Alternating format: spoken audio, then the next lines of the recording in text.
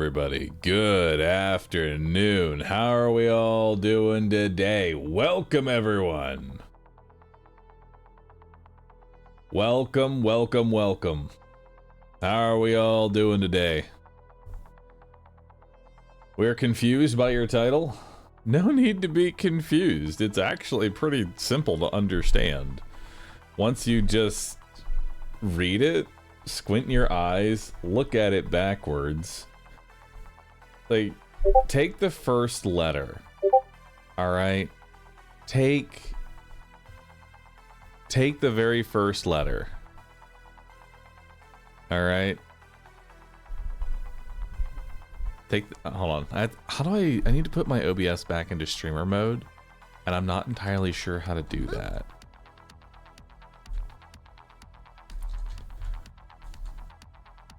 Streamer mode. Enable. Okay, there we go.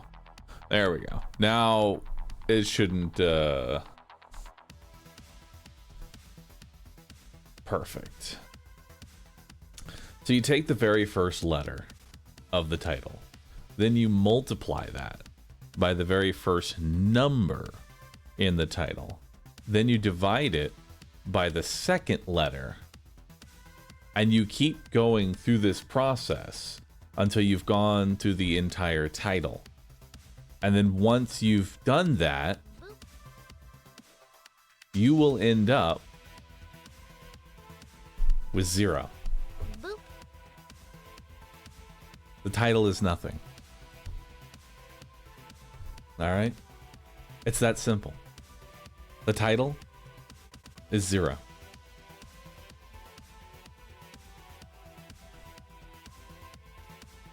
I've cracked the code. It's Mechabellum 100% playthrough.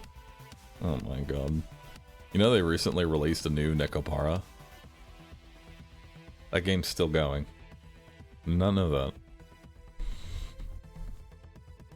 They did? They did in fact. They did in fact. But it's good to be back, chat. Sorry that I was a little bit late to today's cast. I had something come up, and I'm gonna be honest with you, chat. I did my gauntlet yesterday, and that had to be some of the most exhausting. That was like the most exhausting challenge I think I'd ever done. I was only able to last for like an hour and a half. But man, that hour and a half was something else. Let me tell you.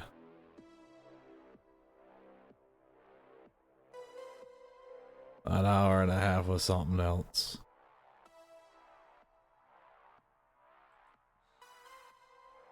Hour and a half is pretty good. Mm-hmm. It was difficult. I had never really been pushed that hard before.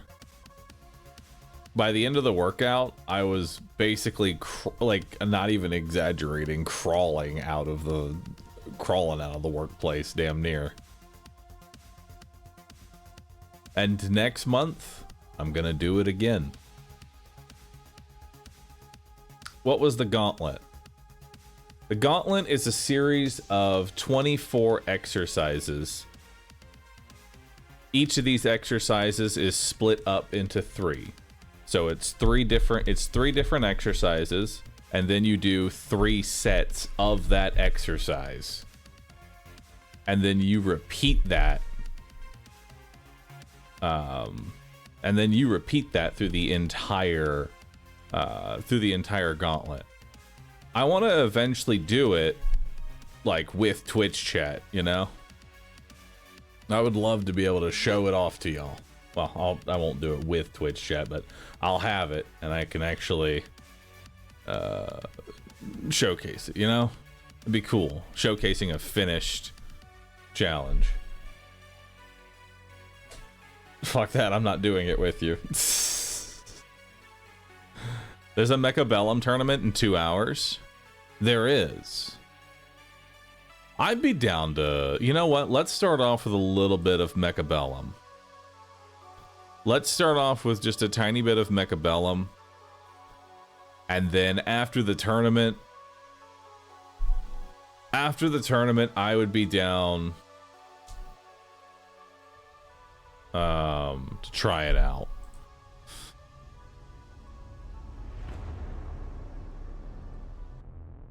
Let's do it, dude.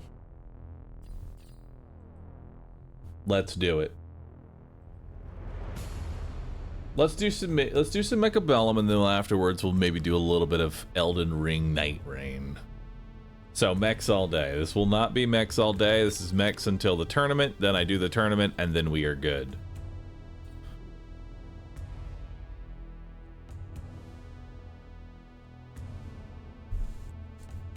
So let's see, it's in an hour and 45 minutes. Mechabellum tournament at 2 p.m. CST. More Elden Ring Night Rain or Nine Kings afterwards. There we go. There's a demo for the Hand of Fate Survivor-like on Steam. Ooh. I had somebody mentioning that. Hold on. Hand of Fate.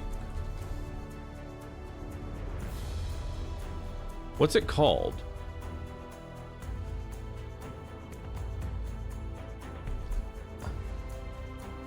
Like, is it? It's not just Hand of Fate.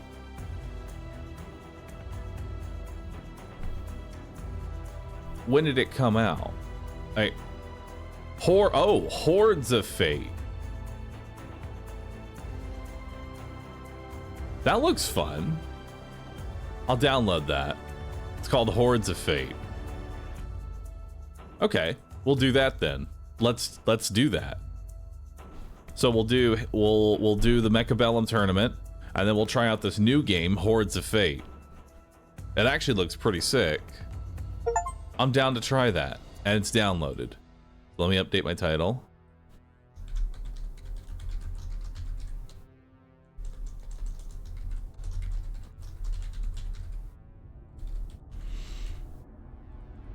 All right. So we have a little bit of a game plan. Hordes of Fate actually looks kind of decent. Looks kind of nice. I love Hand of Fate. It's really good.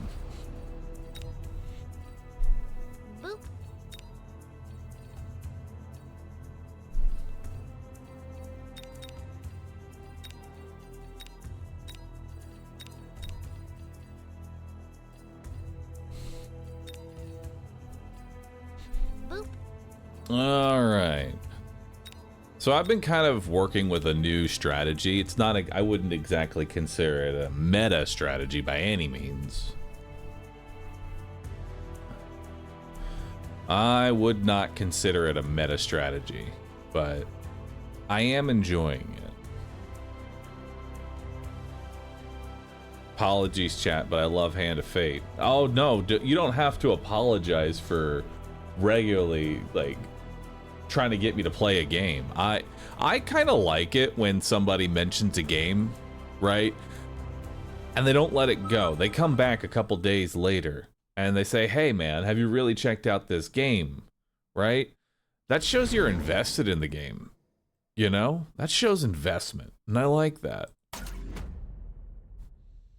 Alright, so we got Sabertooth Specialist. I am a fan of Sabertooth. Sabertooth is really nice. So what I like to do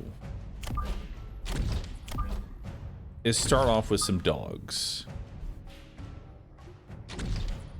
I've been kind of doing this strategy for a while now. Sometimes it works, sometimes it doesn't. But I've been pretty consistent with what I've been doing.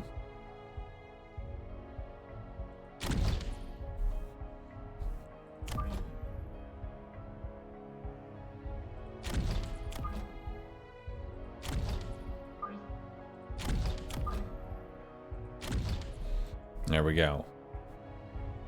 That's a pretty good opener here.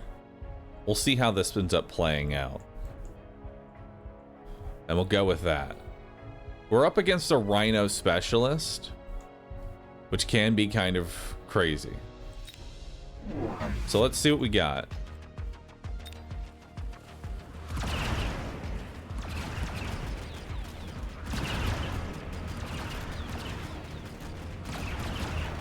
So we have a lot of Void Eyes. Like a lot of Void Eyes. Pretty good first round. You're still set to the just chatting category. Let me change it. No, I'm in Mechabellum. I'm in Mechabellum. All right, a couple of options here.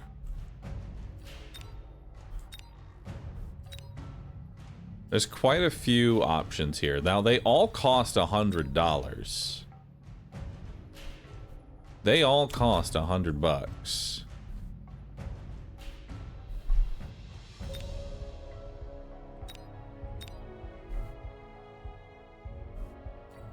I'm going to put a tarantula, and it's going to be more on the side here. Yeah. We're going to put that on the side. And then we're going to get a couple more crawlers.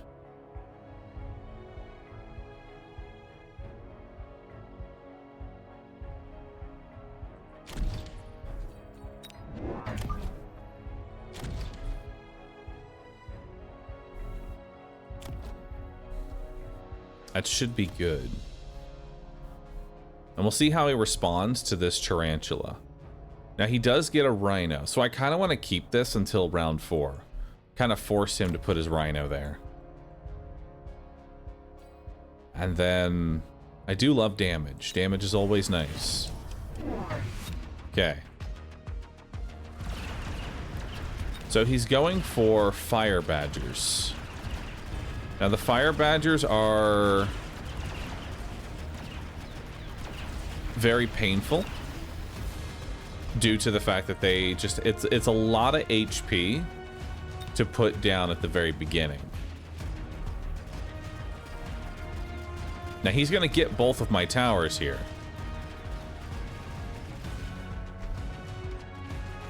He is gonna get both of my towers.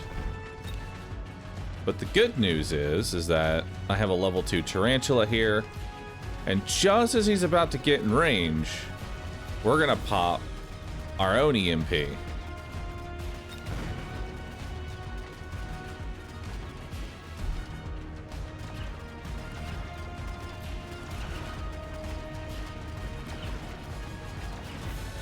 And because these units are stacking on top of each other, they're kind of pushing each other forward. Now we need to get some sabers down. Which we got one right here. I'm going to go ahead and take orbital bombardment, as we'll get a lot of value out of that.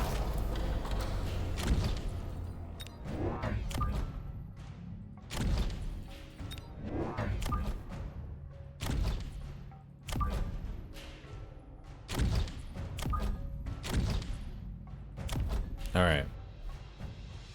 So this is still kind of just chilling back there.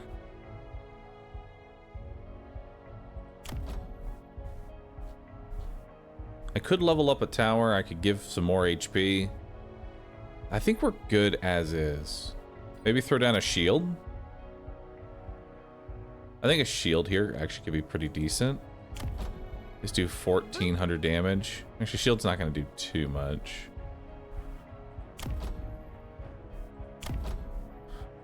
We're going to go ahead and just pick up double tap, actually. And the reason we're picking up double tap is that these fire badgers have 10,000 health. So double tap is going to immediately kill the fire badger. He's got a wraith. It's a very forward-facing wraith. Like, this wraith is very far forward. We can definitely do something with that. Now, what ends up winning? Tarantula or level 1 Rhino?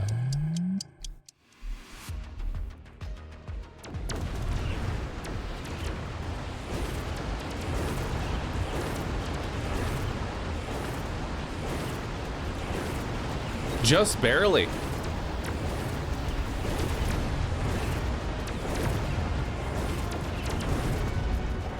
Just barely makes it out.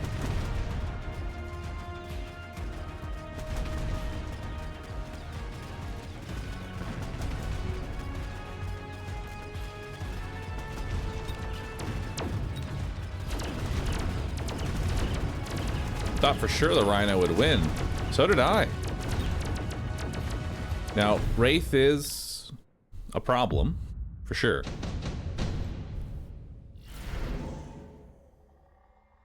Improved Wasp.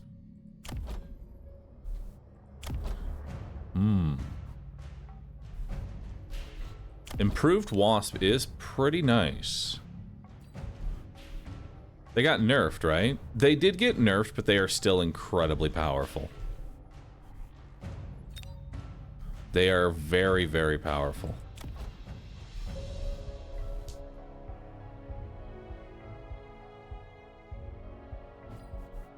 Boop. It's already got Wraith Stang.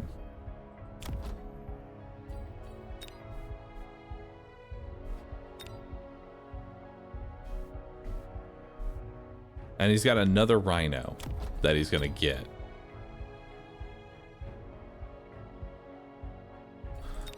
Let's redeploy the Spider instead.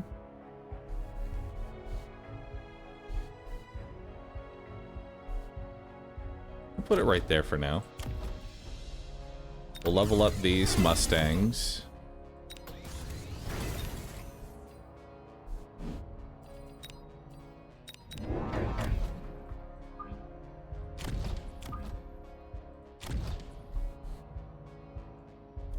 Let's do that. Okay, so he redeployed the Wraith over to the left side now. We did put all of our Phantom Rays on the right, so we were able to punch through fairly quickly.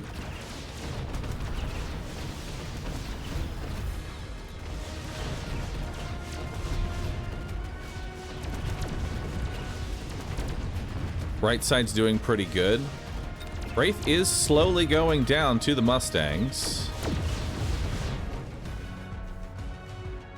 And these guys are getting pulled away from my tower, which is very important.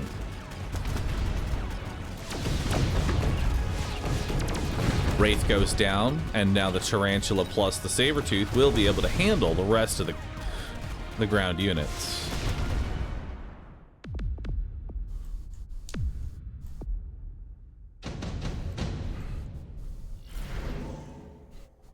Now, we got a couple of options here. We're on round 5. We could take Super Supply. Super Supply enhancement could be very good. Round 5 nuke could be pretty good as well. I'm going to take the Super Supply. I think it's very good. We're going to sell off the Tarantula. And we are going to get 2 more.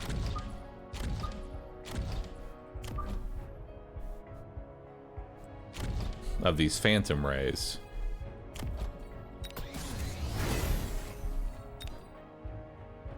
We're going to rocket on our left and our right flanks. That way he can't just get a free victory.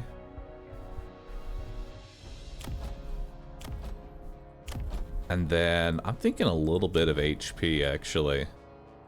That'll make our sabers a little bit harder to kill.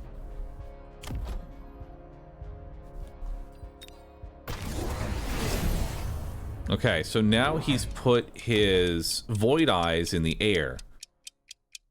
This means that 1, they have less range, and 2, they no longer tank the saber shots.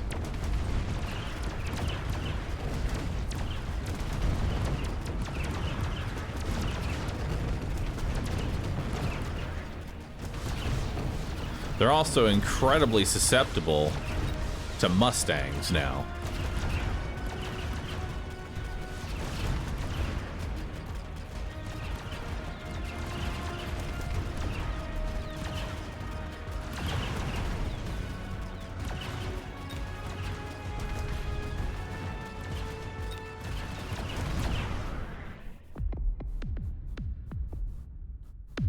So now we can go anti-air Stang.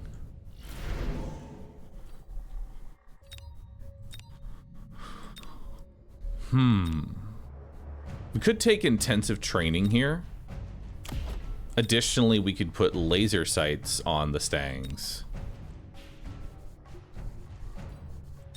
I think going laser sight on the Stangs is actually the more ideal method here, because this makes them very deadly. Having 115 meters of range without actually having range up automatically makes them significantly higher range than anything else.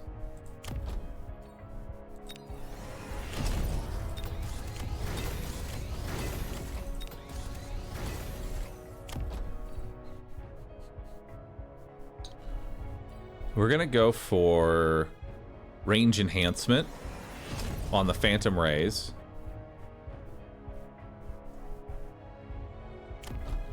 And then I think it's time. We need to do something about this left flank.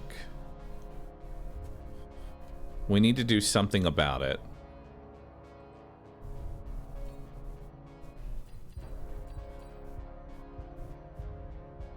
We could put a saber there.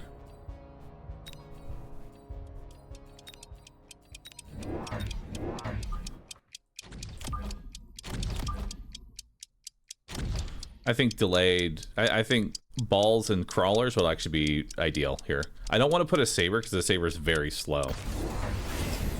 And now this will die, and now I'll just have delayed balls.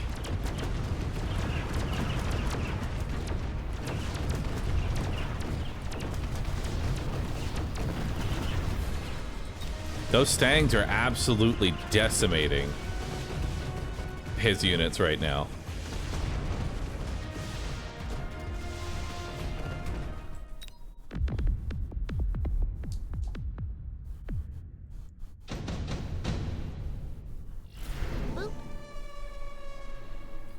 So, a couple of options here.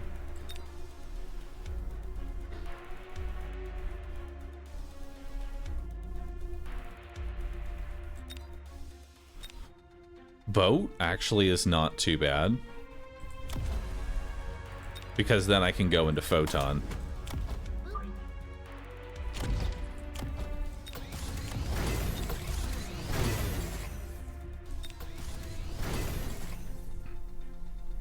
Okay, so we have $1,000 here.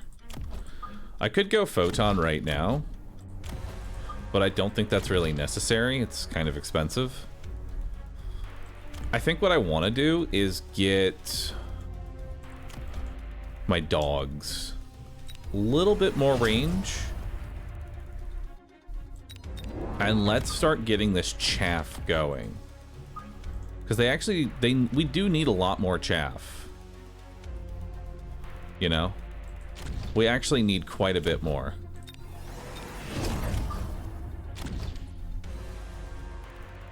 Now we've got $400.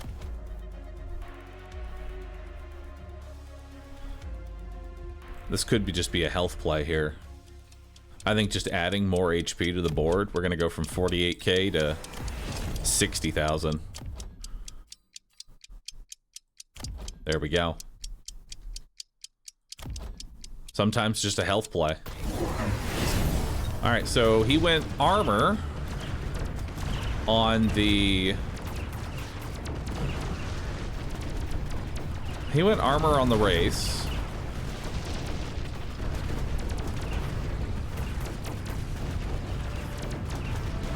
Thing is that they still die to now the long-range Phantom Rays.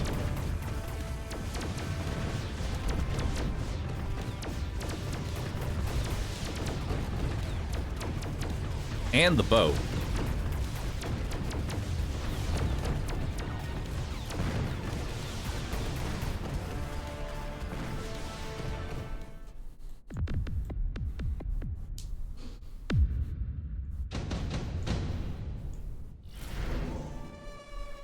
Now we've got orbital javelin, mobilized boat.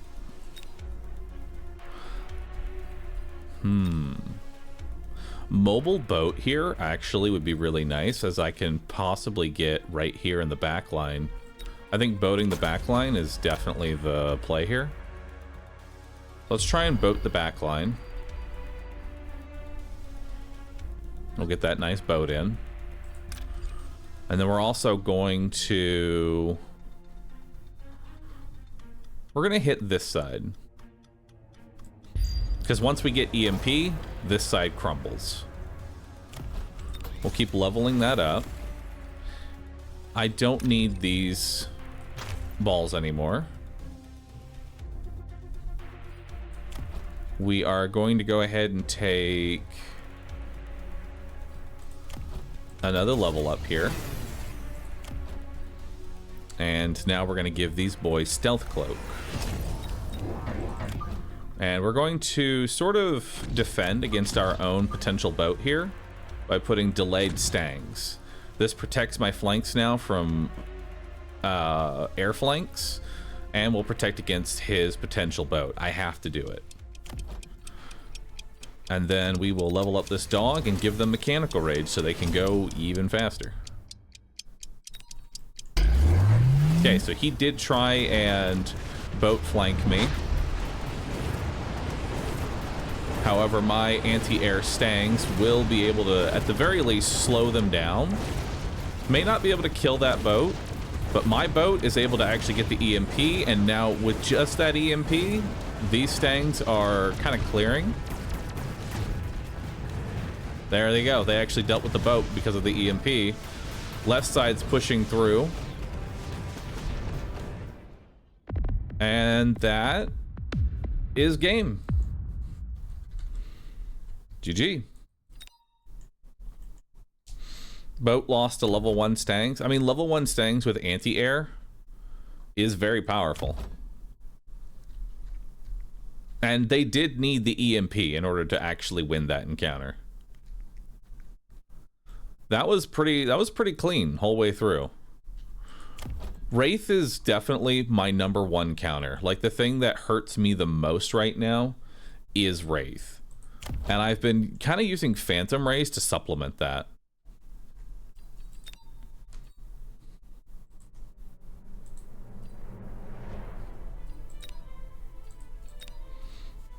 They had a missile early and a tower EMP late. Yeah, they did. So that's 5,000 damage. So level 1 Mustangs with anti-air don't really beat out boat, but with all the help they get, it helped.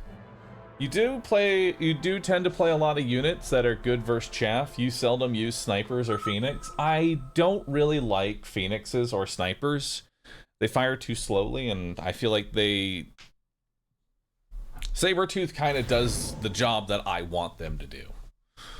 See, the whole point here, the whole point of my strategy is to really make the Sabertooth the main threat. I want to make it so you are discouraged from putting any sort of big ground unit on the field. That's the main purpose of my build. I want to stop you from putting big tanky units on the ground. I want you to go into the air.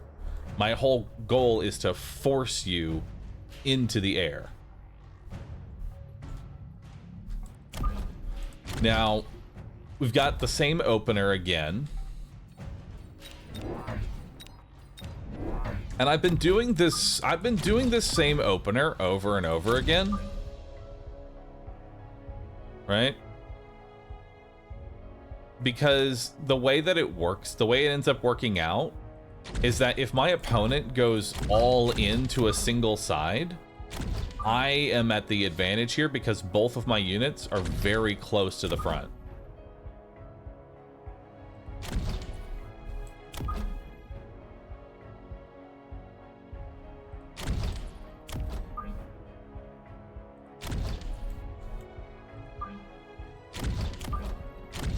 And it does play a little bit symmetrical, because the whole idea is that my initial board can go left or right.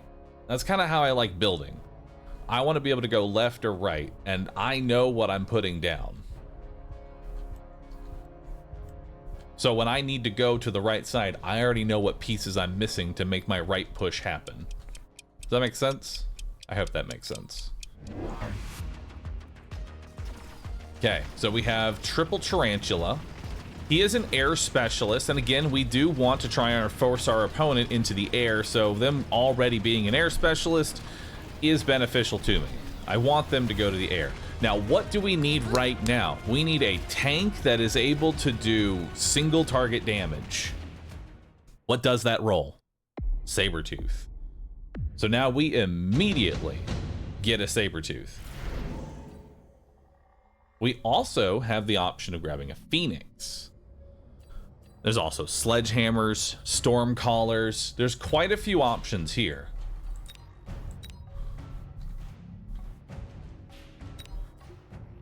I'm going to take the storm callers here.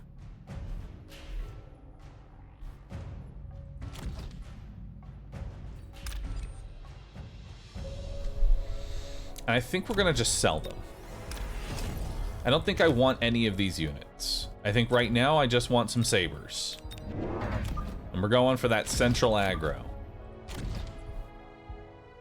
So now once the tarantulas finish this off, you know, they're going to have issues. Now, I do have Missile Strike, but I don't actually want to use these right now because the way I like playing Missile Specialist is I like to put the fear of God into them. I can Missile Strike any round. And what ends up happening is they'll put a shield down and I didn't use the Missile Strike, and now the Missile Strikes are back. And now they shield again, and I don't use the Missile Strikes. I just keep them there, and I force my opponent to just keep kind of spamming shields. That's the ideal scenario. Now I am going to go ahead and put 2 missiles on the left and the right side, because I don't want to get a flank right now. And we'll see how that plays out. So he decided to go for more tarantulas, and he did put the phoenixes on the left side, which did get destroyed by the missile that we put down.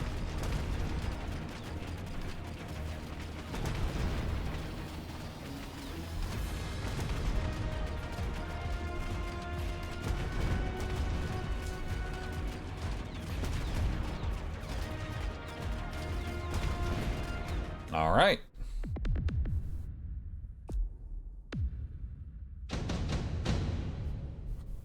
Now we have a lot of tarantulas that are up right now. Nano repair is definitely there, but smoke bomb is the play. We want smoke bomb because we just want to go as crazy as we can. Now, here's what I'm going to go ahead and do. I'm not going to missile this, and I don't know whether or not he's going to do it. He might just sell it off. Here's what I'm going to do. I'm just going to missile, so that way, whatever he does, this dies. I don't have to worry about putting anything on the flank just yet. So if he puts crawlers here, I still end up clearing it out. Now is definitely the time to put down even more Sabretooths. And we're going to put them on the side specifically that we're going to be trying to smoke. Reason we're doing that is if he puts down a shield, I want to be able to punch through that. If we can. And then I'm thinking a little bit of HP here is the way to go. A little bit of HP, top us off. Okay, so he also goes for smoke. Now, half of his units are still in smoke. So he does not shield against the smoke that I put down. Never mind, he puts down a little bit. This side's still vulnerable. This tarantula still moves, despite the shield, he still moves into the smoke. Because if even one little pixel is touching, it doesn't matter. And these tarantulas cannot kill Sabretooths. They cannot deal with it.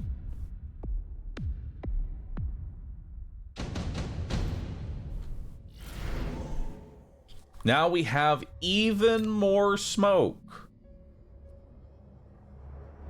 Now, here's the deal.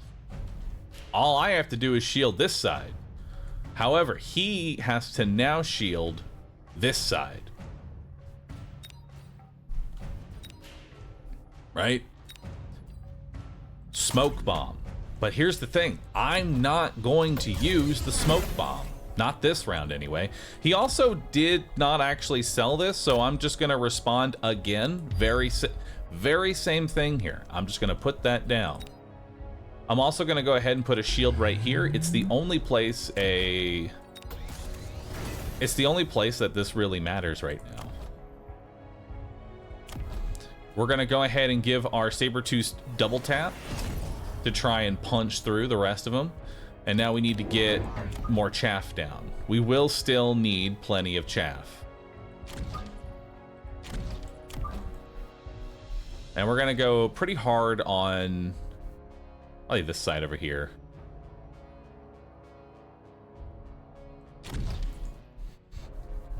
And I'm actually not going to use my smoke bomb this turn because, again, gotta put a fear of God in him. Smoke bomb's not off cooldown. So he goes for phoenixes. That's perfect for us. We want that.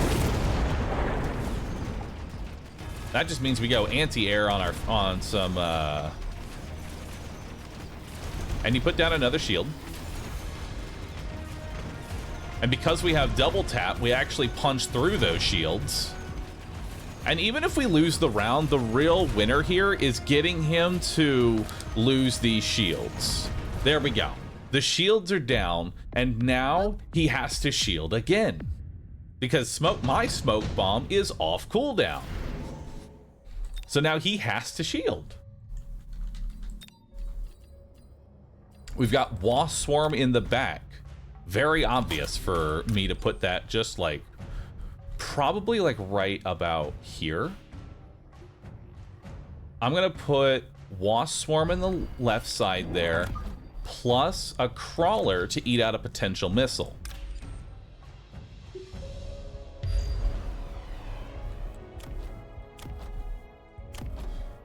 All right. Let's go range up on the hounds so that they can clear these pretty quickly. We'll level up our Mustangs. Let's get another saber on this side.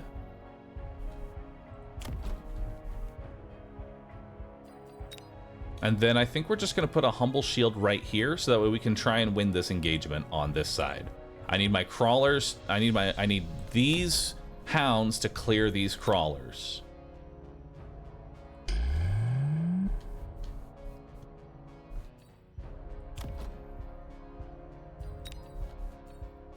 And I am taking a little bit of a gamble here that he does not Wasp Swarm and reach me.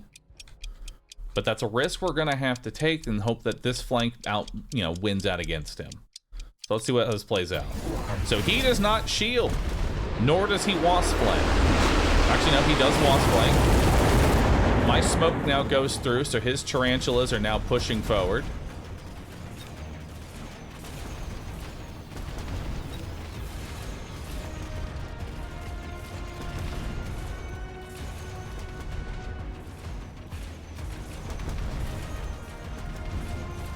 All right. We do eat out this missile. So.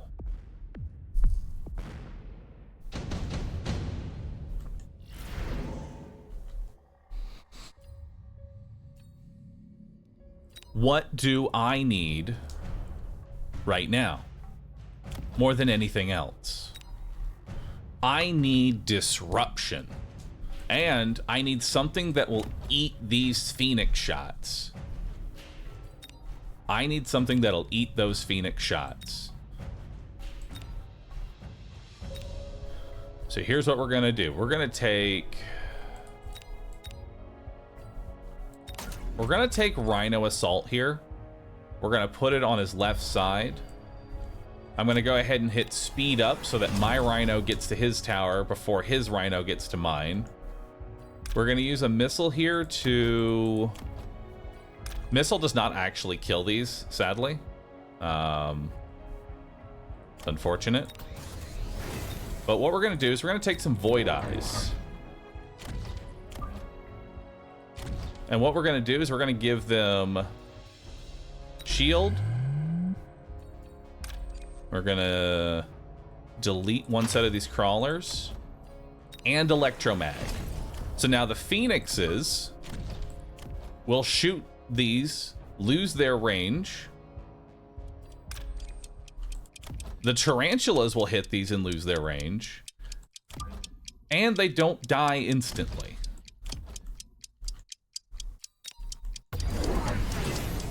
It's also dropping some missiles. Even more reason. Okay, so his rhino is coming in, my rhino's coming in. Unfortunately, he put some crawlers behind, so even with the speed up, one. Oh, no, my rhino gets there first. Perfect.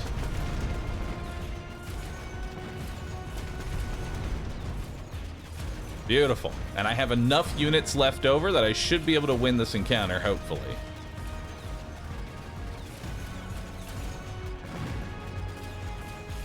Sabretooth comes over, kills the rhino. We're so close here.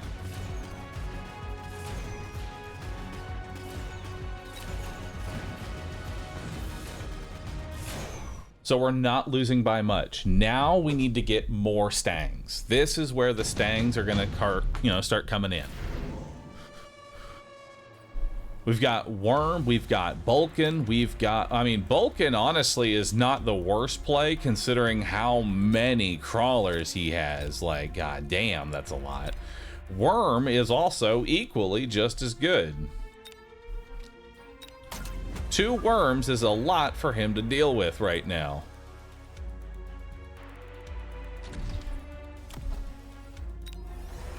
So we're gonna go ahead and take these worms, go there, and go here. Boop. We're gonna drop 2 more Void Eyes.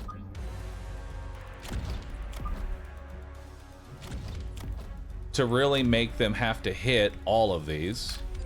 We're gonna smoke his stronger side and hopefully we get through it. We're gonna take anti-air now on our stangs. We're gonna shield right here so that way they don't die. Hopefully. We are going to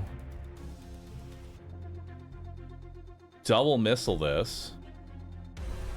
Actually, we're gonna missile out these right here. That way my crawlers get to just come in for free. That way, if he doesn't do anything to deal with this, they just go in. Which will be nice. And then we'll deal with that delayed crawler as well. We'll put a missile on each side, and we'll go range up.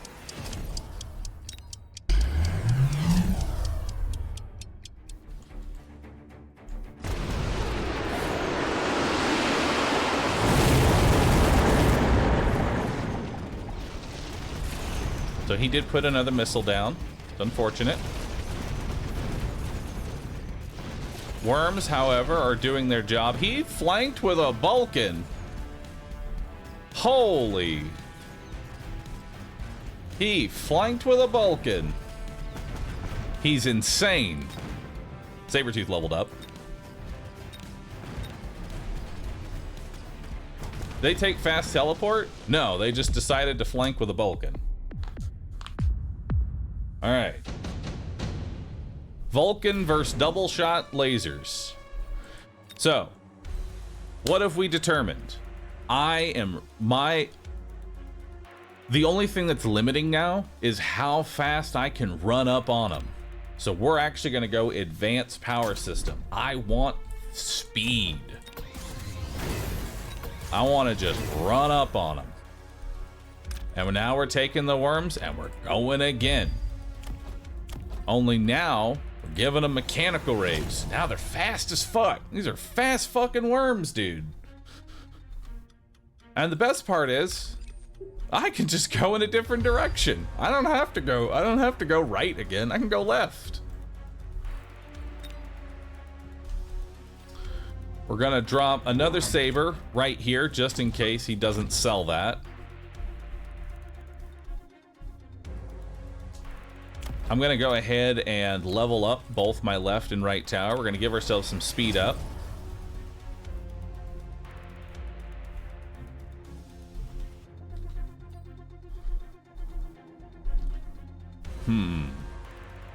I think we're going to give ourselves some more stangs here.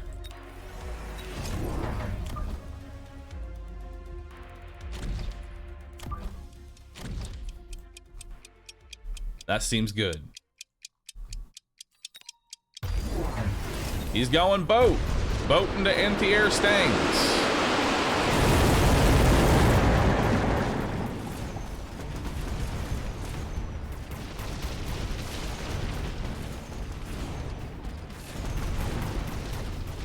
Yeah, anti-air stangs don't really care too much about the boats.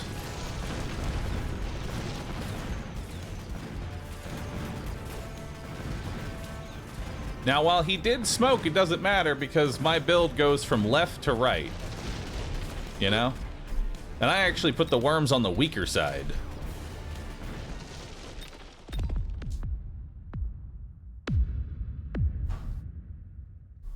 GG. Now, next round would have been even more ridiculous. I was then just going to give my stangs range up, and now the stangs have to... and now the stangs are going to be even longer range. These void eyes. Here's the thing about photon coding from overlords. As soon as the match begins, these enemies immediately attack the void eye instantly.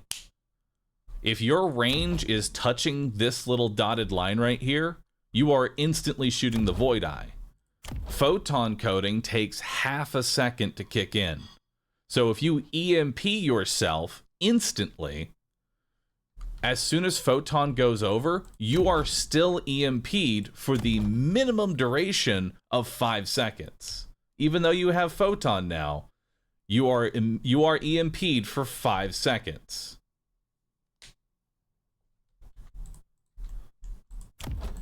And with them immediately shooting, it's able to shut down tarantulas and Vulcans because they lock on instantly. And the way you avoid that is to play further back. The thing is, with this build, I want you to do that. I want you to play further back. And the reason you want to play further back is that by putting a single crawler in the back, it pulls most of your army, making your tower more vulnerable, which Sabertooths are able to destroy. So this is honestly a very strong build that I have right now. The idea is to... the way a Sabertooth works, they work best in what I like to call a headbutt. They want to just be in combat immediately. That is the best case scenario for the Sabertooth. They don't have to move, they just start firing. Void Eyes seem strong. Void Eyes are the best disruption unit because you put a line of level 1 shielded Void Eyes with electromag armor, forces your opponent to now go into Photon Boat. Photon Boat loses to Stangs. Stangs is part of my build.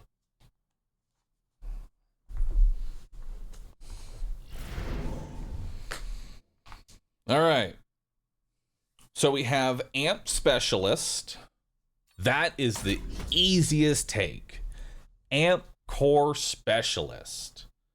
I love that. So let's see what we have here. We've got Sabertooth and dogs. I have Sabertooth and dogs. So we're already kind of in it.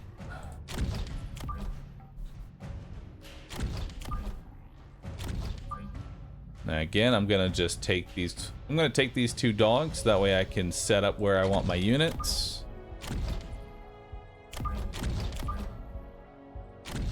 I use these hounds as like little guide markers, essentially. Because the thing is, placing your units in the same exact spots every time is not actually a downside for you. Because you know where they go. You know the board that you're trying to make. You should know what counters your current position. Doesn't matter if you put them in the same spot every single time. You should know what you're going for.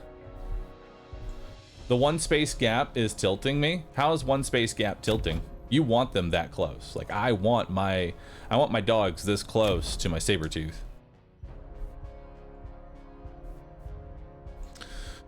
Now here's the thing. We're going up against training specialist.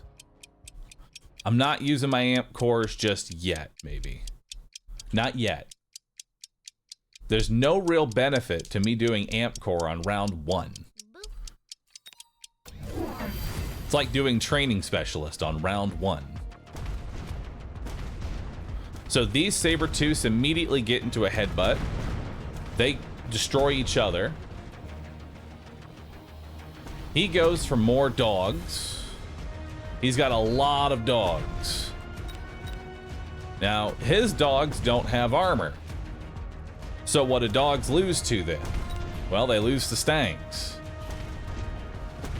And they will get this EMP here. But this Sabertooth is not going to be able to get through all of the dog chaff by the time the EMP comes off, and now it destroys the Sabertooth. And now this Saber is able to just slowly take out the dogs. And because it's getting to take out so many dogs, it may actually level up. It does. So now that Sabertooth is now just harder to kill.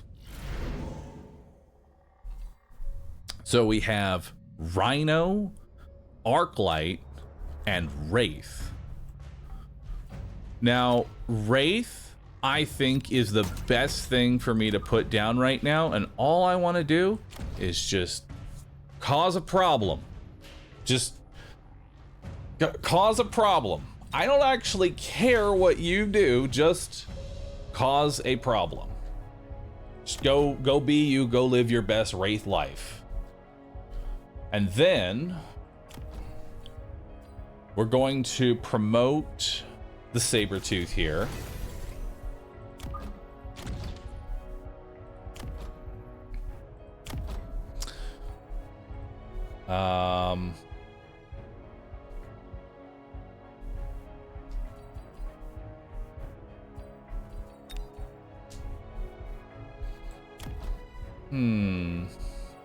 And then I'm thinking more dogs.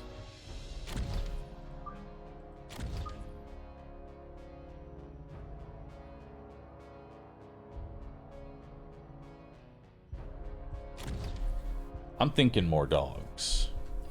Let's get another dog here. And then let's go ahead and get some chaff in the back to try and go for a little bit of a flank here. All right, so he put a singular sniper on the right. That is not going to kill a level 2 Sabertooth. That sniper's gonna lock on and do fuck all.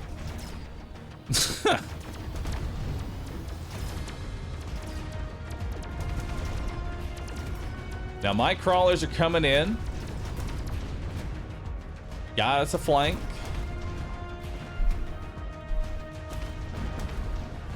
Now the thing is, I don't have any anti-air now that he has a Wraith.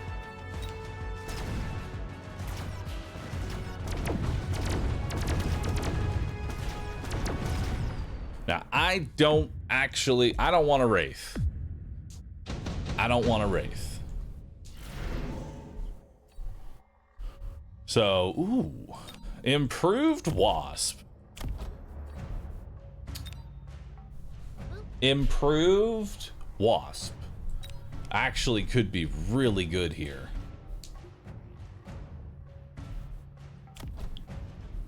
It's gotta be the Wasp. Boop. Has to be.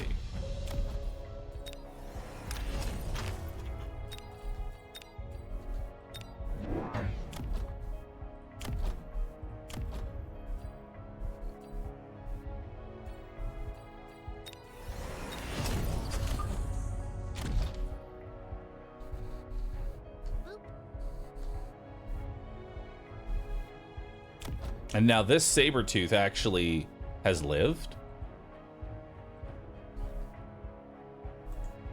So what we're gonna do is we're gonna put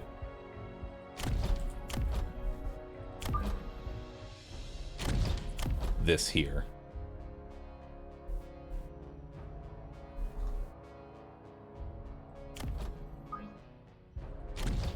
And we're gonna go for improved wasp.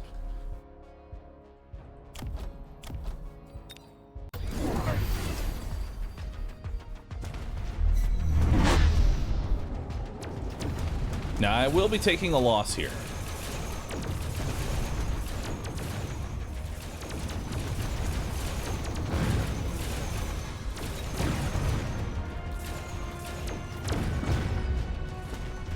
Due to the wasp flank that he ended up doing. On the turn you decide to do that, you're gonna take a loss.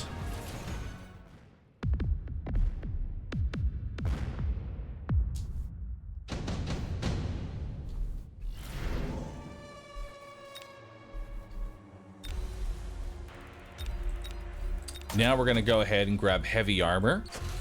We're going to give it to our high-level saber-tooth here. Going to level up the hounds. Boat is a problem. I need to contend with the boat that he is putting down. Potentially.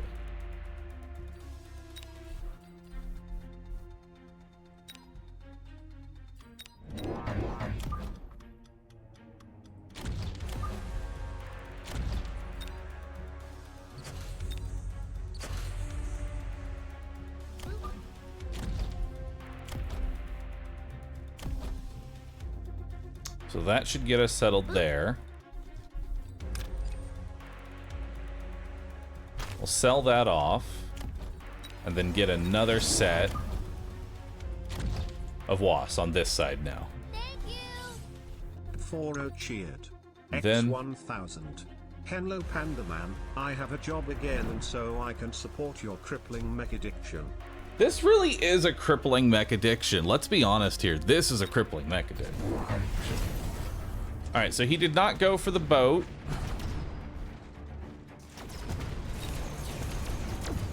He did, however, put a Wraith on the other side. Wraith just crumbles like fucking tissue paper. Love it.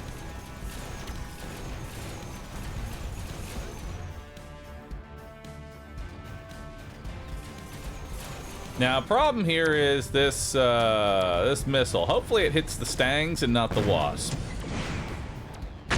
Fuck.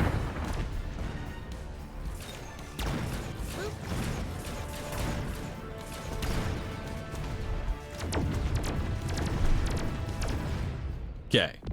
Doing good, but we really need to reinforce this left side. My left side is failing right now.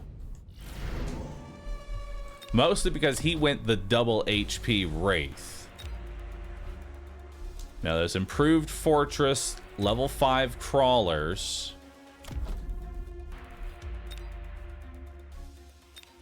There is Ascorp here. I think this is just a skip for right now.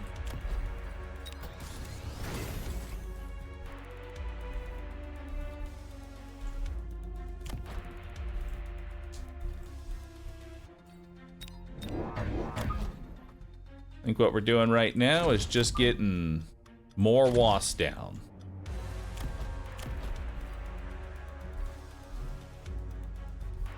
We're going to give our sabers double tap. And I think we're going to go for a range advantage this round.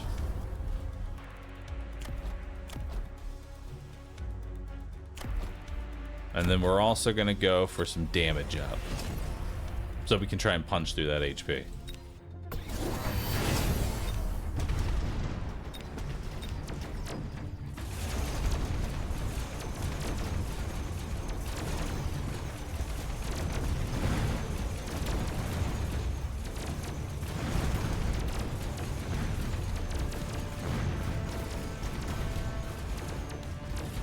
So his race we need are too strong because of how far away they are. We need the anti-air on the Wasp. Am I dead? I'm dead. That's it. Poor management of the Wraith is what caused this. Poor Wraith management. Instead of dropping more Wasps, we should have just dropped anti-air and just had, like, more was not the answer here. More was not the answer. What we needed was to just click the anti-air. That way I stay out of range of the Wraith.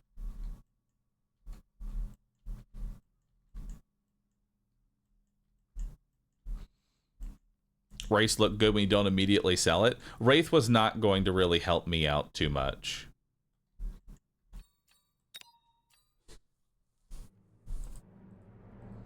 The problem was the neglect on the left side. And my Stangs being in a really bad position.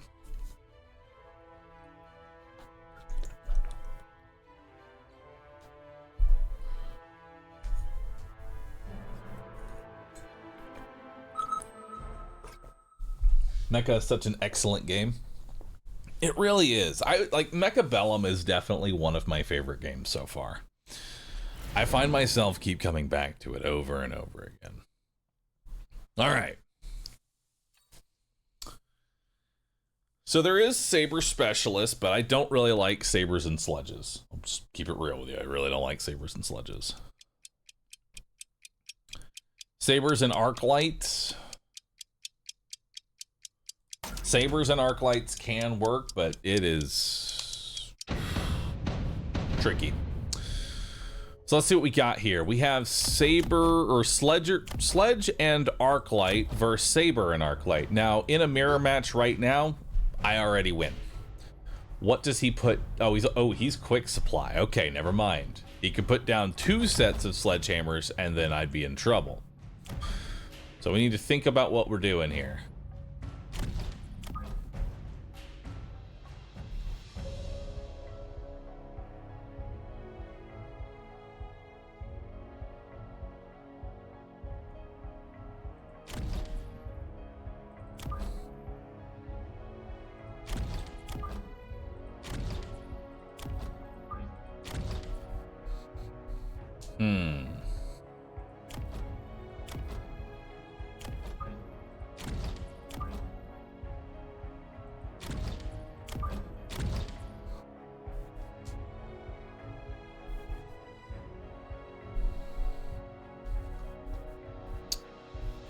So we're going kind of like for a forward push here. We are going to need a good amount of crawler chaff to really push us forward here, to propel us to where we need to go. So let's see how this advances here. So he immediately, round 1, went Void Eyes with aerial mode so that I lose round 1. That was a $400 investment to win round 1.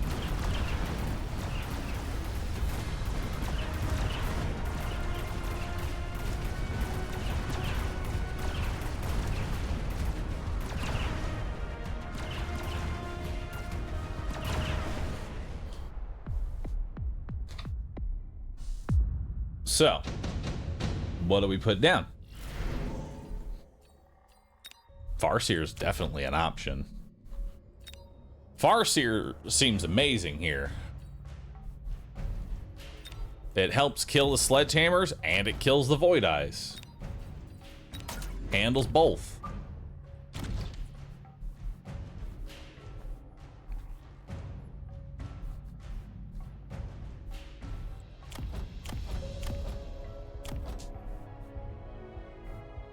Now I want to put another set of crawlers right here. That'll evenly split up there. We'll get it 2 Farseers down.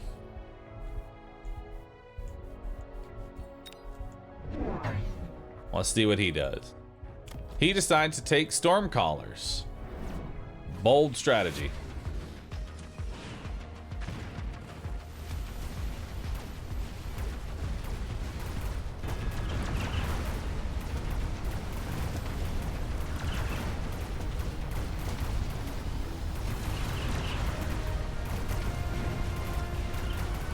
Alright, Farseer's able to deal with the Void Eyes.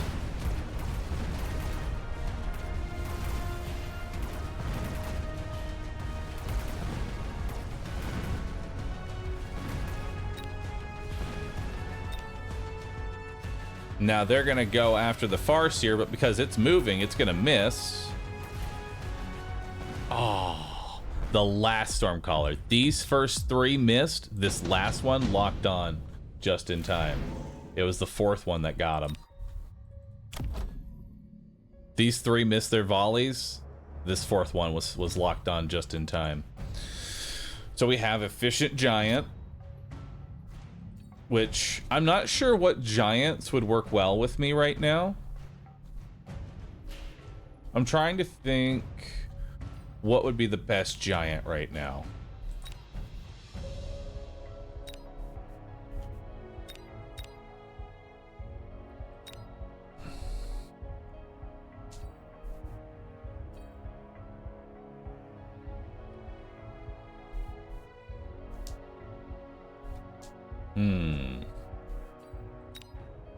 Don't think we need it right now. Let's go for a nice shield airdrop, and we'll put it right here.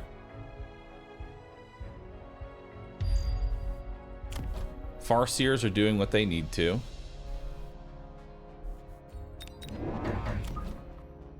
We'll go 2 more sets of crawlers. This time on the very far edges.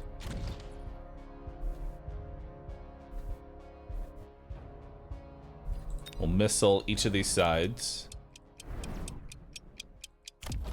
And we're gonna go regen on the sabers.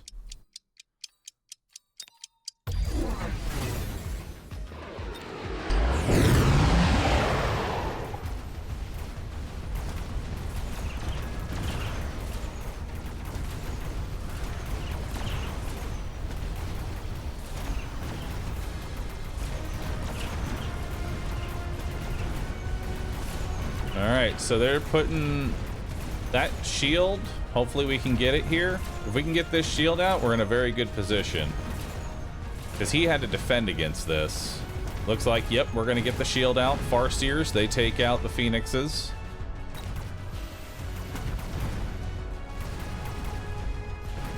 And now we get to farm up these level 2 Stormcallers, which leveled up the Sabertooth and both the Farseers. So now my Farseers are stronger and my Sabertooth is stronger. And I can level up this Crawler so that this Arclight takes 2 shots to kill now. So what does he put like right here? Well, clearly this is a problem. So the next thing he's going to do is put an Arclight right here. Right? He's going to put some sort of chaff clear, probably right here, or rocket it. Maybe one of the, either one, really. We've got efficient light manufacturing, which is real. Honestly, we have to take that. We have to take the efficient light manufacturing because I'm going to be upgrading. Yep. I want some cheap units. I want some more cheap crawlers because we're just kind of getting things into position right now. So let's level up this crawler. And now, we're going to flank in 2 different directions. Now all my units are stronger, or all the important ones are stronger. The main thing here is that the Farseer is able to now kill the sledgehammers in 1 burst. That's the main difference here. Before it took 2 bursts, now I can do it in 1.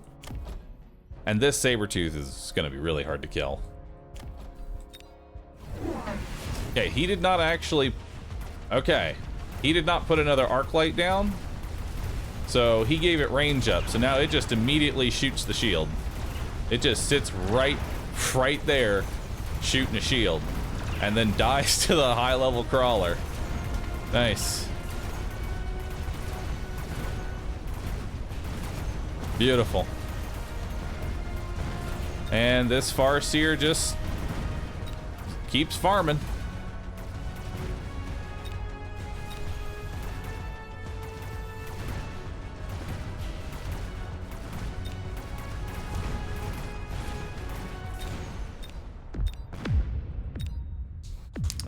right. Farm seers are farming. Gotta love it. So we have super supply enhancement here. Now let's take a look at the board. We're round 5. He's taking quite a bit of HP. I've got a lot here, and I've already taken a Corpa, and I am supply specialist. So we could honestly just turn this into a game of numbers. I can afford it. I can, like, if I lose this next round, I like going for the Corpa victory, where even if my opponent pulls some off, you know, the wall shit, I just have numbers on my side. So now we want to go for some numbers.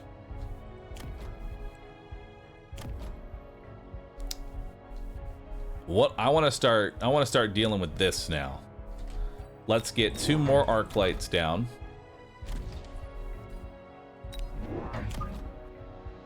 So now they'll be able to deal with this.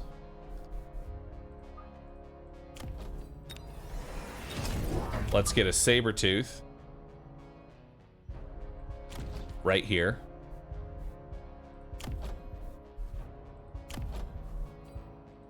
Let's give all of our arc lights range up. And we'll give everything more HP and damage.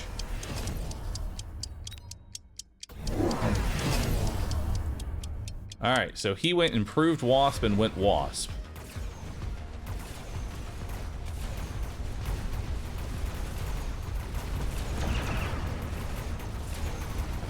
Which wasp very heavily loses to Farseer.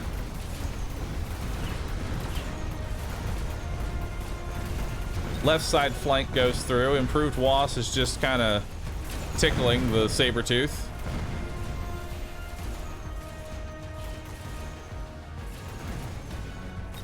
Farseer is leveling up again and farming.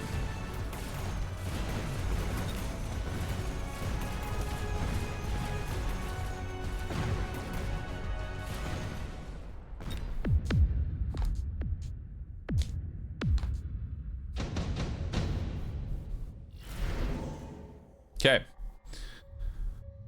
Well, this just became a lot worse. Now he has 2 shields in the back line to have to deal with. This crawler. Actually, you know what? Instead of shielding, hold on. Instead of shielding this side, I only need to have one really good side now.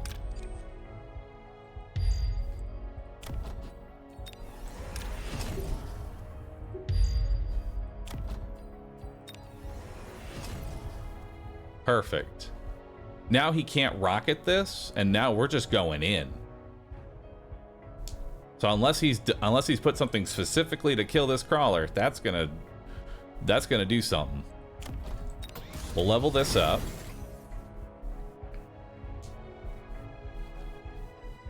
And then we are going to get some level 2 stangs.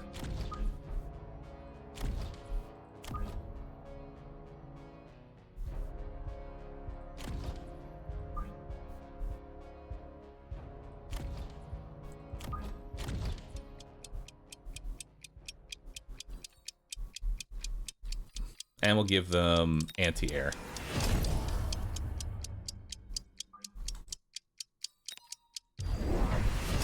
Alright, so he went multi-melting point. Unfortunately, he does put a late missile. But one humble crawler lives! Get off! A humble crawler, man.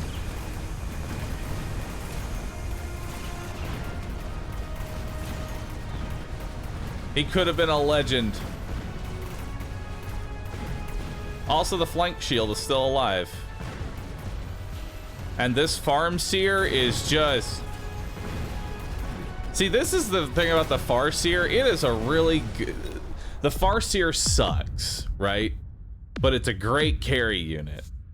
And let's be honest here, it didn't really matter if that round went to shit, because look at the Corpa that I have now. I have efficient light manufacturing. I have a super supply enhancement. I'm a supply specialist. I am fighting on 3 different fronts right now.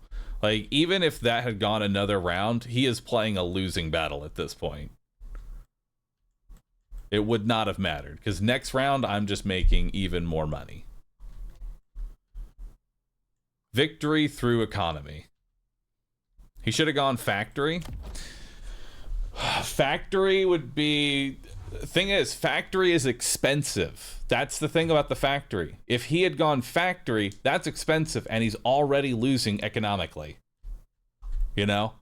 So it would, if he put down a factory, maybe he wins one round, but then after that, it's going to be even harder to push back against it.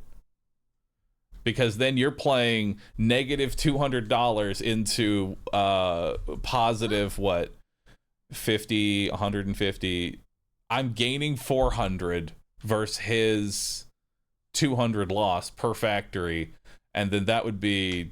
Your opponent is making $650. No, sorry.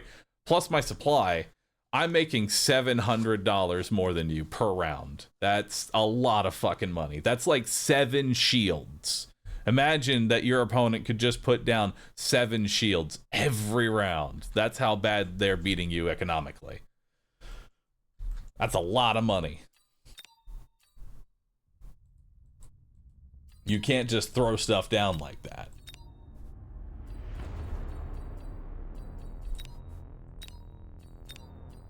Good old Corpa build.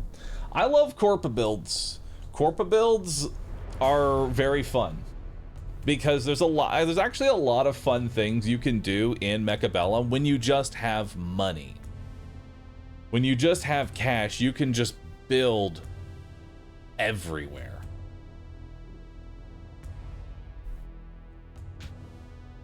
I really want to try this build with cost control. I think cost control could really crank out quite a bit here. Tournament in 30 minutes. All right, we have 30 minutes, chat, until the tournament. 30 minutes. Money solves problems. Money solves all problems.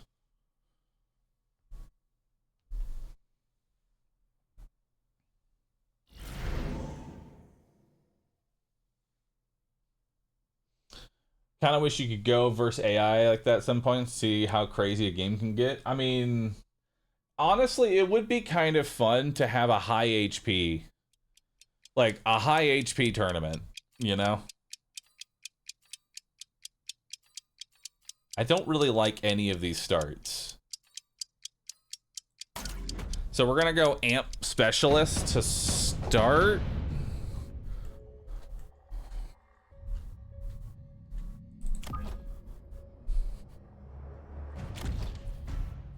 I've actually picked a really bad start. These are not the pieces of the puzzle that I want.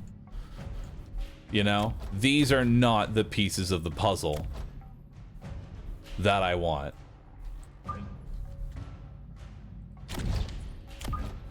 This is the wrong puzzle. These are the wrong puzzle pieces.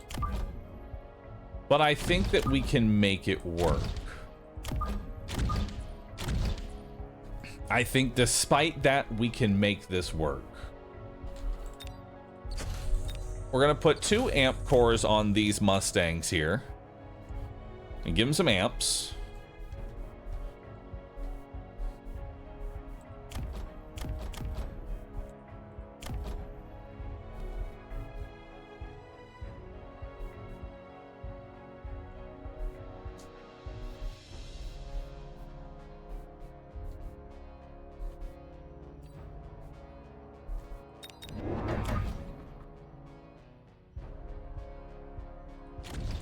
I think we're going to go really heavy into this potential strategy.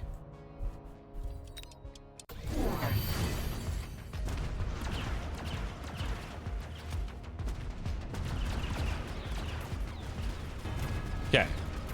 So he's being very aggressive. Stangs are able to kind of clear out.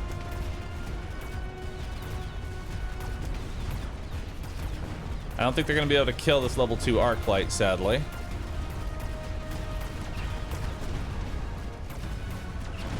Well, my Void Eyes are able to kill it, though, and get a level up, so that's pretty cool.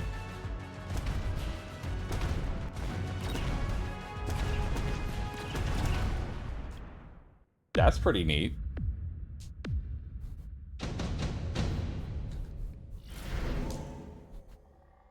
Improved steel ball. It's got some good stuff to it.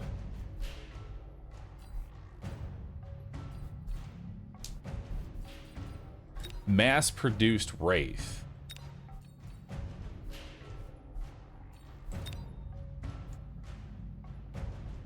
trying to think here. Wraith actually could be pretty nice. I kind of like the mass-produced Wraith. But I haven't really played enough with that build to really think that's a good idea. Yeah, I don't think that's a good plan for right now. I think instead we're going to take intensive training. We're going to get some dogs down. We're going to level up one dog. And now that can one-shot. And now that can one-shot these crawlers. And then we'll get another dog right here.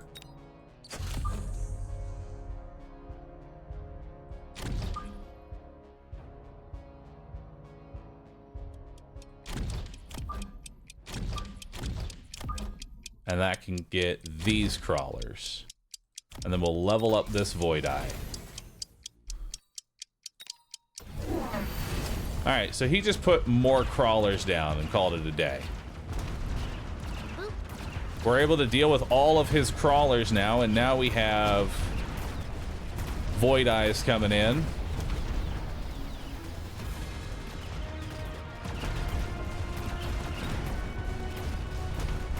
Nice. So we put some hounds on the right side next.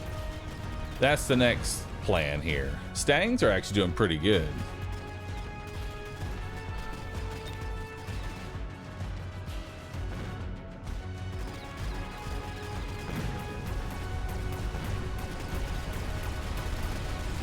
Oh, it's such a bad EMP, but we still get the kill, which means my Void Eyes leveled up.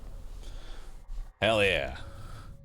Now what do I put down versus what does he put down? What would help me the most? We've cleared his chaff. We're working on killing his Sabertooth. I really need a tank right now. Or some air chaff, because he has no anti-air.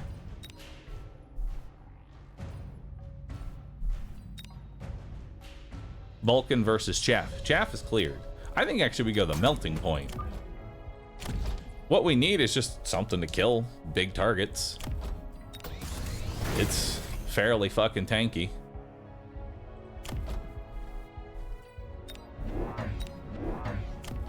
And then we give range up to the dogs. And now we do the same thing over here.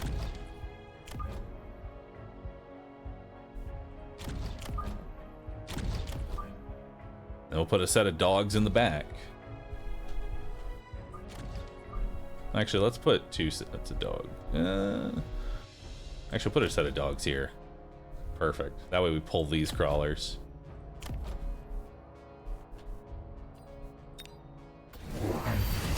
Alright, so he goes Wasp. Melting Point locks on immediately. Sabertooth is now dead. And now it's Wasp versus Mustang. Which we already know how that goes. Now this Sabertooth lived. But we managed to clear out the Wasp. And now these Mustangs are going to be even stronger. So now we need to get more melting points. right? Let's get another melting point.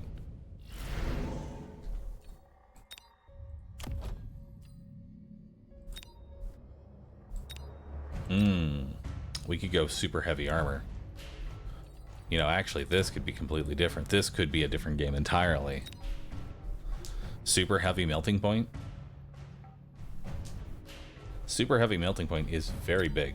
It's very large. That is a big unit. That is a big one.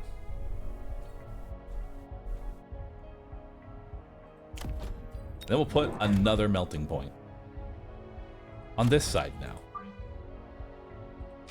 And then we'll put another set of dogs.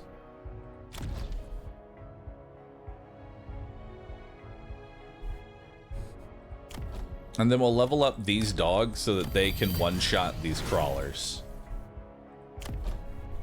And this can move up faster. Alright, so he EMP'd, I guess nothing, really. I mean, this melting point had no tech.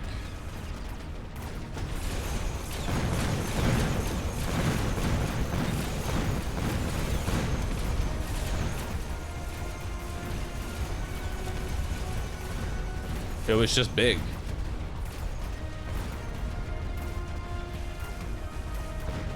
Just a big old unit.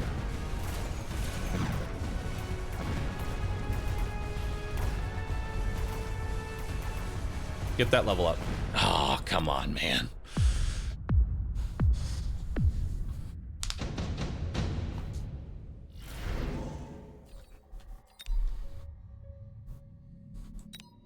All right.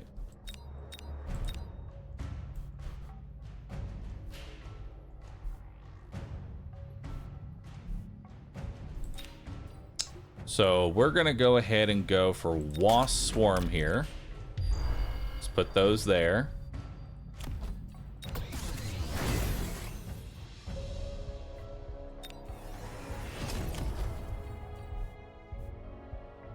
We're gonna get two more sets. We're gonna get two more sets of Stangs.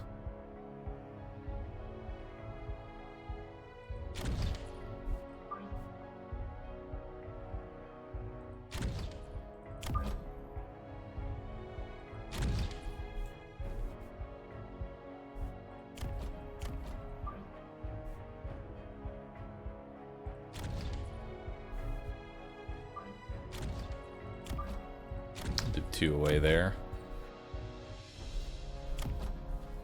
And then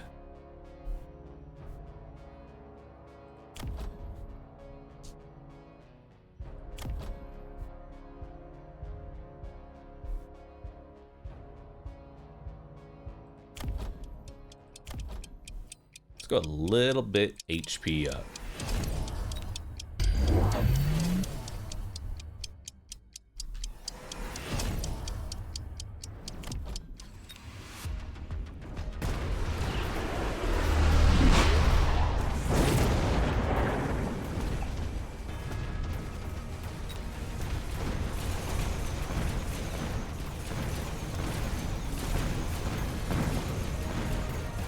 Nice. There's the second EMP.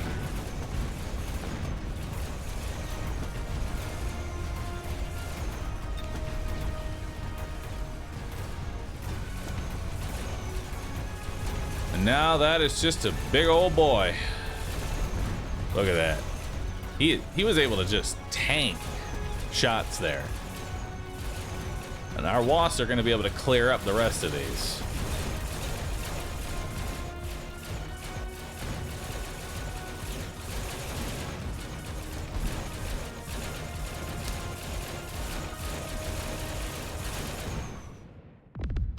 All right, we're in the position we want to be in.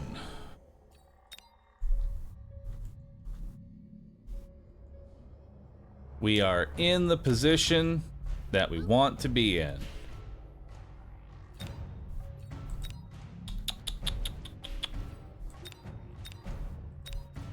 Four sets of fangs will do fucking wonderfully.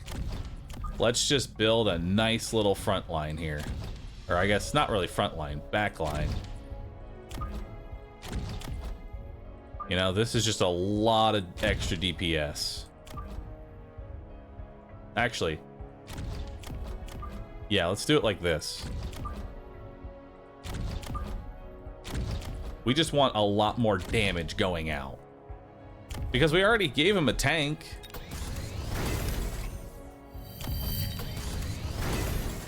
It's this thing, the 245,000 HP melting point.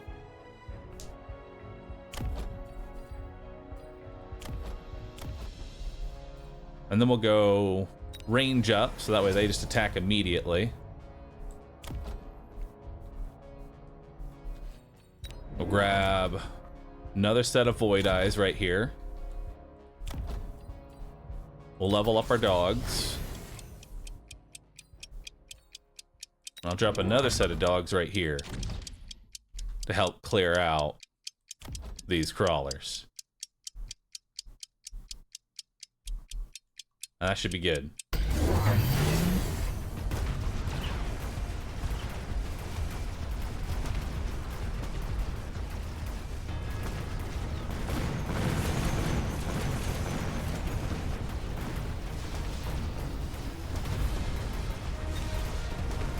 That's a big boy.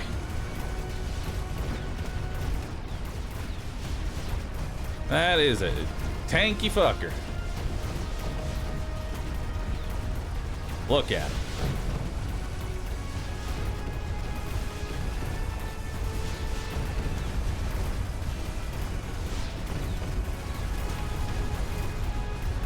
Now we just need to give him some range up.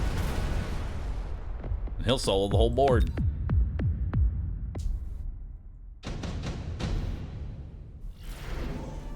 All right.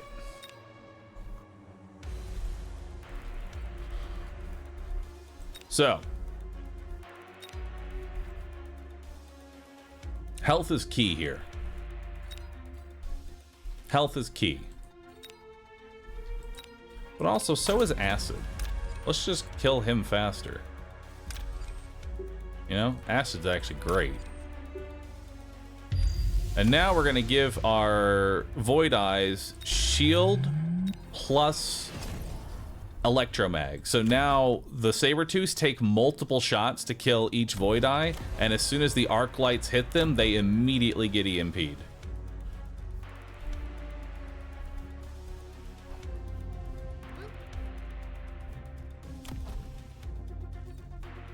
We'll level up the dogs. And then let's get just a whole bunch of chaff down. You know?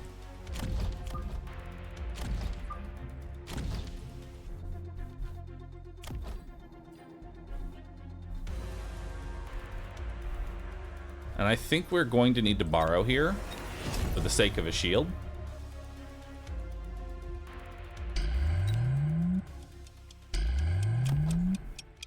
And then we'll go speed.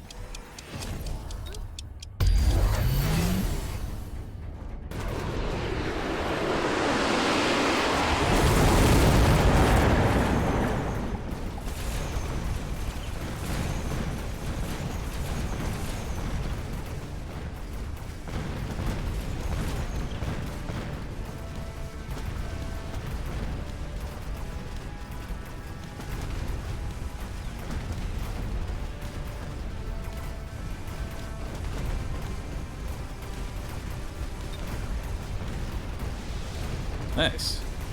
It leveled up again.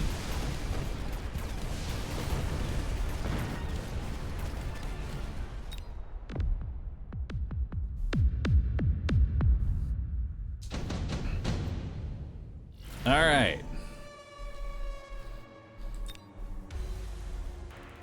Four marksmen would be perfect. Over here. You guys just clear out whatever's happening over here, all right, man? Let's sell off this melting point and instead make the super melting point. Give it range up. So now it outranges everything. Let's level up our dogs. Level up our things there.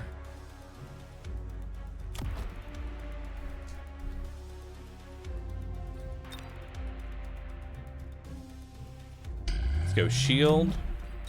Temp. And we need to get more chaff down.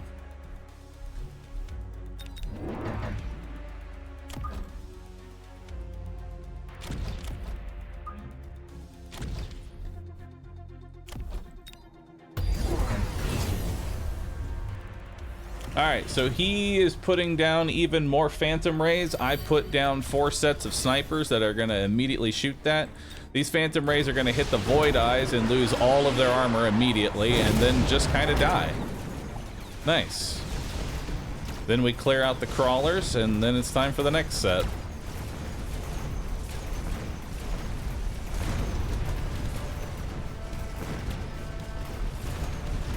We need more on this side, but it's doing a lot better.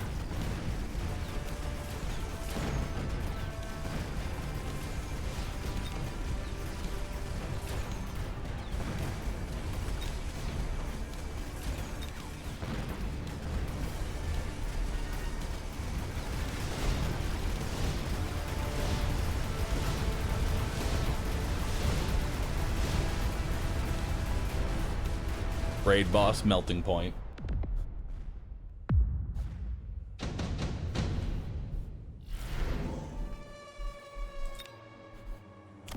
Now, I can take that melting point straight to level 7 now, if I wanted.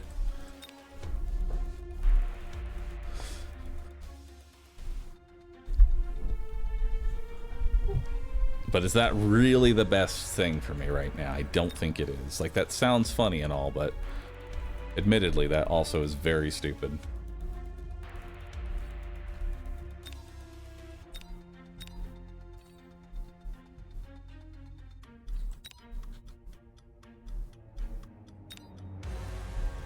I think we take the level up here. Let's level up these.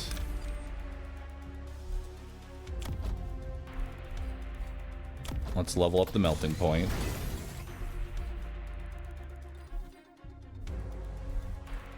Let's level up the void eye. Level up the dog. Let's give the dogs that there. We'll put a shield here to protect this flank from dying.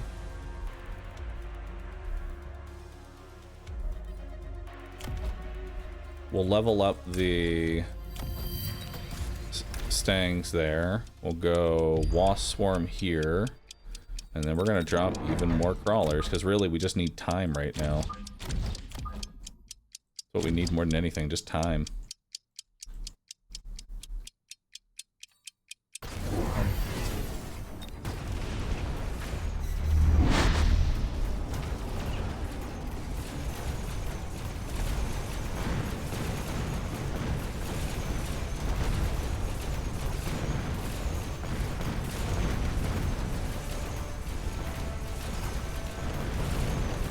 Pushing forward.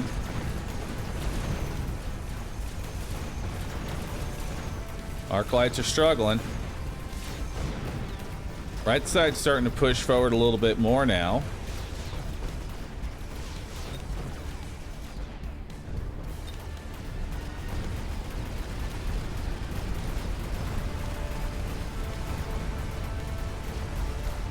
Yeah, and those Arclights ain't gonna kill a level. You can EMP it all you want, it ain't fucking dying.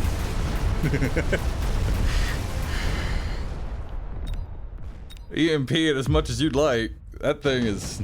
The only thing that's killing that is a melting point of its own at that point. That's the only thing killing this.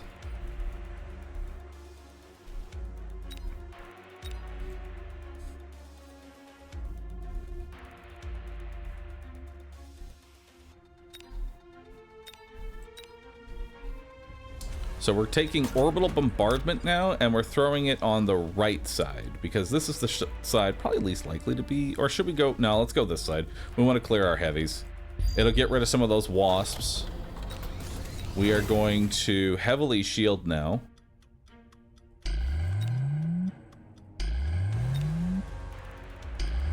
Just add a whole bunch of HP to the board. These snipers are doing great. Let's get another set of Void Eyes right here. We can level up the snipers. Level up the Mustang. Level up the Mustang again. Give it range up.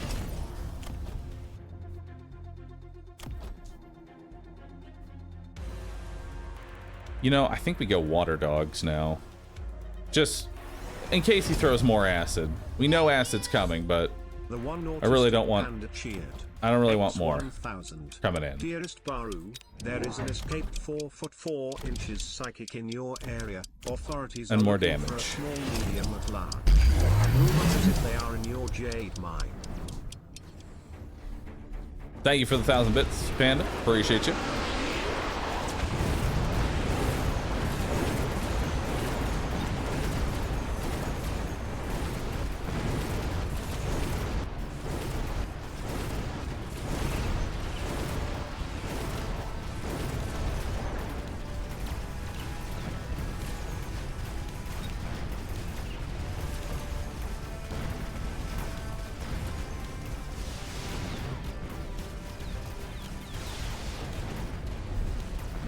So you know what would be more fucked up right now? Instead of delayed fangs, delayed Void Eyes, so that way I can EMP his units. I think we just spam the fuck out of Void Eyes now. Just have some roaming late game Void Eyes. Also, Melting Point does not care. Raid Boss Melting Point claims yet another life. This thing just will not fucking die. Unfortunately, I can't give it nano repair or tank production.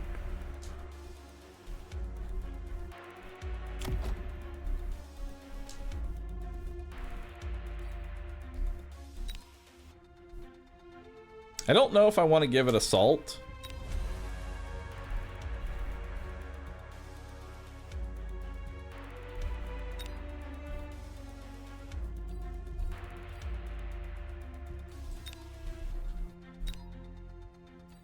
I think this is a skip for right now.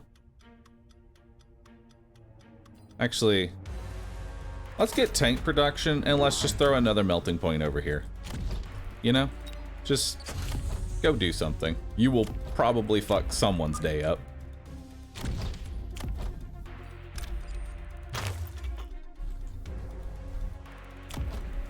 Let's level that up. Level up our dogs. Level up our Mustangs. Level up the Mustang again. Go range enhancement.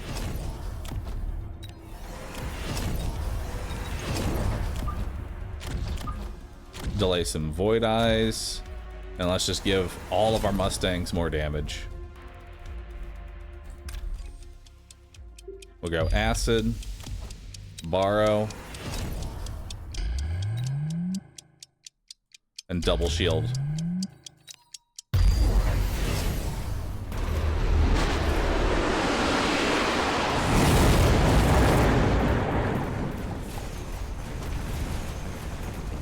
Water Dogs, get the one spot that the melting point is standing on. Please God, he's standing on like one little pixel.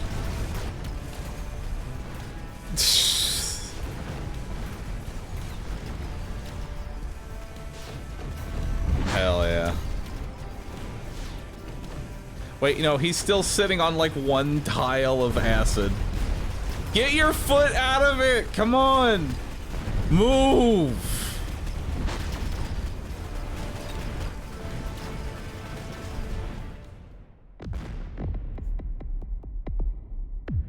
And now we've created a melting point problem. So here's what we do. Steel ball production, and I drop another melting point. And now this one spawns balls. We'll put another dog right here to clear up the little spill that happened. Upgrade our Mustangs. Upgrade our Mustang. Oh, no, it's level 9. That's a level 9 Mustang. Okay.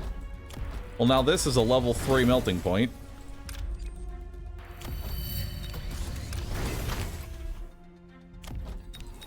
Let's go for speed.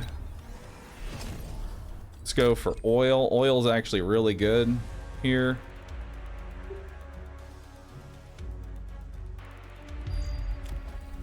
Let's level up these dogs. And then I just shield a whole bunch. You know?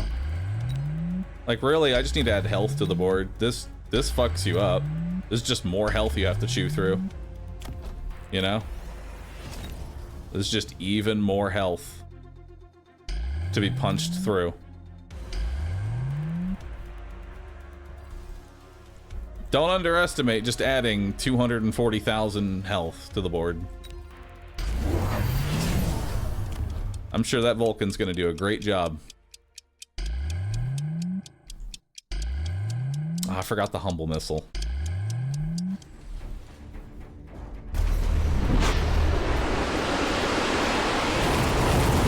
Alright, so water dogs doing water dog things.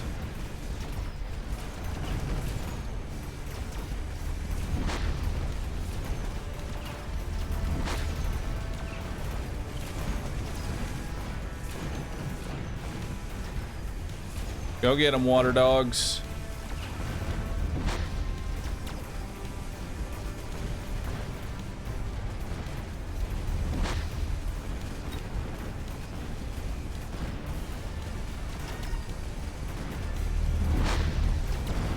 Perfect. Huge.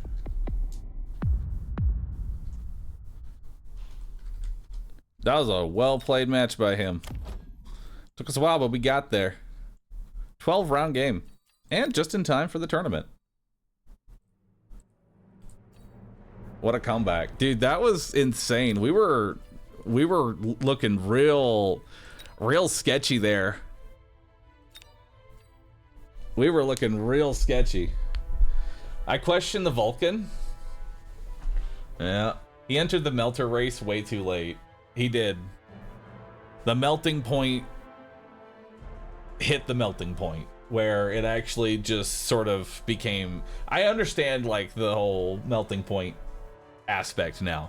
The unit is just so strong and tanky. And if you let it get enough levels, it becomes kind of impossible to deal with it. Not going level 9 melting point was the mistake. Dude, I should have given that thing, part of me actually wanted to go assault melting point, give it photon, and just see how fast that thing could rip through an entire army. Level 9 fully teched out melting point.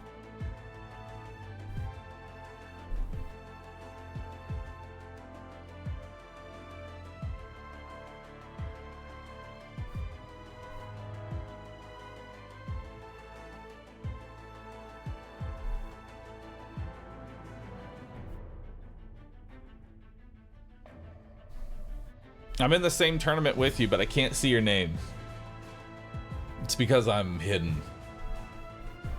Krytos, Dino Yield, Prodigy, Alex Tracer, Green Source, Bamboozled, Jammer, Cromp, Fox Steer, Scorp Pennant, Nylon, Monolithic Paneting for the bits again. Something wondrous. Thank you everybody for subbing. Sorry I've been like dude, I've been like dialed into these matches. I apologize to Twitch chat. I have not been talking with y'all as much as I should.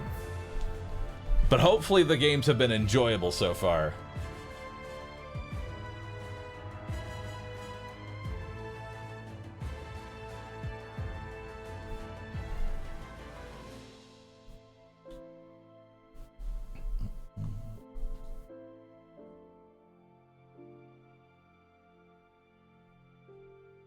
Hang on. What is this? Am I going to sign up for Mag 1? It's a professional league with cash payouts. I think your MMR might be high enough. Is there actually like professional Mechabellum tournaments going on? I would actually like to do more Mechabellum. Like, I know we've been doing a lot of meme shit and stuff, but I would love to actually take this game on a bit more seriously. I'd love to.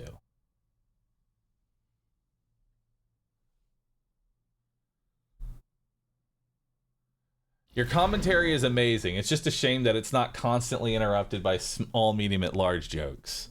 Well, thankfully, I've reset the TTS back to its original state, so small, medium, and large can be spammed now. Inflation is gone. All right, I don't like any of my options, but I'm gonna try Elite Specialist. I'm gonna be honest, I'm a little scared of this. This was not meant to happen. Void Insanity. I feel like I've gone up against you before. I feel like I have. Now, they're going Tarantula plus potentially Assman. You know? They're going ass.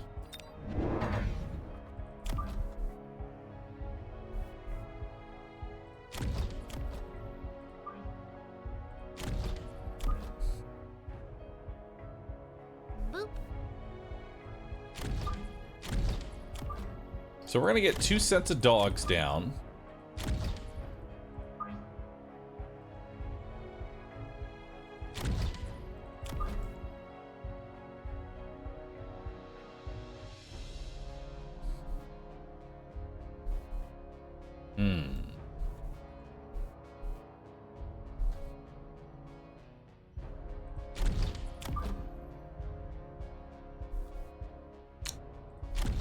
These fangs are problematic.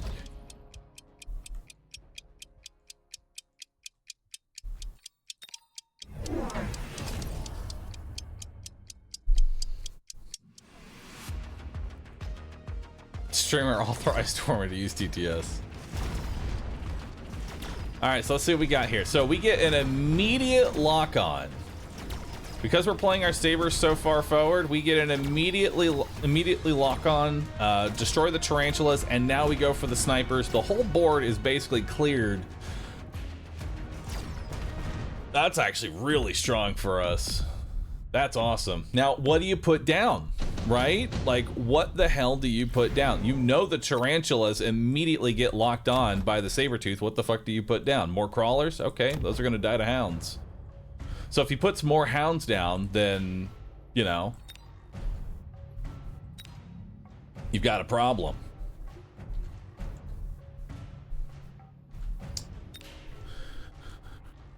Heavy armor is very enticing. Improved firepower system is equally just as good. I want the improved firepower system.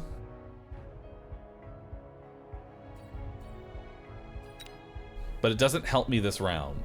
But then again, I don't think... Okay. We're taking improved firepower system and we're dropping 2 more dogs. Now, he may go air this round. That's just a risk I'm gonna have to take.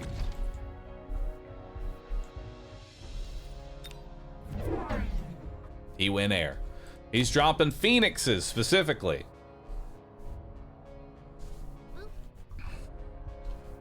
I should have unlocked a crawler. That's on me. Should have unlocked a crawler.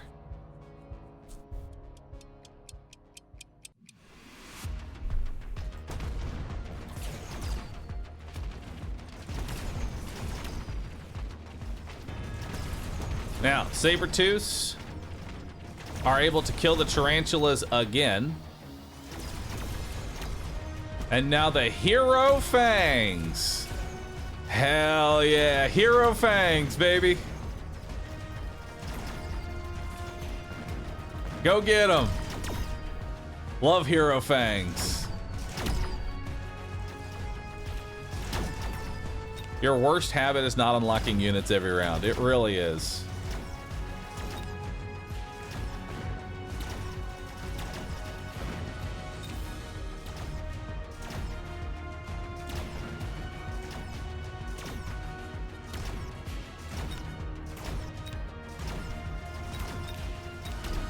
Now, while the Fangs aren't able to clear the board, they killed a lot. It's a level 1 Fang, man. He can only do so much. All right. So we've got Underground Threat here, which is looking juicy, I might add. Underground Threat is looking juicy.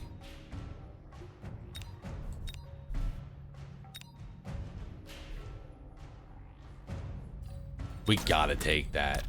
We'll put it in his back line. And then we're gonna go ahead and throw down some level 2 crawlers. Why? Because if he does Underground Threat, I'm fucked. So I need to put level 2 crawlers. I will beat his crawler storm. The crawler storm I put in the back here will now also lose to my crawlers because I'm going to give him impact drill. I have that kind of cash. We'll upgrade our Sabertooth so it's a little bit stronger here.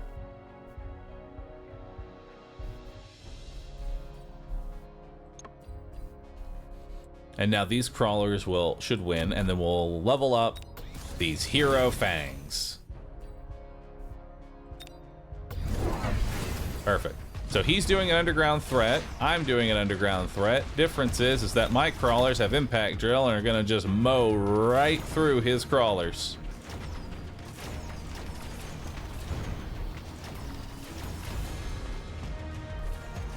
So my crawlers actually end up beating out his. Hero crawlers going for the EMP there. Hero fangs are trying their best, but they're up against a tarantula. That's okay. Crawlers are coming in. They're tanking. They're getting in. Hero fangs doing the job, and now the crawlers eat the shots while the hero fangs come on over and destroy the only air unit. Hero fangs, go get it. Go get him, buddy. Finish him off. Look at that.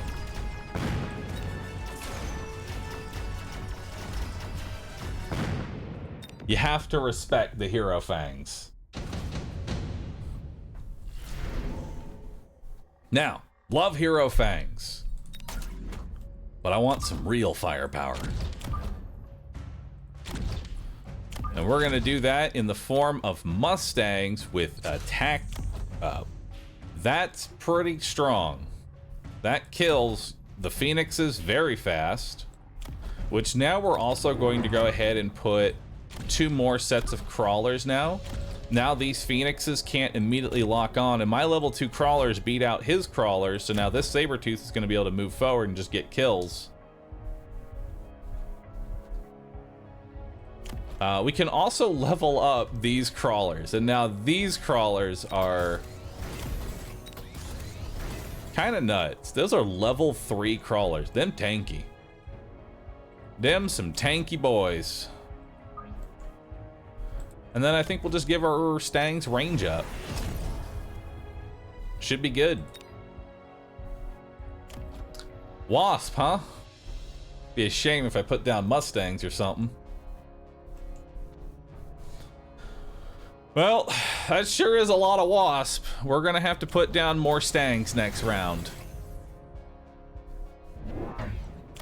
It is a level 2 Mustang, but again, it's like the Hero Fang. It is but 1 unit. It is 1 set of units. Alright, so he moved the level 1 crawlers from the back, from over here to over here now. They still lose to these level 3 crawlers. Watch these level 3 crawlers just walk right through them. Look at that. Now, he did put an arc light. This is going just well. Yeah, crawler kills all that. Mustangs, just doing Mustang things.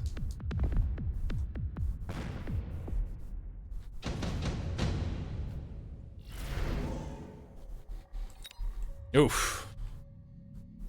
A big old ion. Well, we're definitely taking Ion here.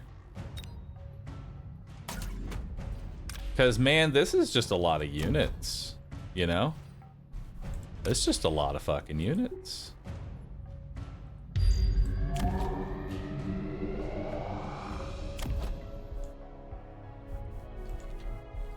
That's just so many. We're gonna go ahead and put a shield here now. So this crawler will be able to just walk right through this arc light again. And we'll also put down 2 more sets of Mustangs.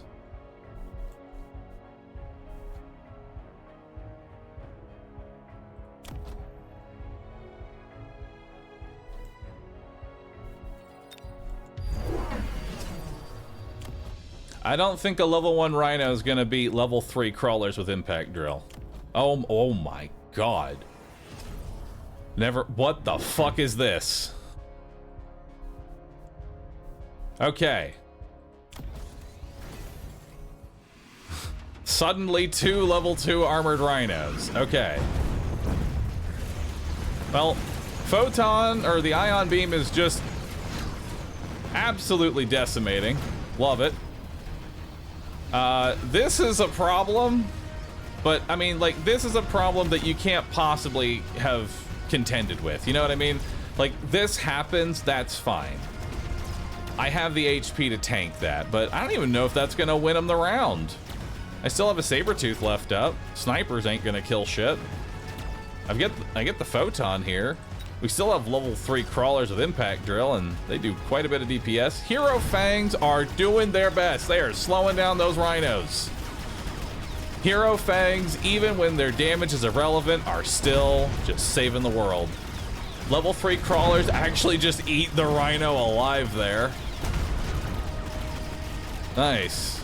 That level 1 rhino just got scooped up by the level 3 crawler. And for some unknown reason, his rhinos do not have whirlwind, which is questionable, to say the least. I'm not entirely sure why his rhinos don't have spin to win. Dwermir cheered. X300. Okay, Dwermir, I'm testing TTS. Why did the introvert become an astronomer? He needed his space. Thank you. P.S. I won't do SML as promised. Boop. Let's see. There's Farseer, there's Phantom Ray, there's Fort.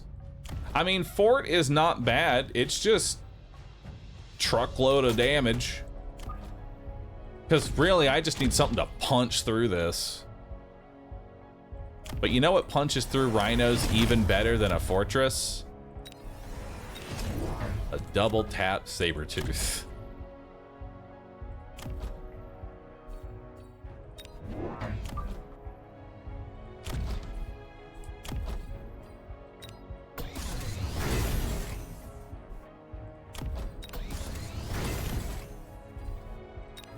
And then we're gonna get another set of crawlers right here, since he doesn't have whirlwind on it for some reason.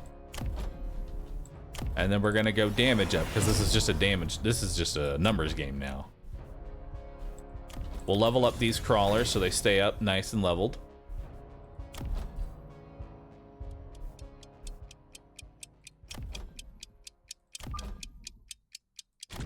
Actually, let's do it like that. He has whirlwind. Why have I not... Why did I think he didn't have it? I mean, this is still the correct play here. I want him to tech his rhinos. We want him to tech his rhinos.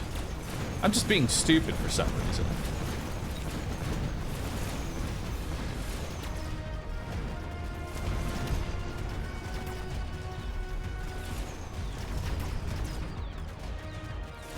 He should have sold a rhino. Probably should have.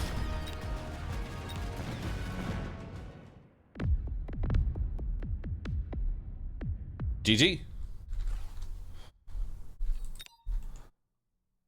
The rhino play was a bit of a desperation play. The Wasp was definitely not the play. That was a good round. That was a very good round. Paid actor. Oh, come on, man. It's not paid actor. That was a flawless game. Flawless game.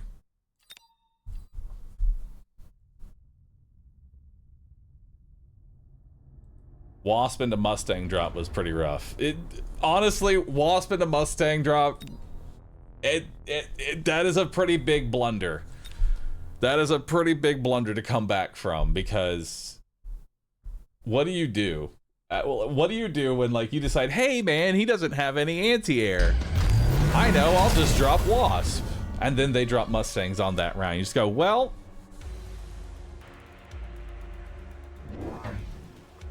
don't know what I'm doing now.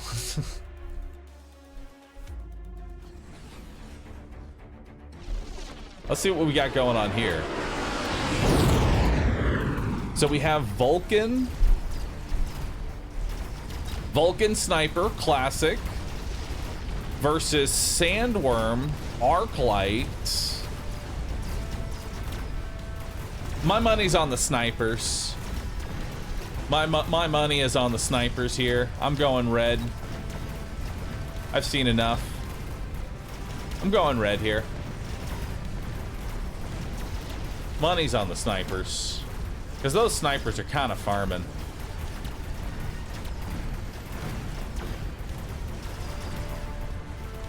Yep, shields are going down. Snipers are cooking.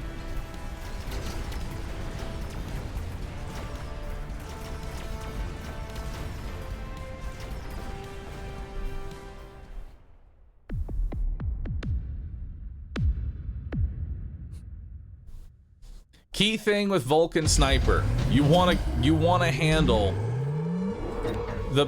Here's the thing about Vulcan Sniper. Vulcan Sniper preys on you playing standard. This right here, playing super far back, that's what Vulcan Sniper wants you to do. That is the best case scenario for Vulcan Sniper. Which is why I'm hoping we see more stuff like this. Now, there's a nuke coming out. Ping did not actually take the nuke. No, they did. They took the nuke. They took the nuke. What do they nuke? If this shield is contended with correctly, then this could be very big for him.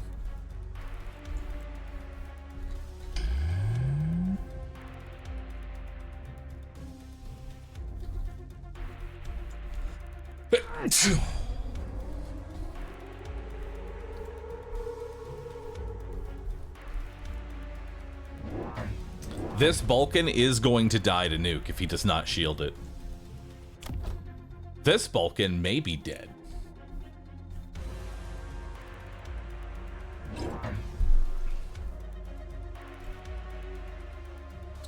I would be shielding every Vulcan.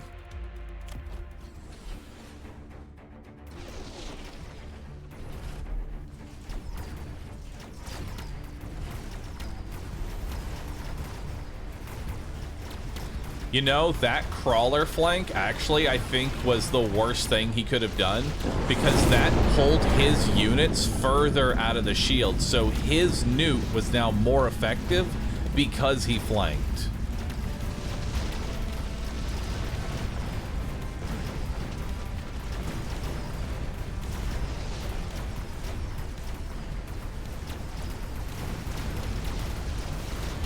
But the sandworm is coming through. Uh-oh. Sandworm with replicate. Uh-oh. Up. Never mind. The Vulcan will kill all of it. Never mind. Vulcan's fine. Just kill the sandworm and everything else. That Vulcan's gonna be fed as fuck. Somehow it didn't level. I have no idea how that thing did not level up. It killed an entire sandworm and all of its little worms by itself.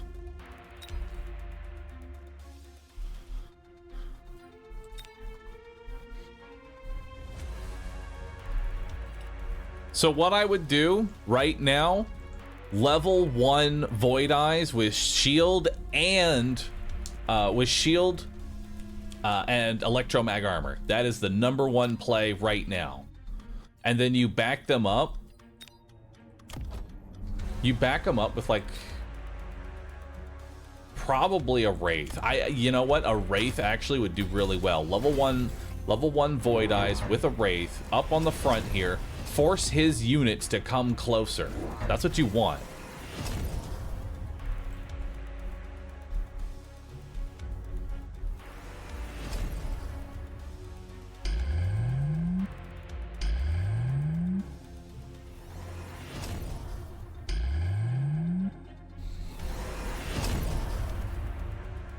He doesn't have shield.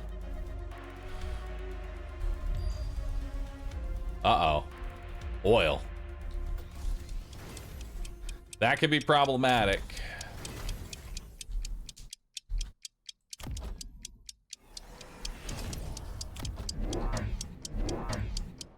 Looks like the game ended. This is final match here, but it can go either way, honestly.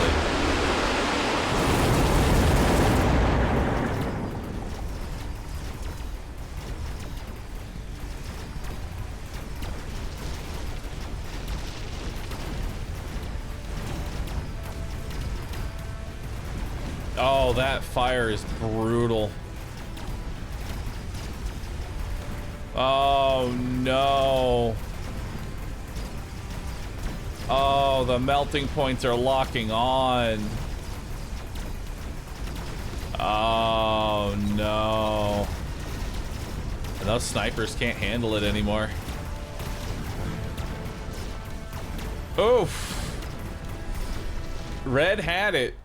Red had it, but that melting point drop was just too good. You're betting a game that did it. I'm telling you, level 1 Void Eyes with Electromag and Shield would have changed that match. Would have changed the match entirely. Would have forced all the arc lights to move forward without clearing any chaff. Would force the melting points to go forward. Like, that honestly would have completely changed the game. Just level 1 Void Eyes with Electromag and Shield.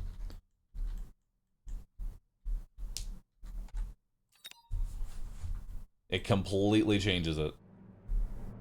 And the oil there was just absolutely devastating.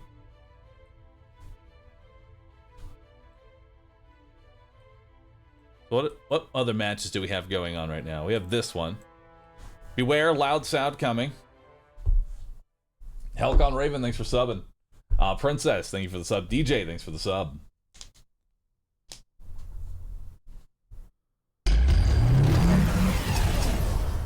We have an Abussy. I repeat, we have an Abussy.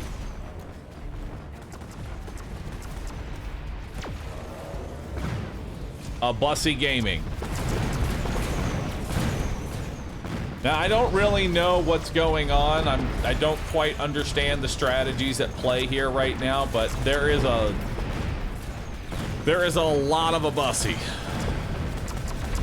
That's all I can see right now, is that there is quite a bit of an Abussy.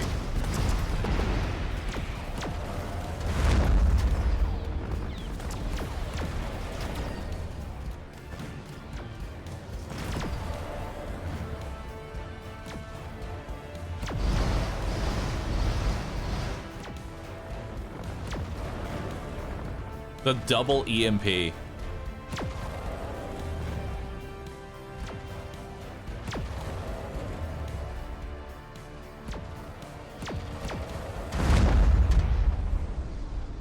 Oh man. I mean, no one's voting here, but you got my vote. I think the side with the Abussy is gonna win.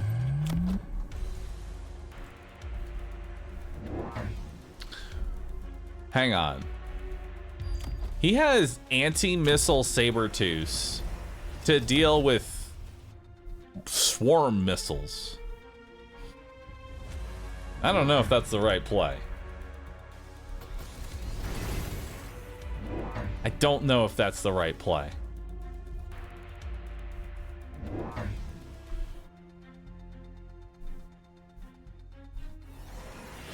can you do the map? No one understands what's going on like this. Can I do the map right? What is the correct form for the map? Tell me. What is the correct form here?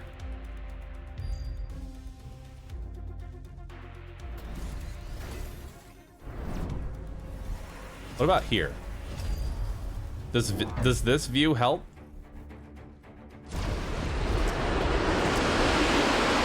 Perfect. I can definitely tell what's going on here. All right. Let's go first person with this. All right. The Abussi is kind of killing everything right now. It's clearing the scorpions.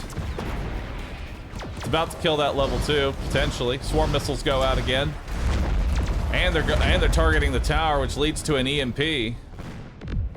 Abussi Gaming wins again. Praise be to Abussi.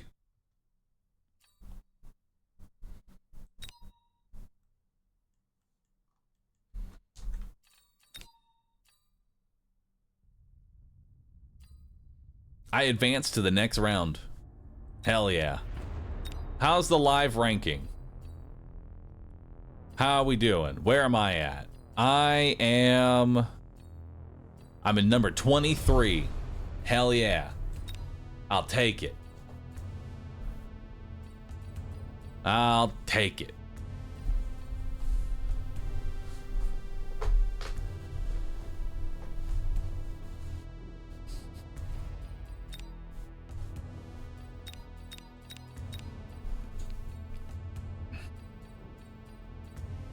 I still don't know what minor points are. I'm gonna be honest.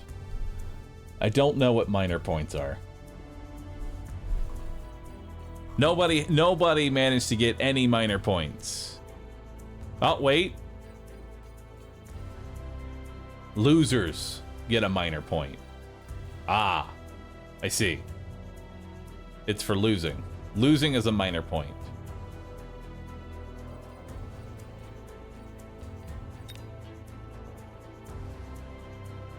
So when's the next round happening? We have a minute and a half. X1000. What situation would you use the sandworm? I rarely seen it played. Also, hi, 3. I'll be honest, sandworm still confuses me. I don't know how to really use it. I really don't know how to use the sandworm because I typically play double tap Sabertooth and that folds worms in half. So worm shows up and then dies instantly.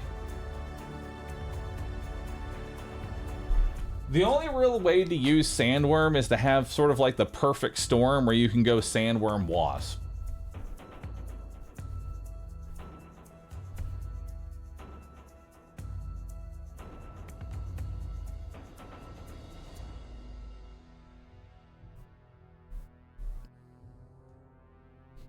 Which, it's kind of hard to go sandworm wasp. Unless, like, you just kind of get given everything. Sandworm is a glorified rhino. He's a fat rhino because his area of attack is much larger. The rhino can kind of slip through the enemy units and get to the tower quickly. The sandworm is there to fight a battle.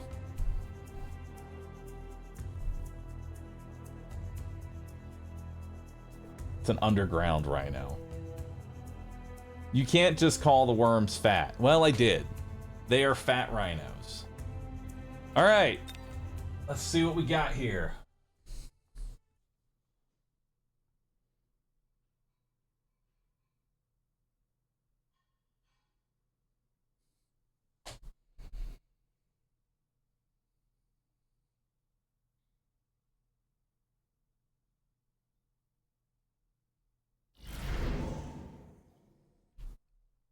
So we have cost control specialist. I did say I wanted to try cost control, but I don't know if that's a good idea. I'm doing it. You know, I said I wanted to try cost control with this. So let's try cost control. First things first, we are going to need... He's got tarantulas, so I need a saber-tooth, round 1. And then we'll drop another set of dogs.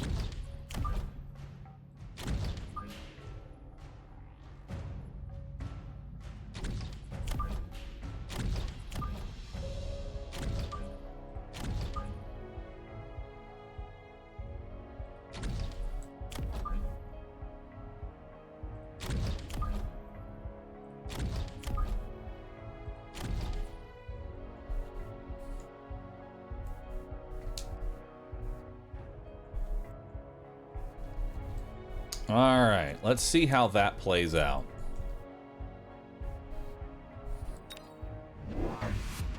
Okay, so Sabretooth comes forward, immediate lock on to one of the tarantulas.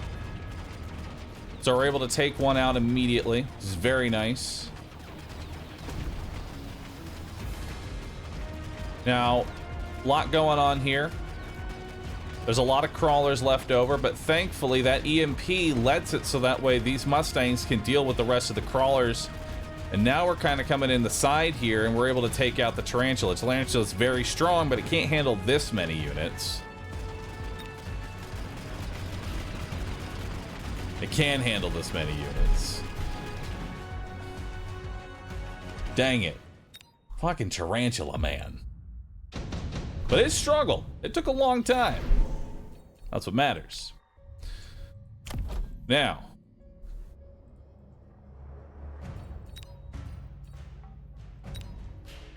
what do I want? Probably more. Probably want a donut. Donut could actually be pretty good. Donut gets me into the air for free. Right? Donut gets me into the air. And that's kind of what I want right now. And then we're going to drop 2 more Sabertooths. So we get more single target damage to help deal with these 2 tarantulas. And we get a little bit of chaff clear. In addition, we're in the air now. And now he has to put stuff right in front. He puts out 1 crawler. So, left and right sabers now immediately lock on to the tarantula.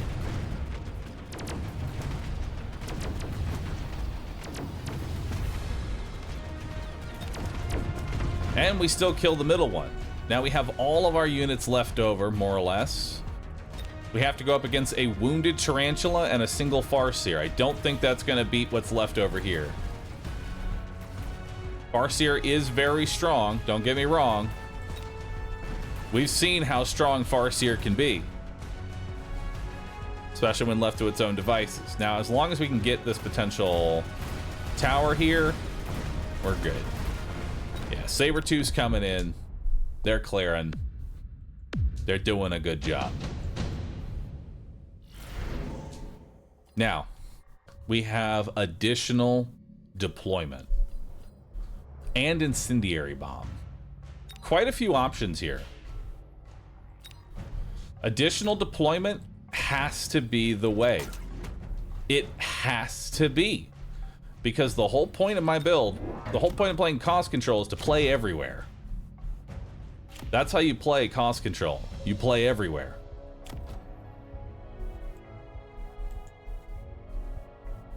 And where are we playing now?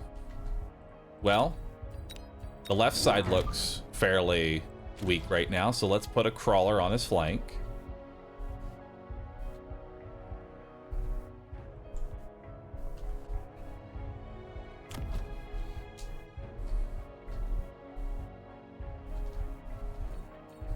Let's put another set of Stangs over here. That shores up the left side flank. And then we'll level up this Mustang. Okay, so he has now put down even more crawlers. As well as dropping a missile. Which does a little bit of damage to the Sabertooth, but more or less was kind of unfazed by the whole ordeal. He still kills the tarantula, and now we're pushing left side. Now we're pushing left side. Farseer is able to kill the donut, but that's fine because we have so much happening here on left. Mustangs are able to clear the tarantula here. And now it's just a big army versus a Farseer. Farseer is nice, but it ain't that good. It sucks at dealing with Mustangs. It's so slow. Perfect.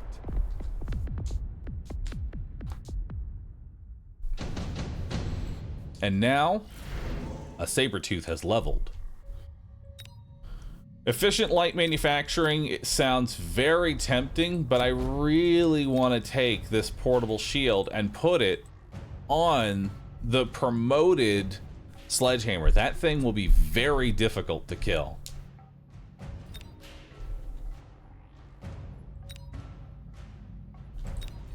But efficient light manufacturing is pretty ridiculous on the value.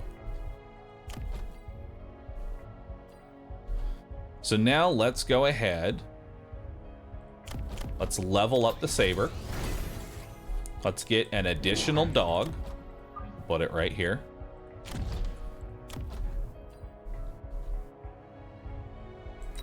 We'll level up this dog.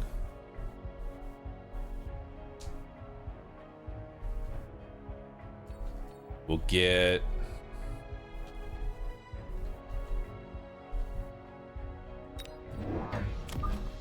some Mustangs down.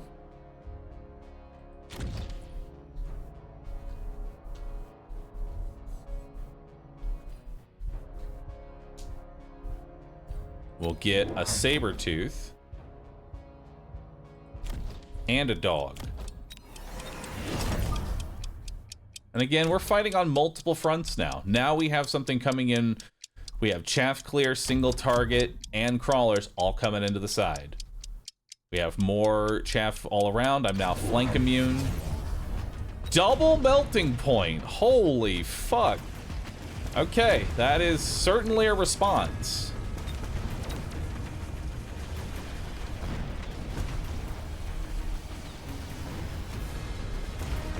I don't know if it was the right response, but it is in fact a response.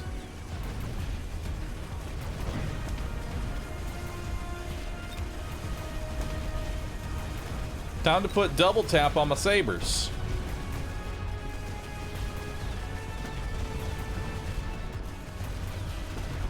Now we do get the level up as that saber, so that's nice. X370. See chat, that is why stream sniping Bahroo does not work. He forms an elaborate plan and speaks it out loud and is one click away from doing it. Suddenly he does an 180 degrees into a different plan on the fly. What did I speak into existence and then change? Just curious.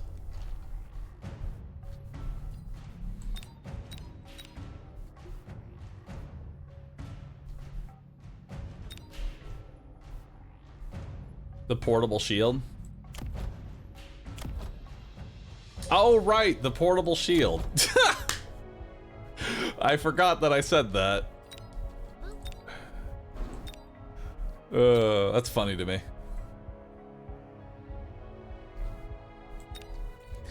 All right, so personally, I'm thinking advanced missile.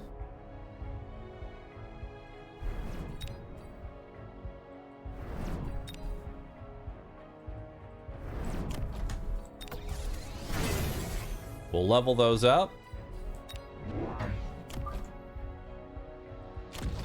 And now, it is time to start getting some chaff going.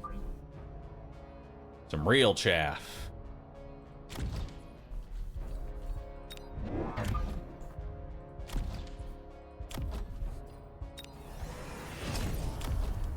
And we'll go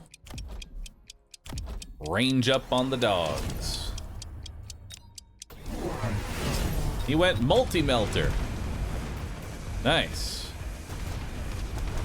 Nice. Well, left side's gonna fold.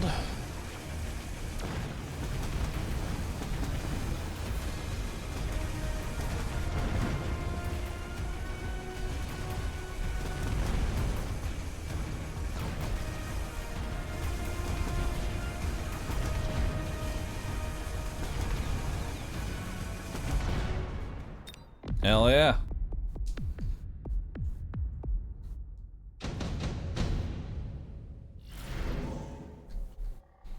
Vulcan's descent. Oh, surrender. All right, I'll take it. So as we can see, cost control is actually pretty good because I know the battles that I'm trying to take here. You know, when you have a plan, cost control is really good. And this is another just straight win through economy. Now, keep in mind, as this was progressing, this was only going to get even worse for him, right? Like, this whole situation he's put himself in gets even worse the longer it goes on, because I'm cost control, I'm making $100 extra, and I have additional deployment with efficient manufacturing, which means I'm making an additional $150. So I'm a $250 extra every round. And double tap Sabertooths are really good at dealing with just leveling up your tower without actually having to be like steel balls, which kind of suck. I'm going to be honest, steel balls kind of suck at dealing with leveled up towers.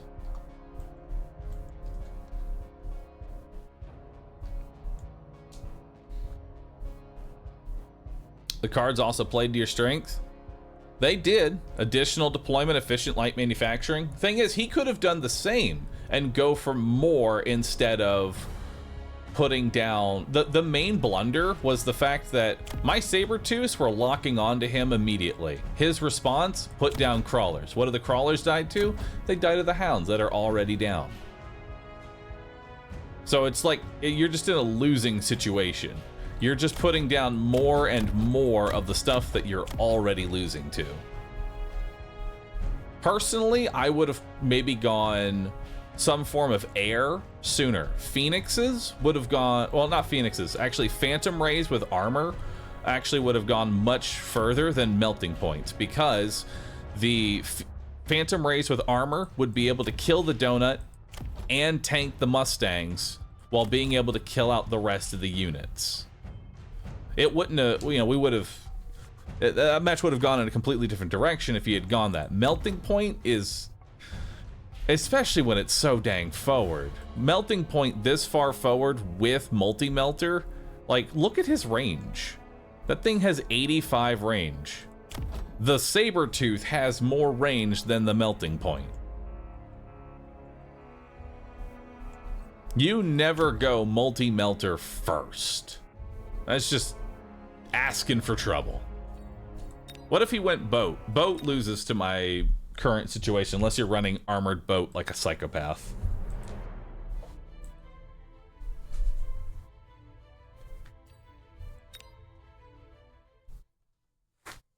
There are people that run armored boat, and it happens. All right, let's see what we got here. We got good old Fort Stang versus Riding in Arclights. I love Fort Stang. It's so nice. It's basically just a very expensive version of what I already do.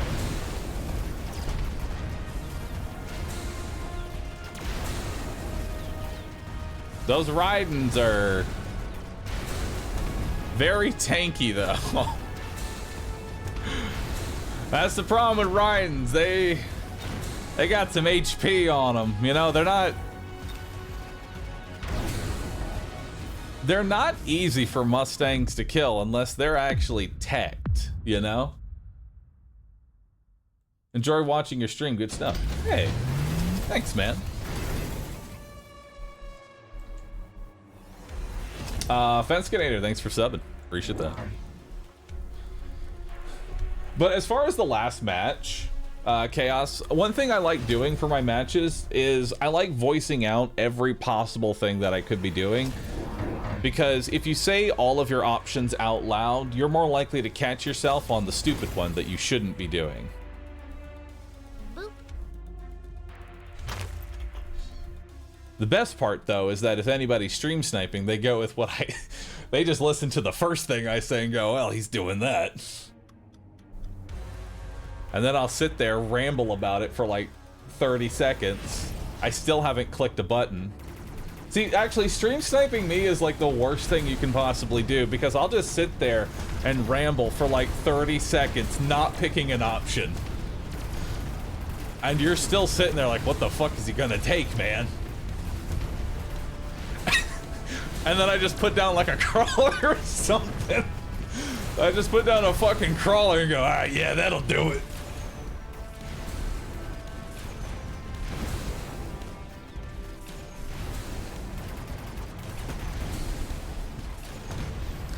I mean, that is a very true statement, especially when it comes to Mechabellum. Just because your opponent may know what you're doing for that turn doesn't mean that they will be able to win.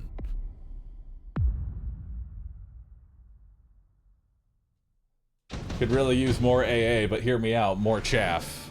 Hey man, I have definitely fallen into that hole of, but what if I just added more chaff? Because obviously the anti-air fortress is what's gonna kill these Raidens. Oh, that acid is gonna be brutal. Those forts are walking straight into acid and then dying immediately to the Raiden. It's gonna be great. You want to push the anti-air button on your Stangs?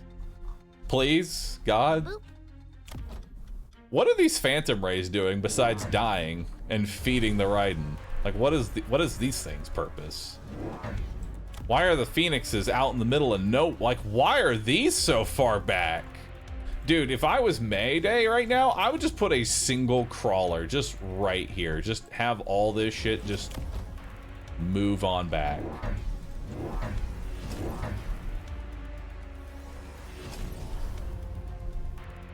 They're protecting the crops. There's a little patch of farmland back here. See that? It's some nice fertile soil right here. You could plant a tree right there. Plant a tree right here. That's where we're planting that. We're gonna plant a nice little apple orchard right over here. The Phoenixes will watch over it. That's a rock. Nope, that's soil. That's not a rock, that's soil. That's good soil. Smell it. That's soil. Alright, so... oh, fuck, dude. That acid is just brutal. Look how fast that level 3 fort is dying. Oh my god. Oh, and those...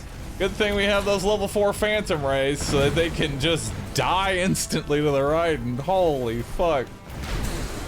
Bro, this Raiden does 28,000 damage per shot. Holy fuck. And it's gonna level up again.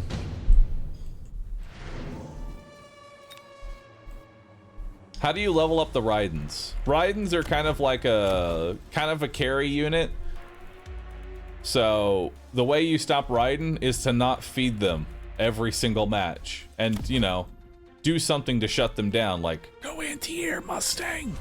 But at this point, I don't think that's gonna work, because now all the Wraith has to do is slap on armor, and now you've really fucked yourself, because level 2's marksmen aren't gonna kill a Wraith. And then you throw a photon bone back here, and then it's just good to go.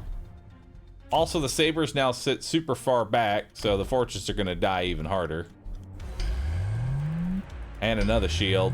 I want to see what this is. He gonna level up this thing again, or is he just gonna keep it at level 3? It doesn't really need level 4. It already one taps the fortress. Melting point. Yeah, that'll do it. Well, I mean, it might. Multi-melter? Why? Why did you make it have less range than the Raiden? Why did you take its range away? You put down a melting point and then gave it less range than the Raiden, so the Raiden's just gonna two-shot it. That Raiden does 28,000 damage. Your melting point has 37k. It will two-shot you. And that's assuming it doesn't walk through acid somehow. Alright, also, Raidens are great at popping shields. Notice how the shield sort of evaporated? Yeah, Raidens are great at shooting shields. You know why? Because every single hit of the Raiden counts. So instead of 28,000, it's 28,000 times 3. Well, Phoenixes are dead. Oh, he went revive Phoenix. That's cute. The Mustangs are gonna kill it. Other Raiden's gonna kill it too. Oof. That Raiden is just decimating. But thank God we moved the Phantom Rays all the way to the back flank so that they could feed again.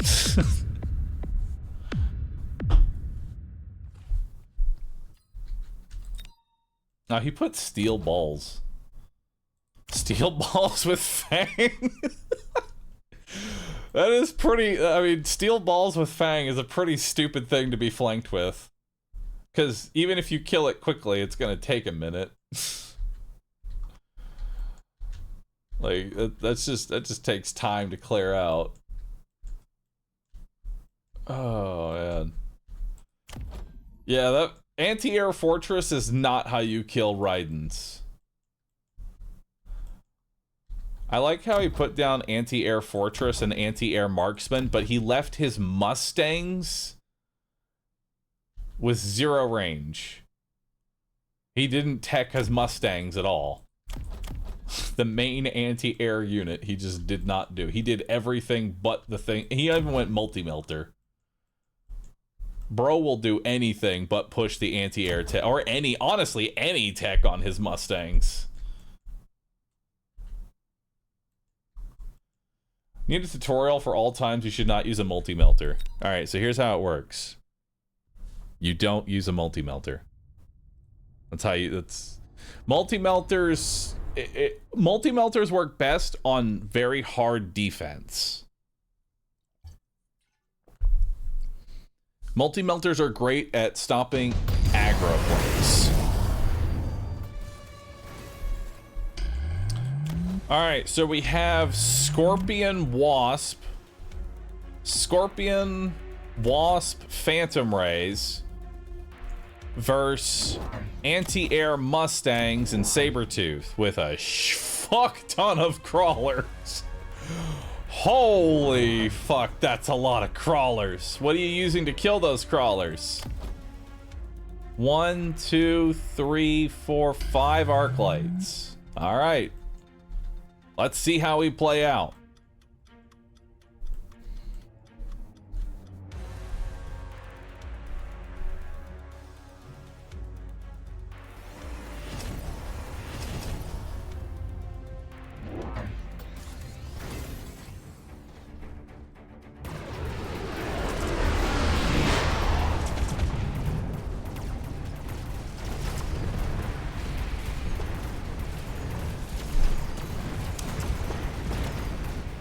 Yeah.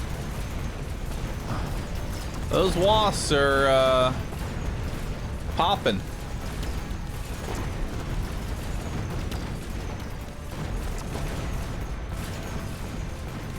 Whew. Sabretooth's doing a great job.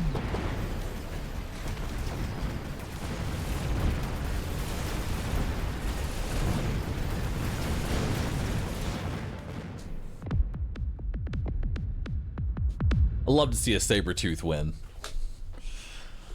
I don't know how this man let this many crawlers get on the board and only had 4 arc lights as chaff clear. Because Scorpions, while they do kill crawlers, are not chaff clear, especially with double tap, meaning they shoot even fucking slower. How? Vulcan would have done an amazing job here. But we have 1, 2, 3, 4, 5, 6, 7, 8, 9, 10, 11, 12 sets of crawlers versus 1, 2, 3, 4, 5. Too busy spamming wasps. I'm really surprised he doesn't have armor on his Phantom Rays. Why does he not have armor on his Phantom Rays?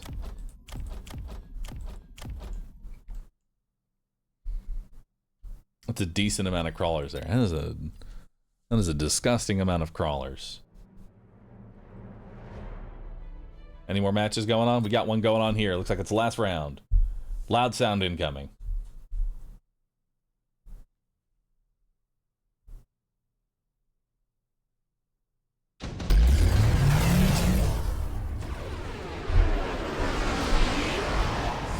We have a Bussy Gaming. I repeat, we have a Bussy Gaming.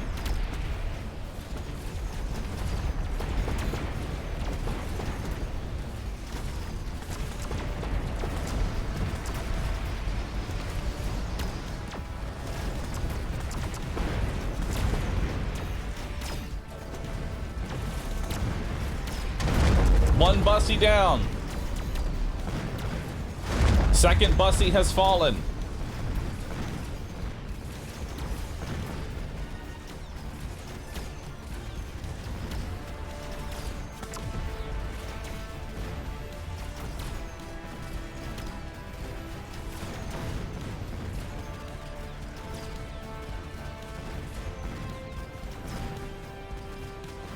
Dang, this is a close match.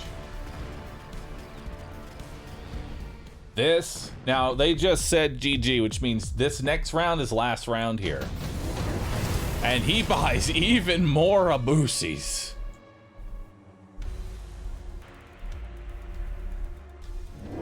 He buys even more Abusis. That's a lot of Abusi. He takes a melting point, which I'll be honest, I'm kind of questionable about, truth be told. I don't think the melting point was really the answer when you already had Phoenixes and Marksmen and Scorpions. You already had plenty of single target clear.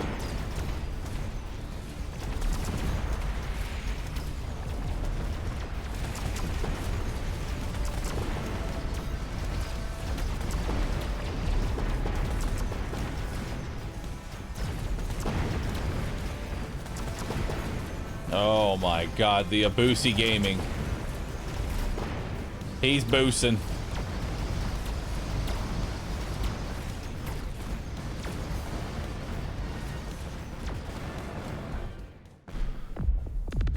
If 2 Boosies are not enough, you need 4.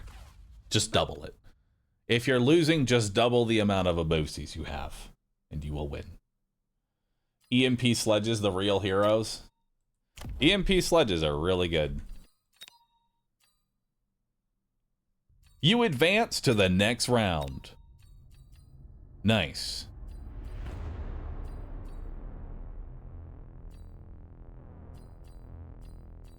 I'm 22. I only have 1 minor point. How do I dang near flawless my first 2 games and I don't have 2 minor points? They didn't flawless. In fact, this one's like, they almost died. Streamer penalty.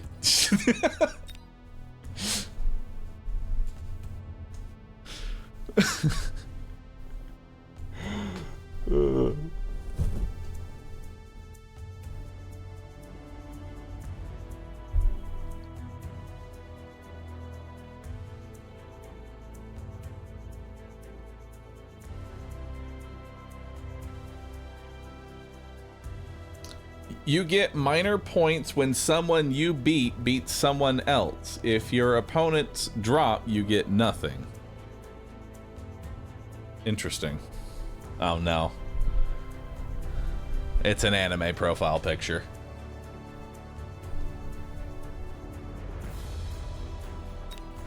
All right, let's do it.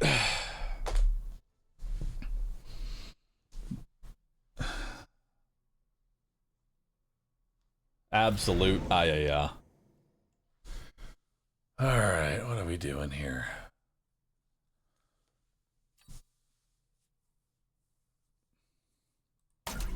We're going Rhino Specialist. It's time for ye good old rhino.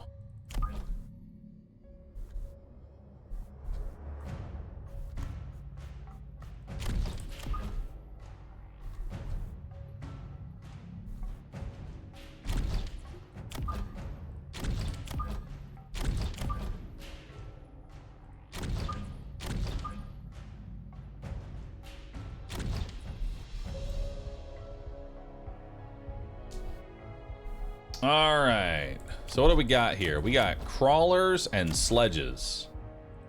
So we're gonna start off with 2 dogs. Just get some dogs rolling, and we'll see how that plays out. Now, what are they? They're a typhoon specialist. Gotcha. Let's see where he puts his crawlers. Where's he going with them things? What are his techs on the sledge? He does not have EMP sledgehammer.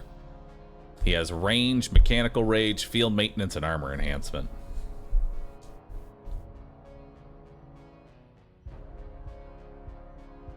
The problem is, in order for rhinos to work, you need a really high level 3 rhino. Like, higher than level 2. The fact that the free rhino you get drops on round 4 is kind of eh.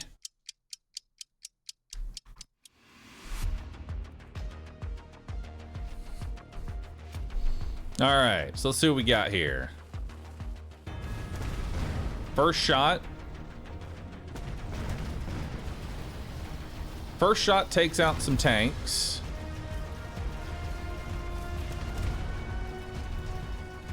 Fangs are doing a decent job of being some form of chaff clear.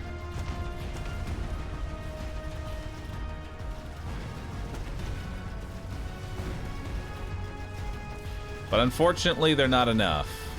They are able to clear out a few more of the hounds, but they are just fangs. They're not really that great. Now, what was the main problem that we encountered in here?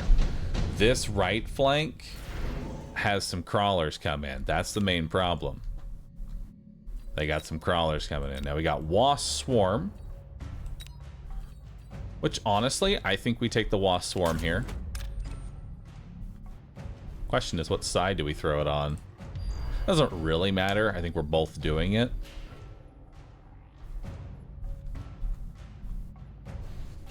We need 2 sets of dogs.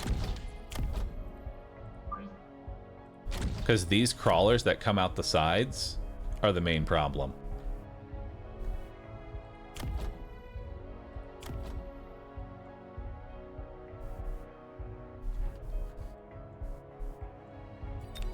Go ahead and unlock crawlers.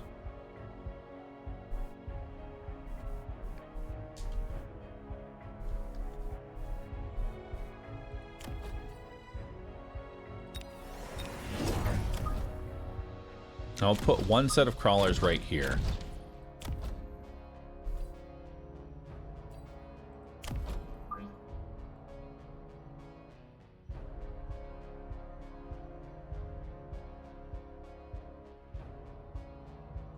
Or should we do it like this? Let's do it like this.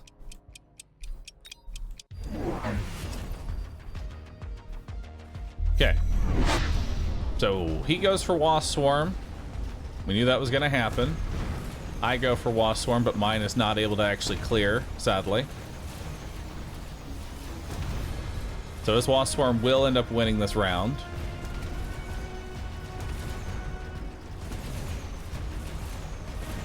Which means his hounds will now level up.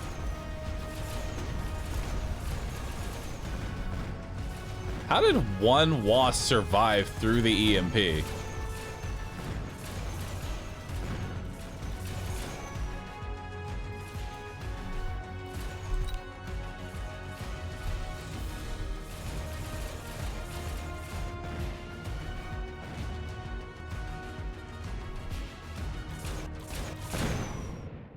All right, we take a bit more damage here.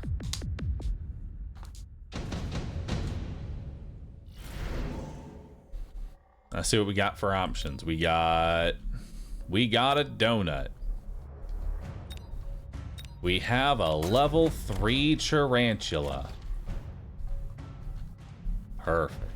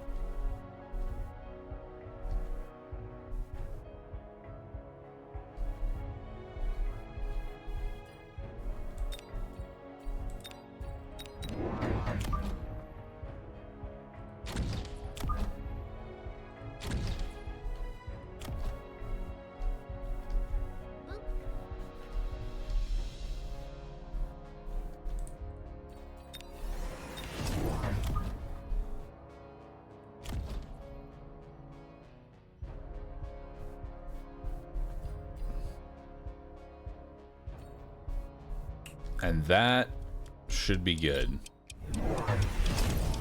Alright, so he takes the high-level Phoenix. Thankfully, it's on the side opposite of the high-level Tarantula. What kind of techs you got here? You have Charge Shot and Quantum Reassembly, Energy Shield, Range Up.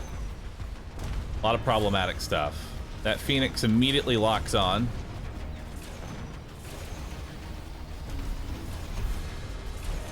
Level 3 Tarantula doing level 3 Tarantula things, just sort of existing.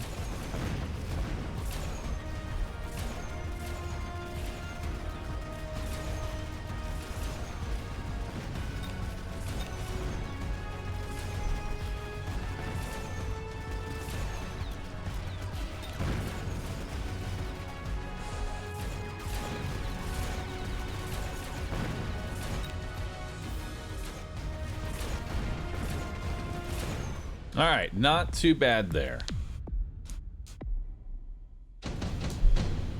Now we have our level 3 Rhino. Ooh.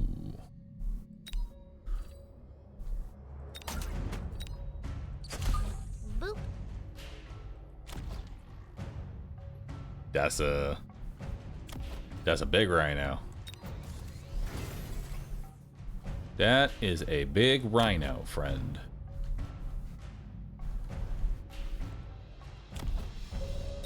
Let's drop in another crawler. Have it come in from over here. Kind of delay that a little bit.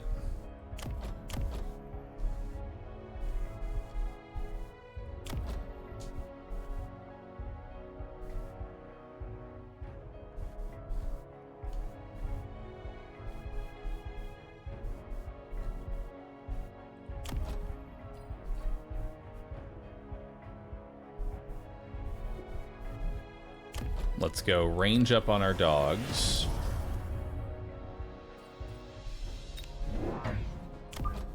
We kind of want to do the same thing here and kind of delay these Phoenixes from kind of locking on, because this one also locks on. I don't like that.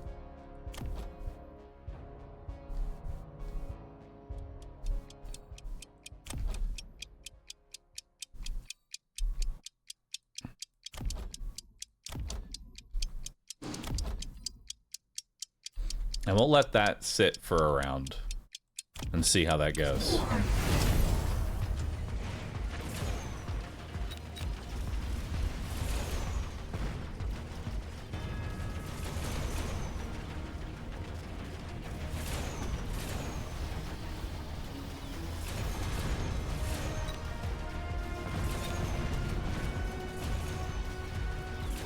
Nice. Rhino's in.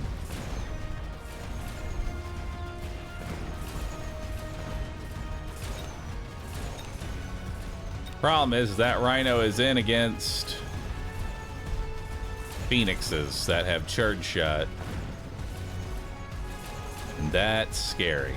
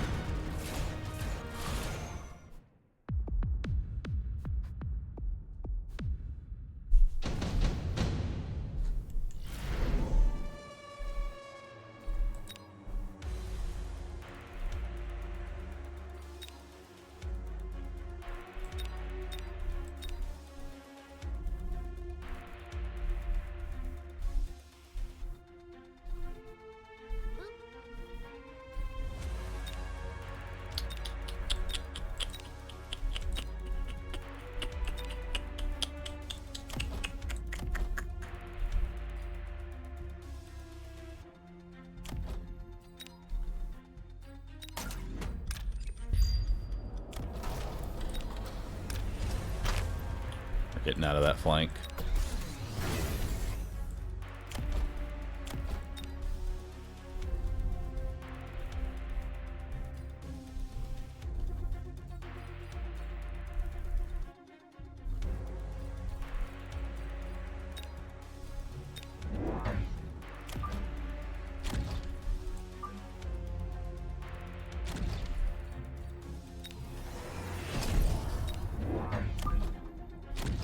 We need to pivot.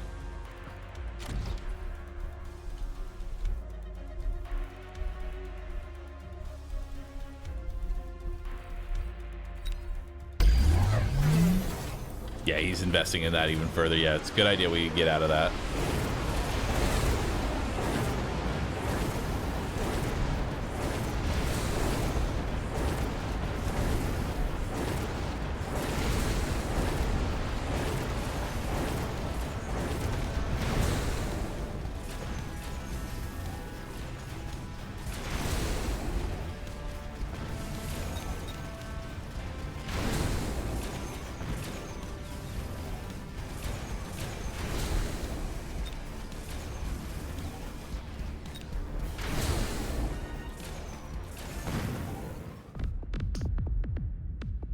Phoenixes are getting rather large.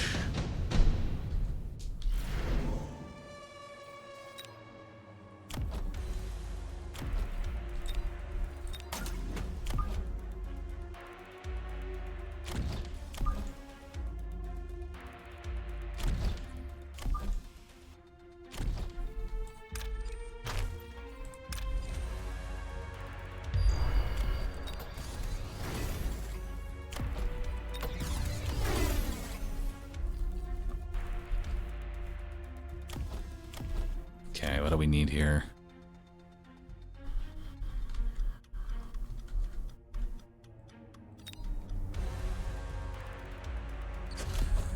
Level that up. We need more chaff clear. In this sense, fang chaff.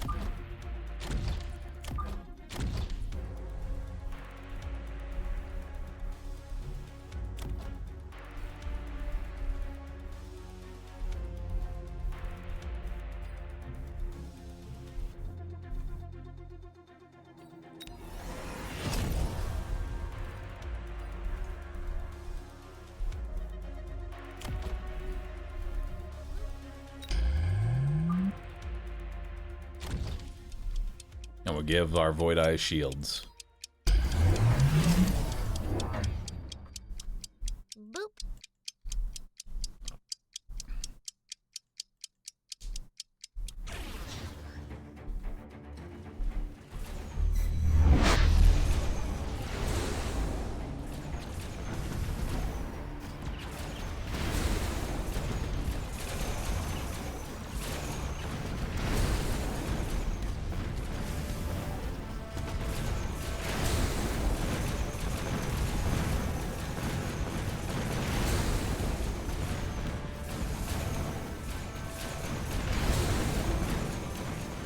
Looking close. But we're doing much better. Ridens are able to clear now and get some XP.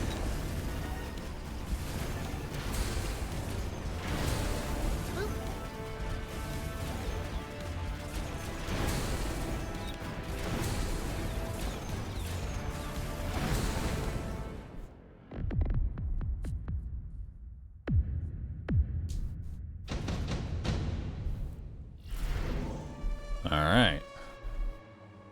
Steel ball production honestly would not be bad to toss on to the Raiden here. Just have it create more chaff.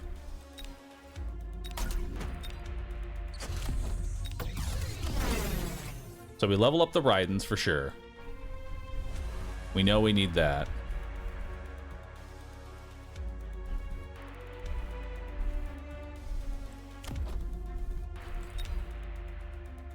I'm tired of this first center crawler. I kind of want to get rid of that. Level up our Stangs. And then how's his chaff glare? I think we get more crawlers.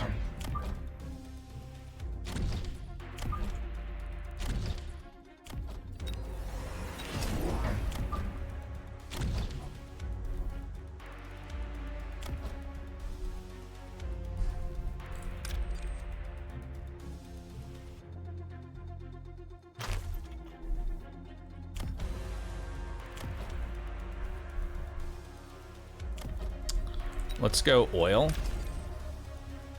So that way this moves forward slowly. And then we'll go temp range. Okay, so he also oils and he takes regenerating on the sledgehammers.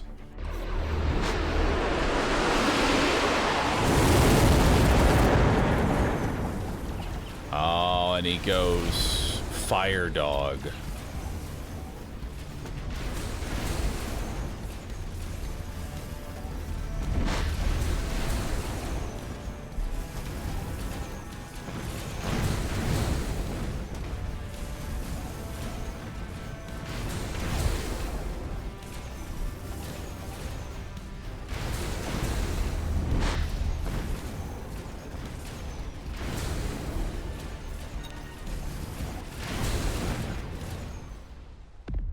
That game.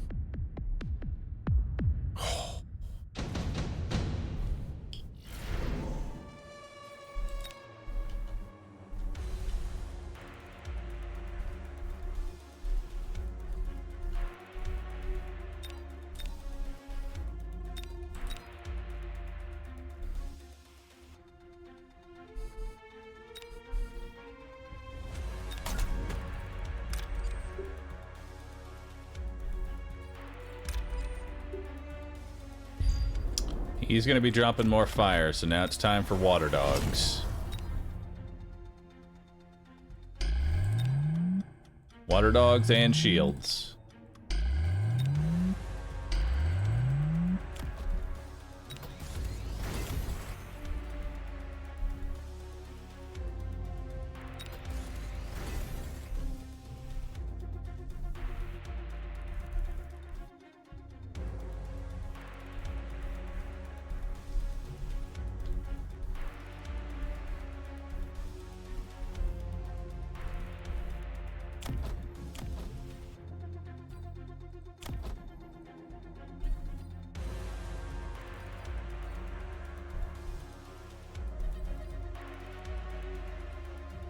I want chain.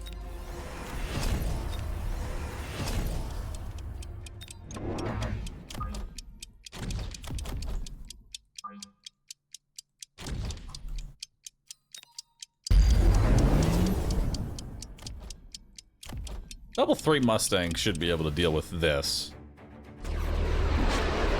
Yeah.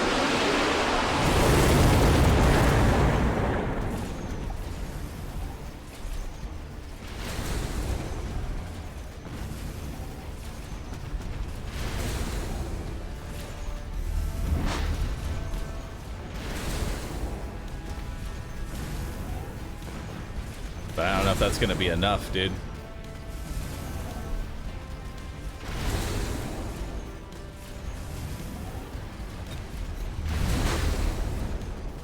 No, those sledges are just too tanky.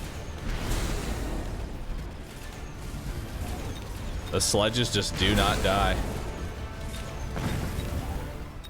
Damn, GG.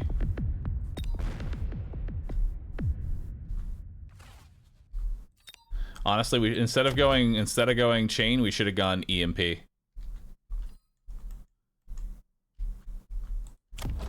Very well played game by him. Problem was this flank. We devoted way too much to this flank. This is why I don't think I should have done anything with the Rhino. I should have just sold it immediately. I should have sold the Rhino immediately.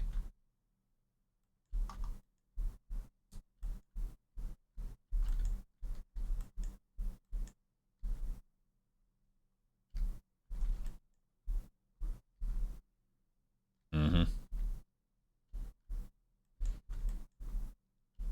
That was a really good one, though. That was like a really good match. And the subterranean blitz is pretty brutal. Subterranean blitz is pretty brutal. Hey, Red Scarab. I see you in there. You played a very good game.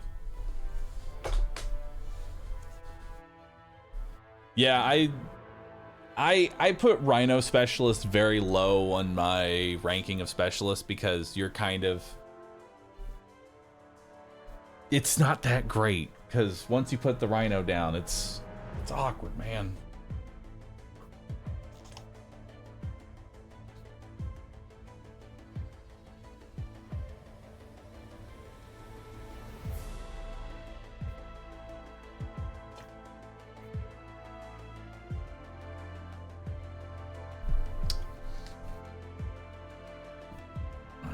Rhino Specialist is a free sell button on round 4.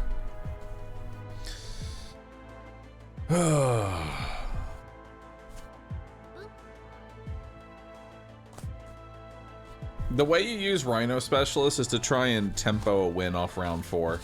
Like, you just put it in some place and just ram it into their enemy. Into whatever side you think a level 2 Rhino can get in.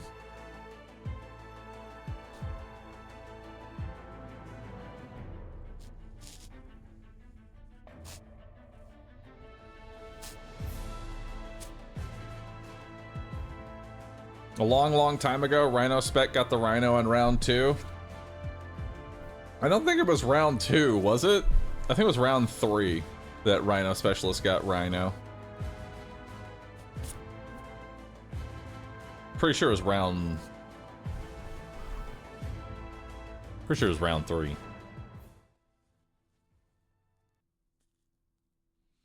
Originally it was round 2. God, level 2 Rhino round 2. That's a bit absurd.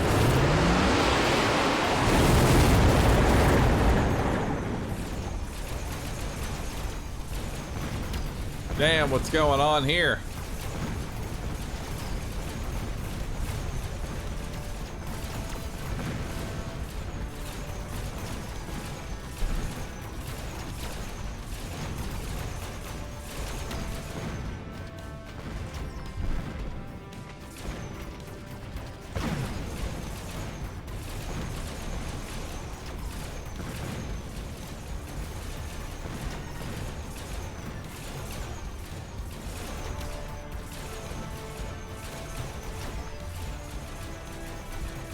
Wasp Gaming. Total Valken, thanks for getting the sub. To Red Scarab. Context, thanks for subbing.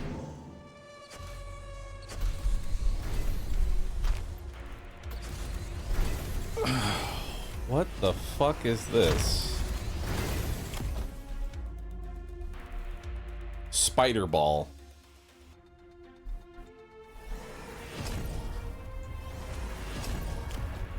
Bro, what is this build?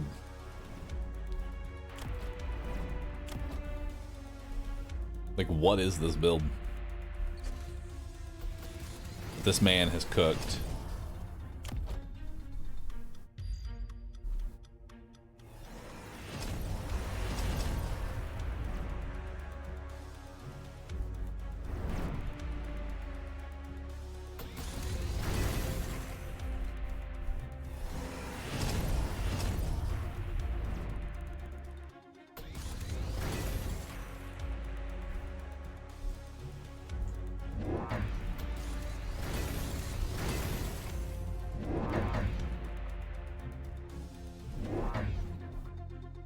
Thanks for sharing that, Mirror Fix.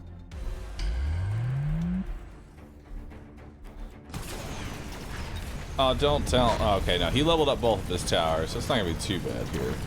Oh, but it is gonna keep that sniper locked down. Actually, it's gonna kill that sniper. Damn.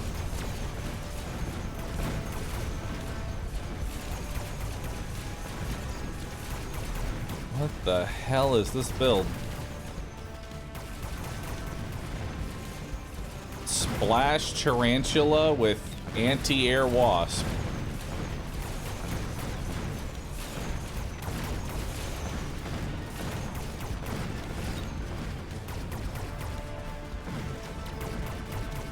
That boat is just fucking farming, dude. That boat does not care.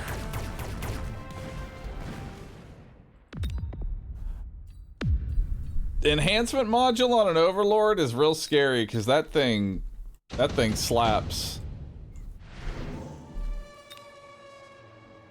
It's a fortified boat too. That thing has 150,000 HP. Holy fuck. 200,000 HP. 200,000 HP. That is a lot of health. That's a big boat. That's a real big boat.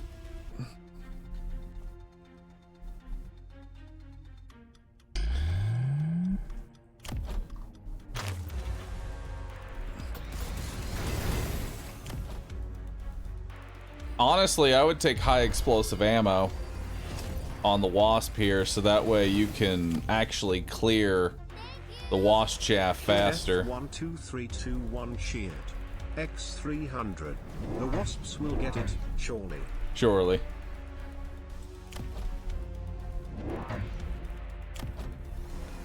Yeah, I don't know about this one, Chief. That's a lot of shots. That's a lot of shots, Chief.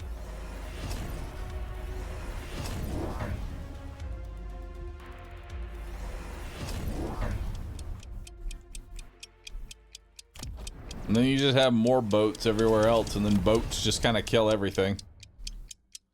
This was the power of boat. Eventually, when there was just enough boats, you just became boated.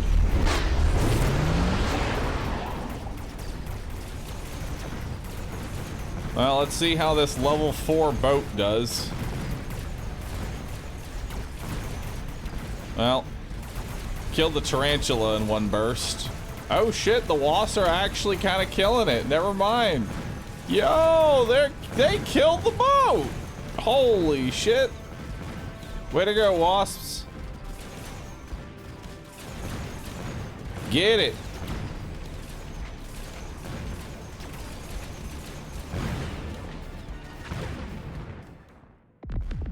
Goodbye, anime profile.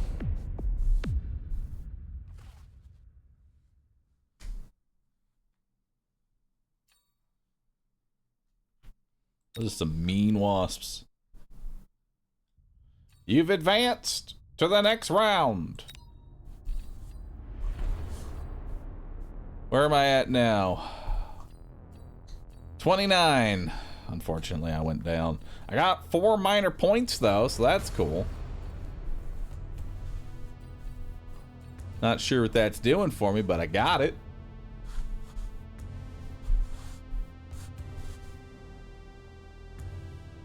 What's the number besides their name? Region. That's just a region that they're from. 501 is US.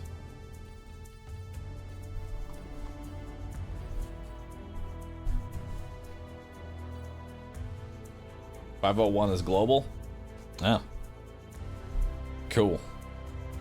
Global. Alright.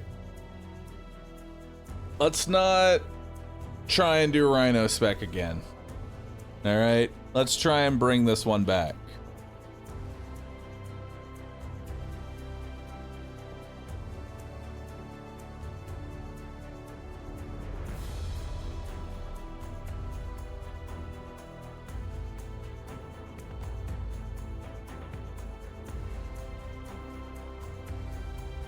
All right, let's do it.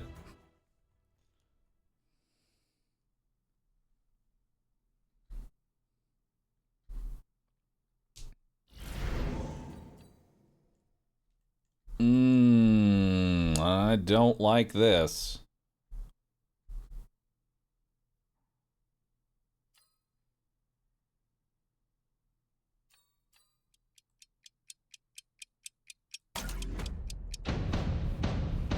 It's gotta be speed for me.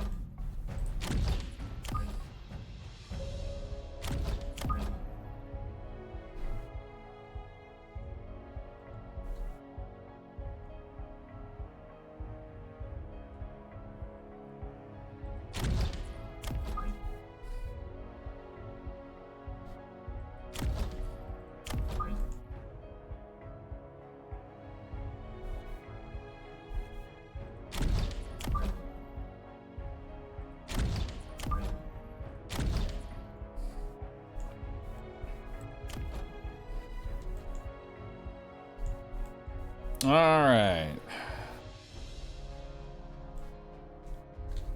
Looks good. Let's send that out.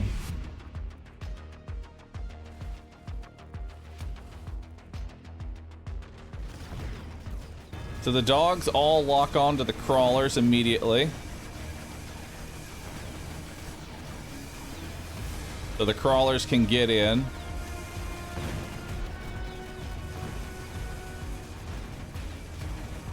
We're able to take out the rest of the Mustangs.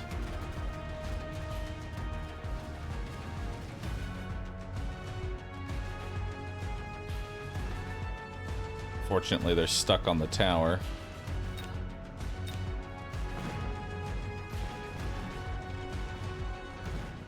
All right, minor actually, no, pretty good victory. We got a level up out of the dog. That's very nice.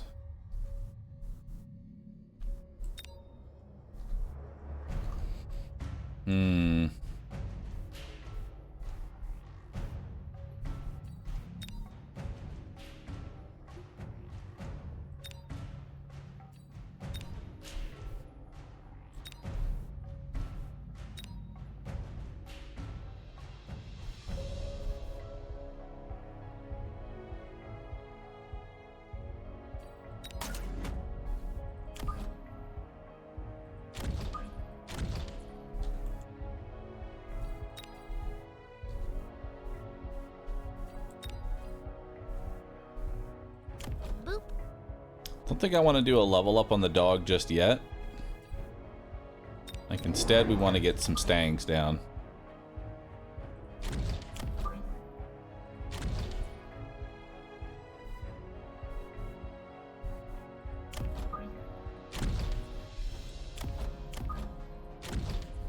And that'll work on those. All right, so he goes Phoenix.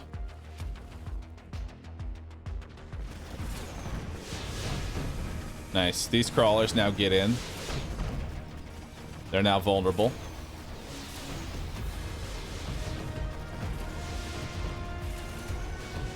We're actually able to kill some of the Phoenixes here.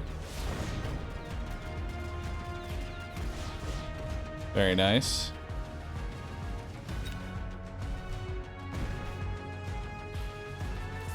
First shot, EMP is still on.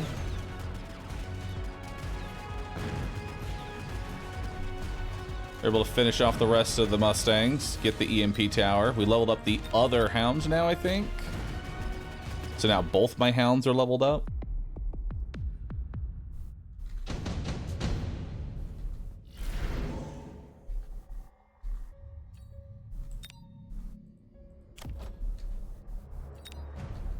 Fortified hacker.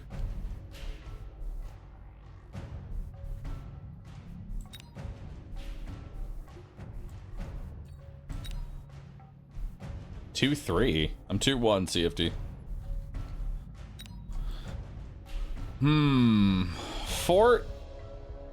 Fort hacker is kind of funny.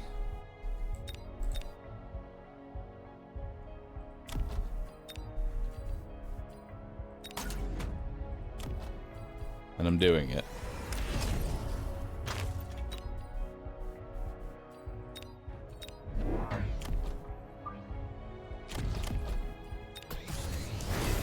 We'll level up our dogs.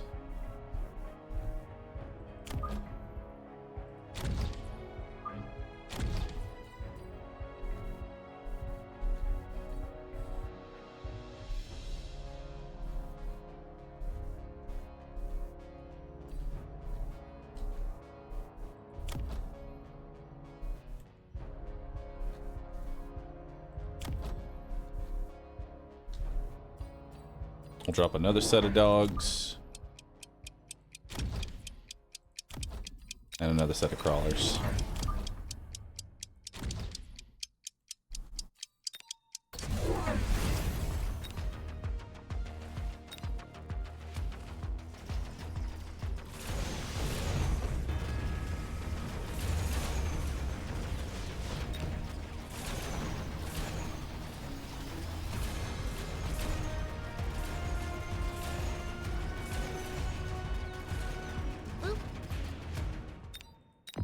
Okay. So hacker got insta-locked there. A little problematic.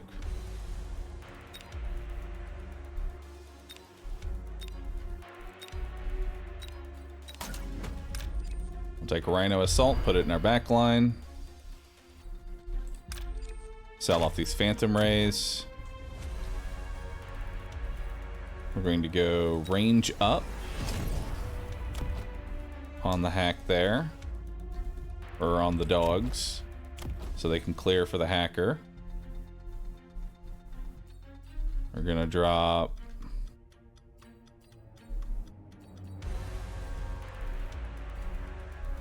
possibly range up here.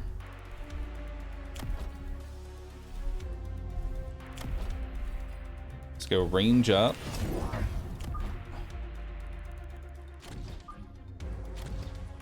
Drop a set of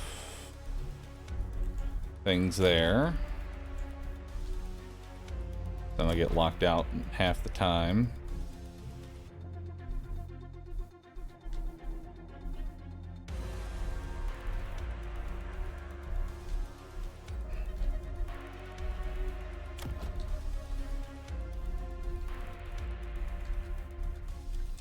And then let's start getting some more Mustangs down and about.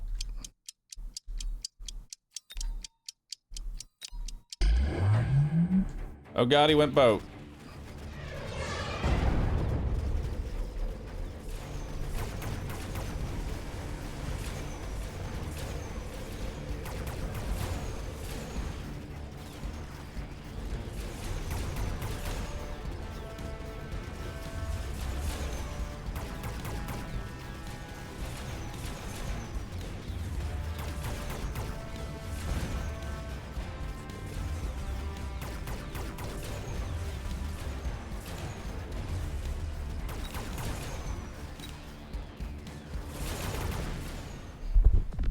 Alright, the hacker is not working.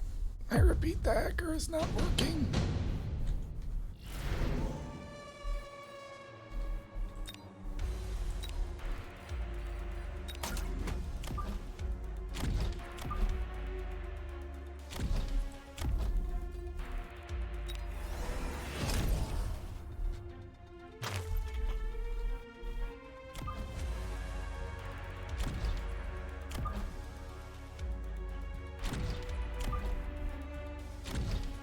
Okay, we need to put some more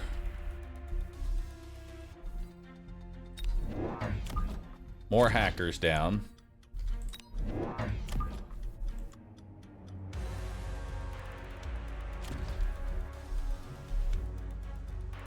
Now that the hackers aren't working, we're going to put down more hackers. That's how we do.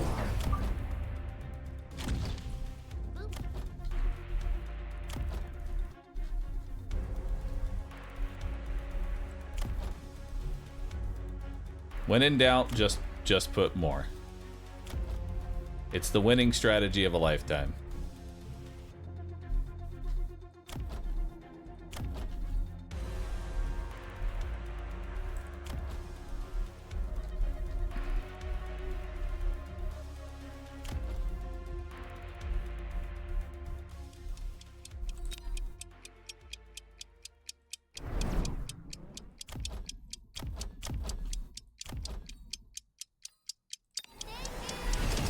Killer F12321 Sheared.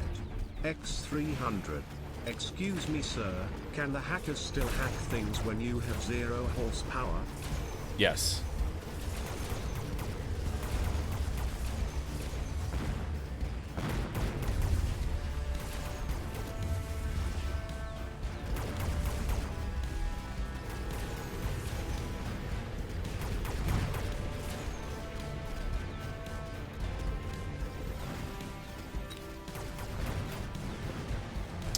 So, we're still kind of losing.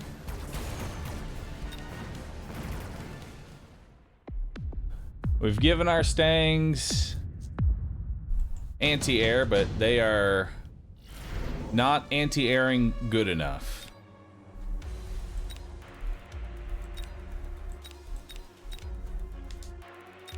I can't really take supply enhancement right now. Level 1 hacker is trash. I am in deep agreement.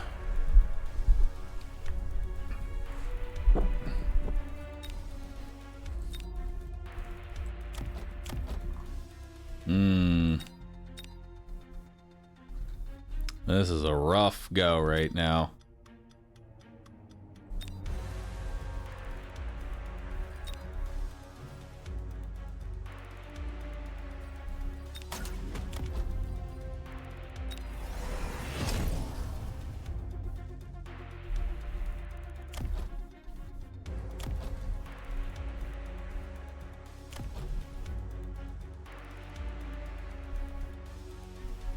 Kit Wasps trust.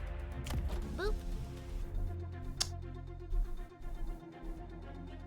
I think we may have to actually.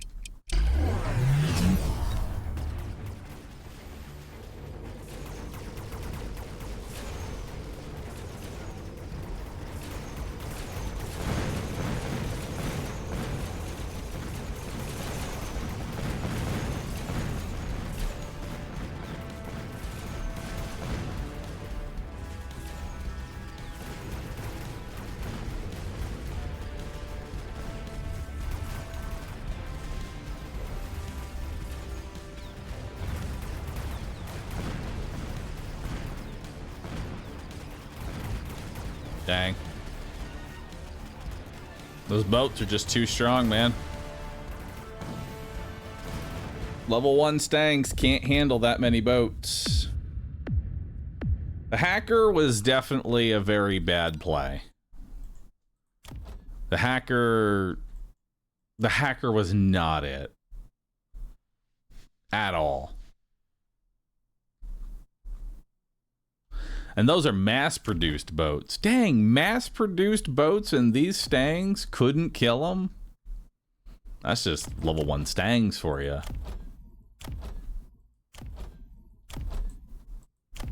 And there was nothing to hack. Let's be honest here. There really wasn't anything to hack.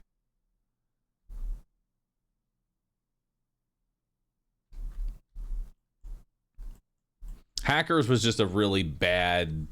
was a bad call on my part. Sabretooth would have been much better because I could have gone anti-missile Sabretooth, and that would, while not shut down the boats, would slow them down a little bit. And then I could go more into I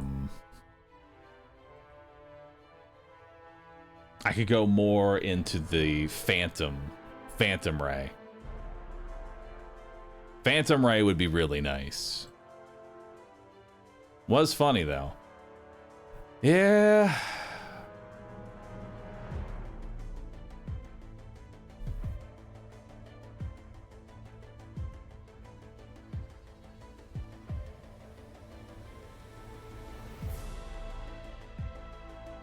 Wait. What is this?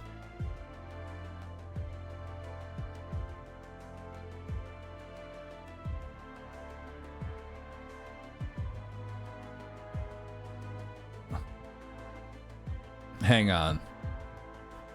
What is this?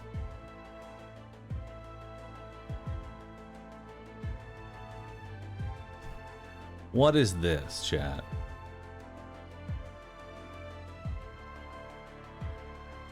Twitch's up-and-coming rewind feature will be paywall behind a paid subscription to the channel or an active turbo subscription. What is this? Oh. You can now rewind the VOD that you are actively watching, and then click the live button and immediately come back to live. So it's kind of like YouTube.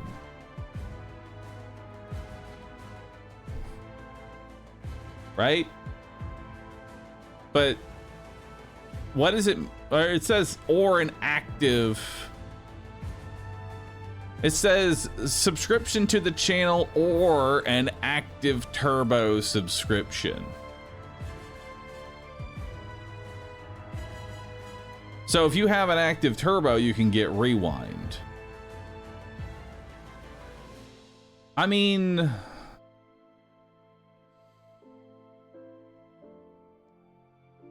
they really want to push more people to getting Twitch Turbo. Turbo lets you have this feature everywhere. And realistically, Turbo is actually good. Like, for the streamer, right? It's actually better for the streamer if all the viewers are just turbos. Because when a streamer runs advertisements, you still get the money based on as if they had watched it, and Turbo doesn't have to watch any ads anywhere. And now Turbo has the feature of being able to rewind the video. I understand that it's a free feature on YouTube and they're putting it behind a paywall, but this is going to be a tough pill for most of people to swallow. Twitch is still in the red. They are still not making enough money. So they have to do something to make money. We can do that for free just by going to the VOD. Yeah, but now you can do it without leaving the channel, and that's more important. Because when you go to the VOD, you're no longer counted as a viewer watching the stream. I imagine that while you're on this page, you are still counted as a viewer. Yeah, you can go into a separate tab. What about people on mobile? They can't do that.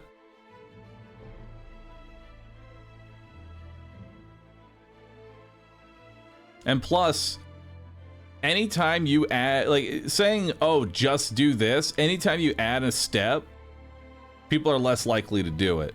Oh, you can go to the VOD. Okay, nobody's doing that. They're not going to click it. Most people aren't going to. Ad block, my beloved. I mean, you're on ad block, run ad block. I like that they're actually incentivizing people to use Twitch Turbo because, truth be told, that's kind of like the better route. If Twitch is going to go more, more ad-based instead of subscription-based, Turbo is better.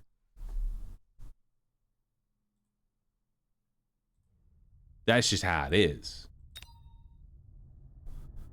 I missed the mecha tournament. No, there's still more battles going on. I'm going to use the restroom real quick, but so Prime is going to die out. I really do think that they are trying to get away from Twitch Prime and move more towards everybody being on Turbo, because Twitch Prime is a net loss in money. They don't make any money off Twitch Prime. It is literally just money being burnt for free.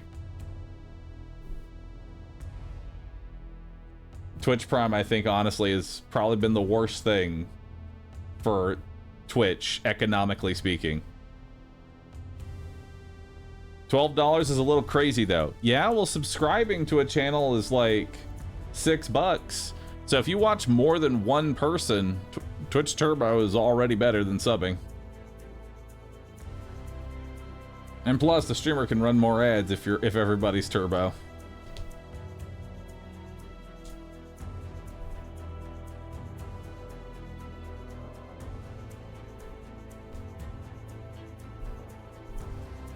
You're ignoring that you don't get emotes with Turbo. True. You know what? How about this? What if, like, you could use the emotes while Turbo? You know?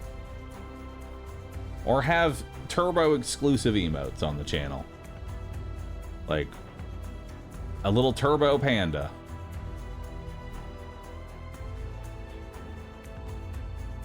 People love emotes. Then everyone loses subs. I feel like subbing is becoming less and less of a I feel like subscribing to channels is a slowly outdating feature that is just slowly going away. Unless you're like a massive channel that just has like thousands and thousands, tens of thousands of subs, it's not great. Ads are better because, chat, I'm going to tell you right now, we have 7,000 subs on this channel, 7,000 subscribers. Rescue, with a measly 600 viewers running ads 24/7, makes more money than this channel by a significant margin. Ads are way better. Ads play a huge part into revenue as a streamer. You think I've been running that 24/7 rescue stream just for fun? No, I'm farming up ads like crazy. And now that they're adding more reasons to subscribe with Turbo, if you are a Turbo viewer, you still get to watch the stream, but the streamer gets paid as if they had run ads. So if your entire chat is running Turbo, then you get paid like crazy. Turbo always worked like that. Turbo has always worked like that. Turbo has always been better for ad economy. 100%. Always has been. And that's why Rescue runs so many ads. Didn't ad revenue change? Ad revenue changed like 4 years ago. They started making a heavy push towards ads as the way to support streamers. The thing is, I feel like a lot of Twitch is in this very old...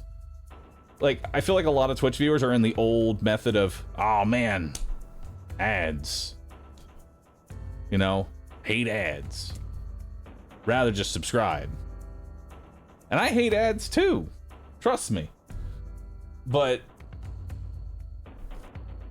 ads are way better at being able to actually pay out the streamer. YouTube has been running off ad revenue as its main source of income since forever. They're trying to get people to do more ads. And with this new rewind feature, you know,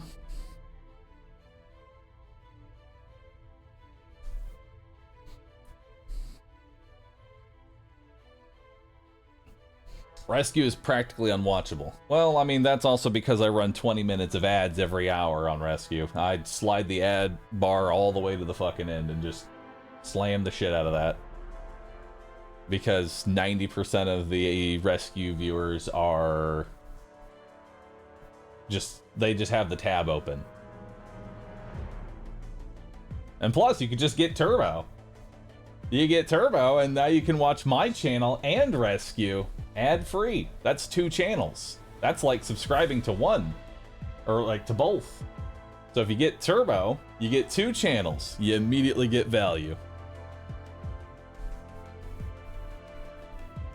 You know what would be a nice thing? I would personally love this. Allow streamers to opt in to giving their emotes, letting their emotes be used on the channel if you are a Turbo user. You won't be able to, you'll have to sub to use them elsewhere, but if you're on this channel and you're Turbo, you can use the emotes. Because it's better that way if everybody is Turbo. If you want to be able to use the emotes everywhere, you'd still have to subscribe. But I feel like that would be much better. And then, not only would you get all the emotes on this channel, you get all the emotes on Rescue. Too many people use Turbo for ad farming. And it would be opt-in. You'd opt into it. Tell you what, use me as a guinea pig. I guarantee you more people would Turbo.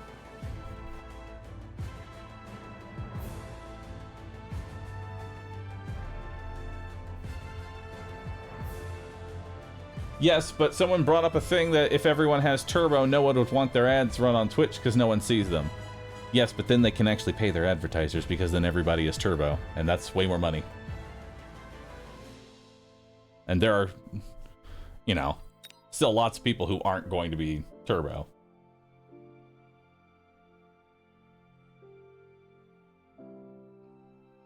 Because, like, if they have less advertisers, well, then they have more money.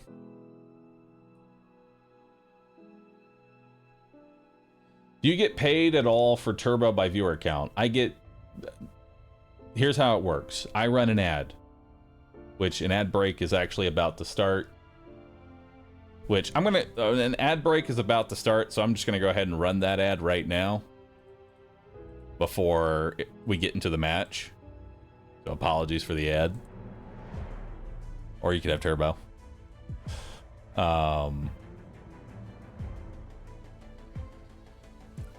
Ad plays. Doesn't matter if you are a viewer or a Turbo, you count the same. That's just how it works. That's just how it works. Yeah, if everybody was paying $13 on Twitch, Twitch wouldn't have an income problem. Twitch currently has an income problem. Gleam Wolf cheered. X300. How long do you think it will take before we end up with Turbo Plus, where Turbo just shows fewer ads? I think we're a long way away from that. I think we're a long way away from that ever happening. It's always something. I'll be right back. One moment. Quick burp.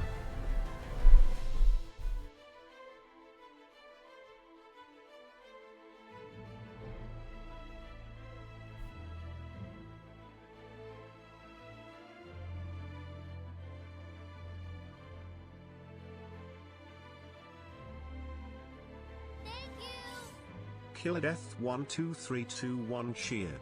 X300. Quick chat, while he's gone, jump on the bed.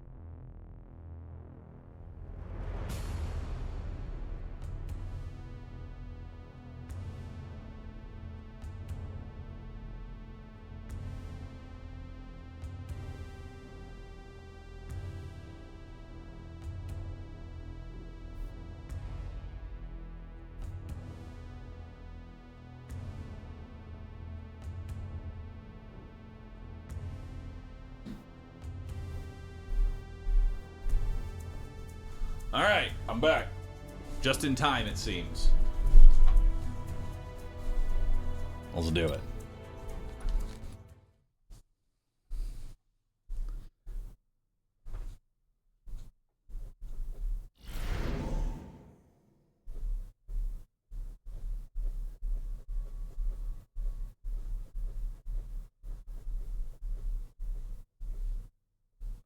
Ooh.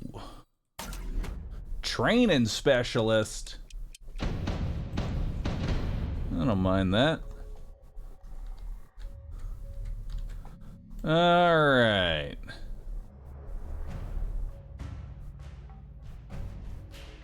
Sabretooth, my beloved. Gleam Wolf cheered. X300. So what you're saying is, you use a small channel with a medium amount of ads for a large payout. It's not a medium amount of ads, but I'll let you have that, yes. Is this still the tournament? It is, in fact.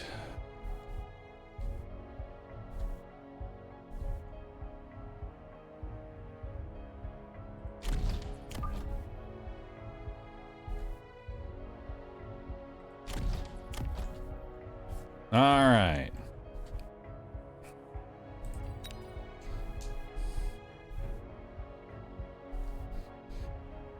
So we're training specialists. They are typhoon specialists.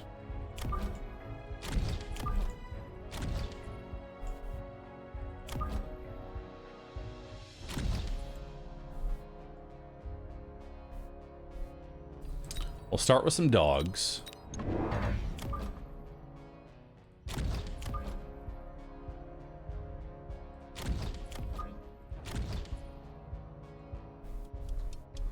I think we might level up a dog. Potentially. We'll see. I'm keeping it off cooldown for now.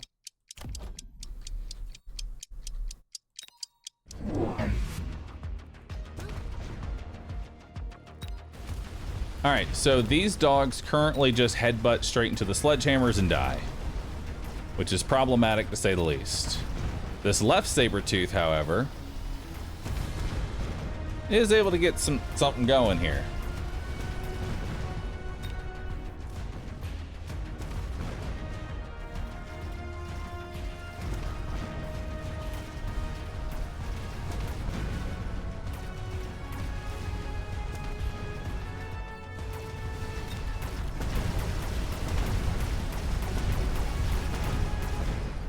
All right.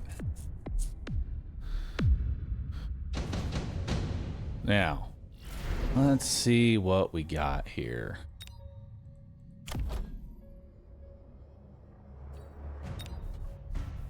I do like the 2 Void Eyes.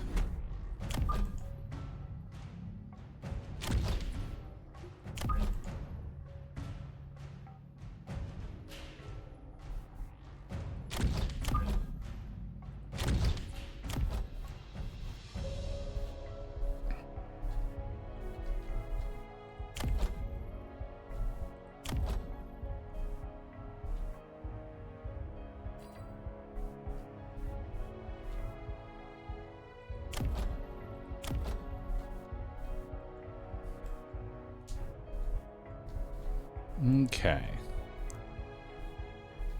Now we are going to need an additional sledge.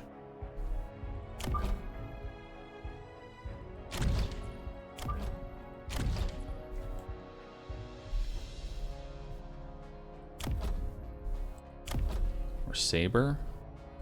We're gonna need stangs as well. We need some stangs.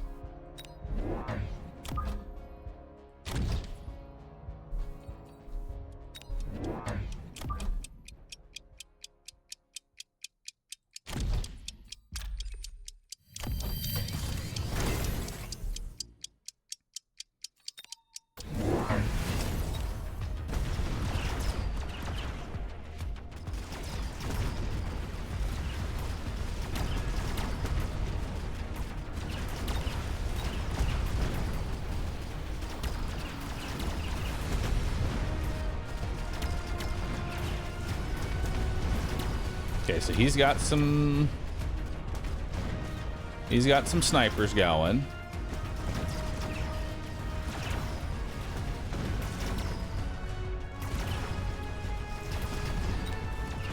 Now this saber is leveled up.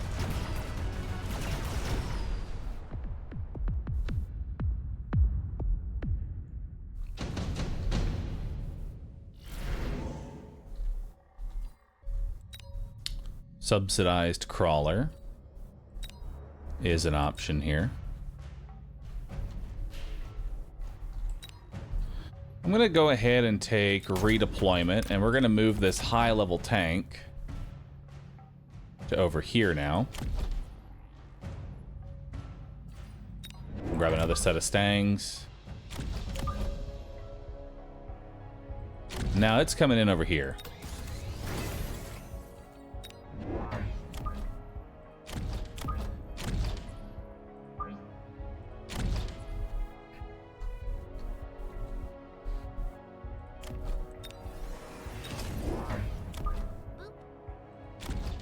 And we'll get a couple more hounds right here.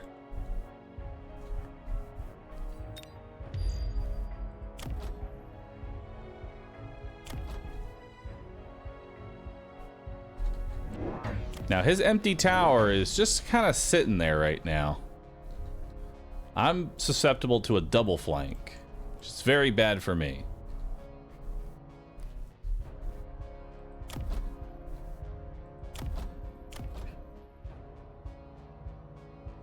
He puts the shield on left side, probably because this Sabertooth is so strong.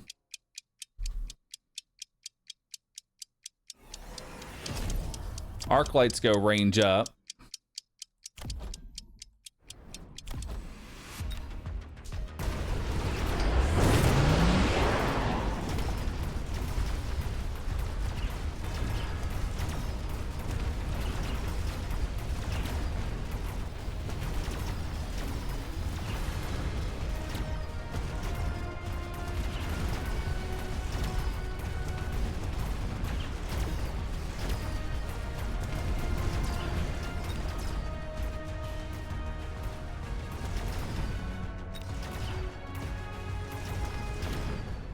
All right.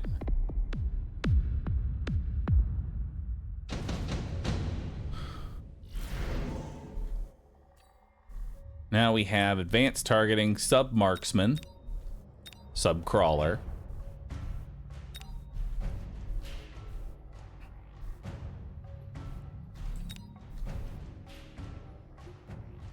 Sub-marksman showed up again because nobody took it. If it had shown up, there wouldn't have been another one. Let's take a shield airdrop right here.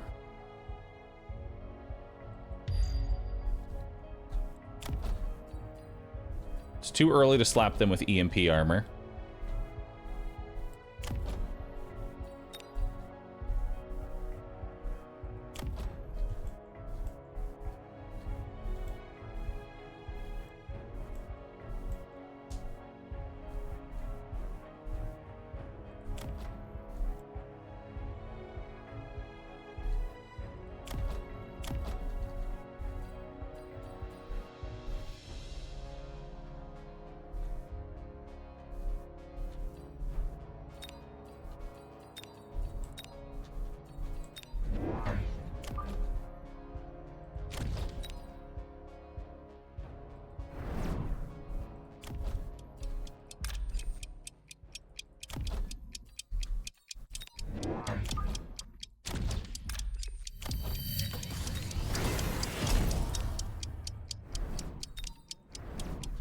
All right, let's do that.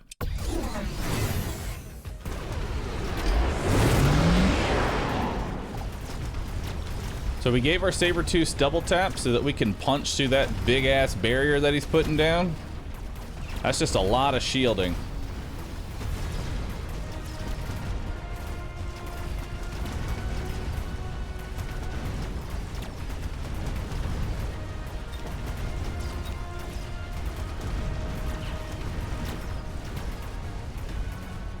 So now the barriers are off the board, which is nice.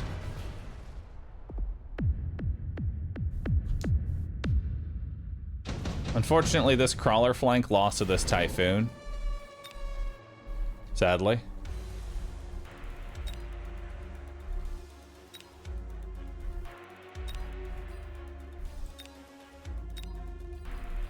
Grab a laser sight here.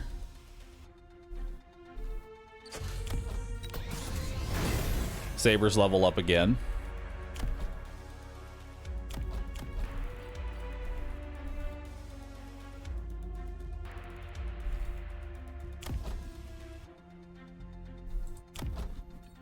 I'm gonna go EMP armor now.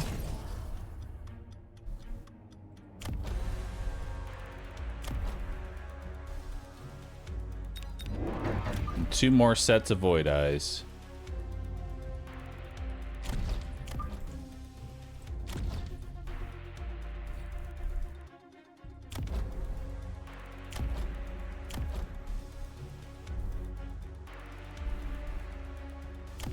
With range up on the Stangs. Take these crawlers that aren't doing anything and put them over on the steel ball side.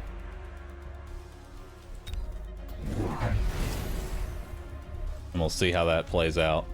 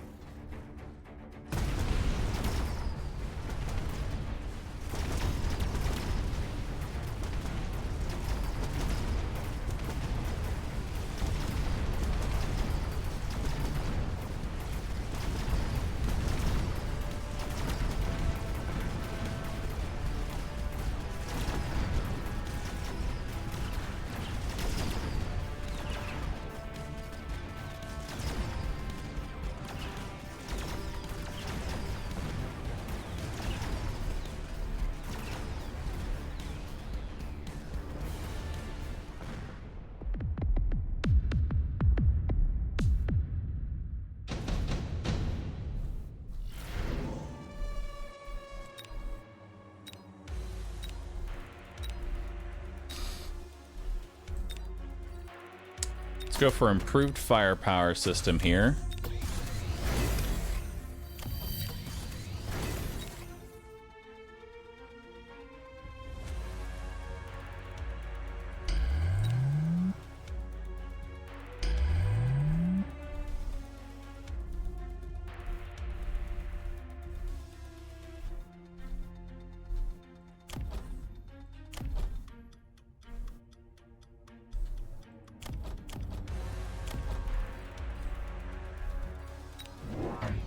Put another set of void eyes right here.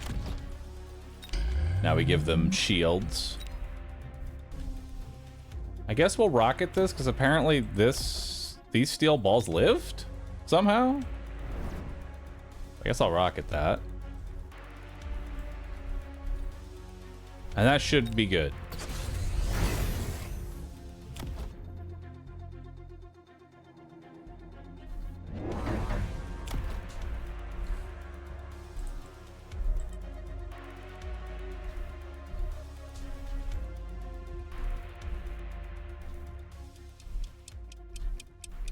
Boop.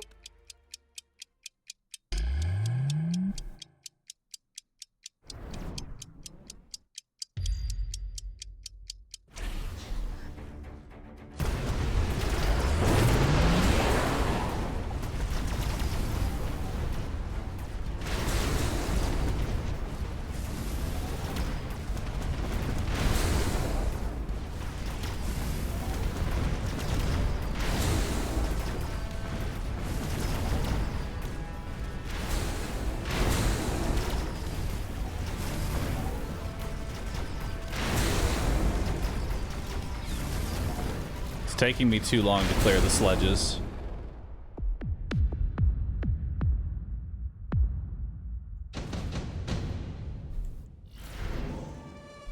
That's our main problem right now. I can't clear the sledgies fast enough.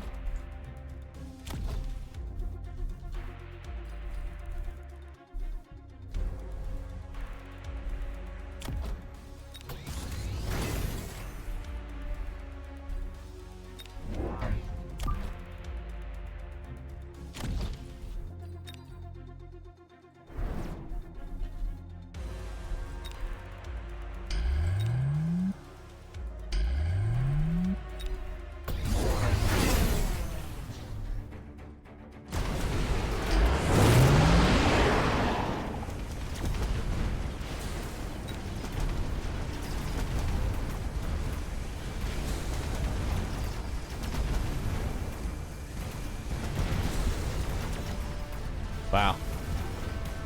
That's an unfortunate EMP timing.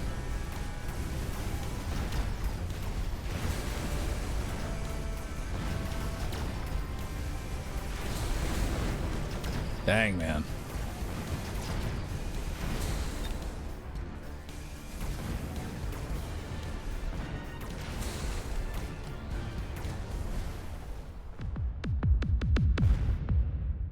Absolutely just destroyed there.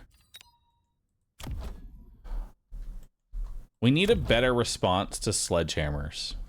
Sledgehammers take too long for Sabertooths to kill. XArclight cheered. X300.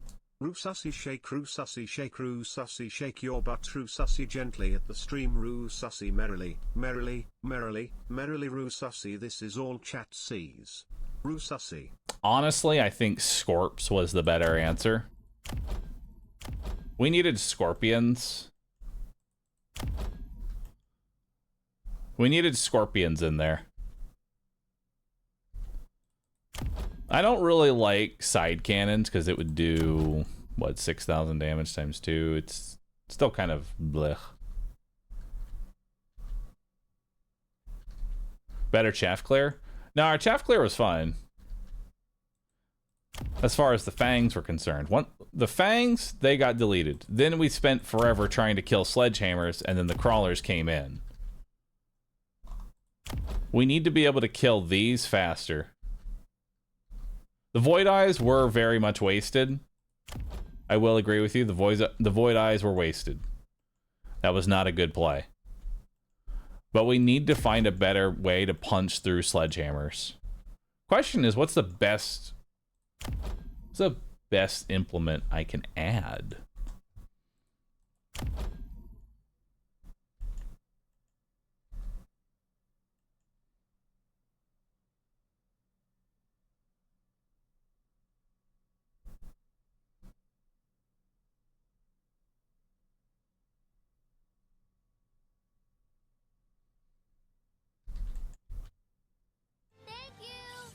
Killadeath 12321 cheered.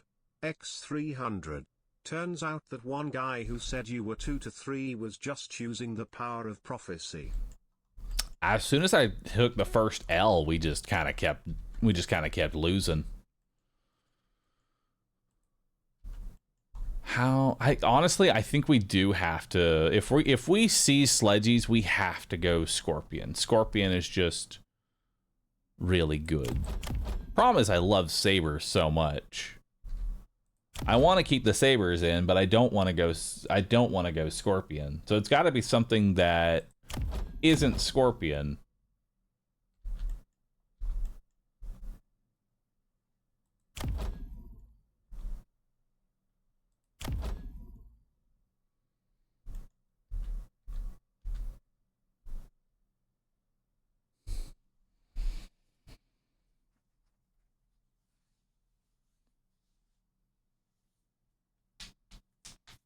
I mean, damage Vulcan isn't the worst answer.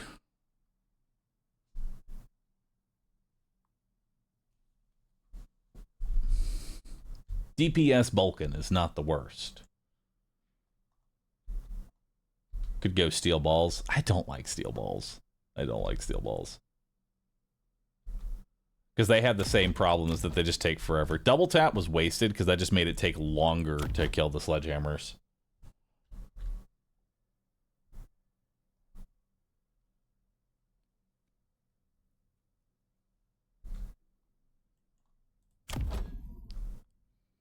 Target balls. The problem is that balls, unless they go head on, come from the side, and then they take them out one at a time, which is the same problem. I think Phoenix may have been a better option.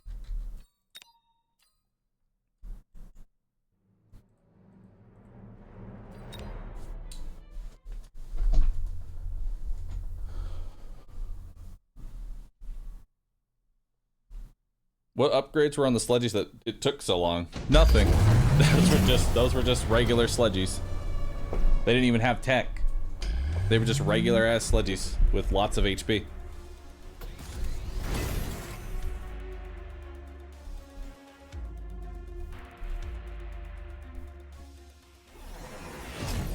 They just some thick boys.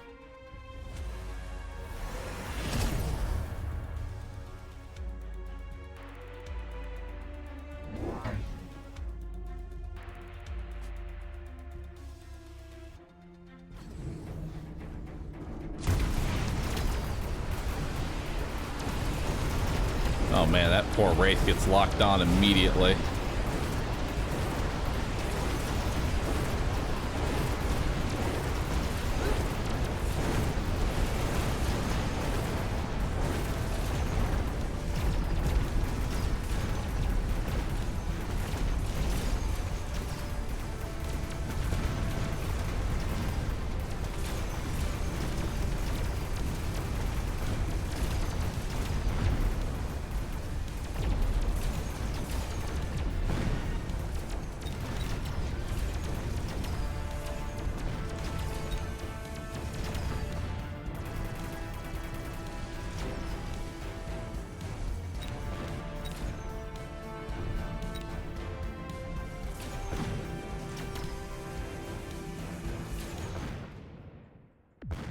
Have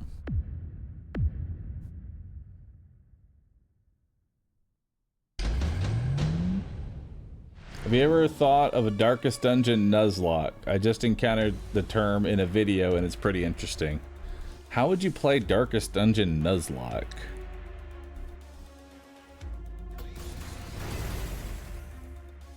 That seems interesting to me. Charge shot arc lights could be pretty good for dealing with sledgies. They'd have to be pretty high level for that to work. Oh, you have abandoned the tournament. Why does that keep happening?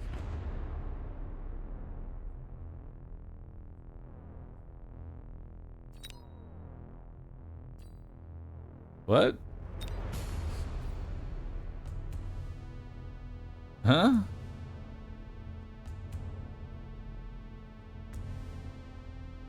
Well, I mean, all right.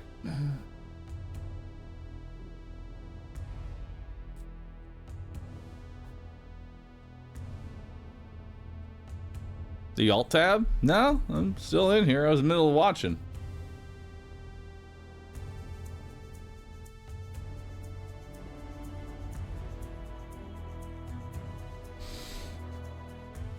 You get all the people that you can. You don't fire them. Only death can get rid of them, and no deleting quirks.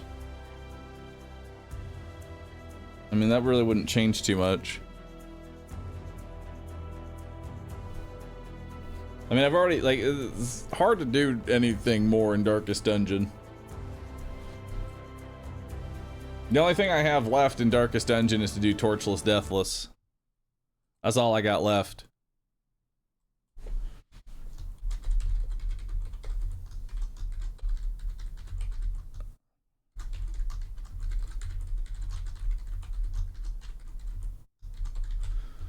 Alright. We got a new game. I don't know why that one...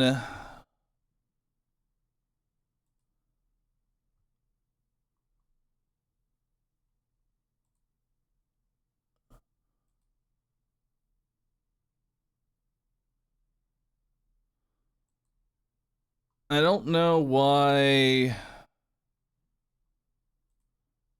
I don't know why that happened, but we're out. So we're going to try out a game called Hordes of Fate.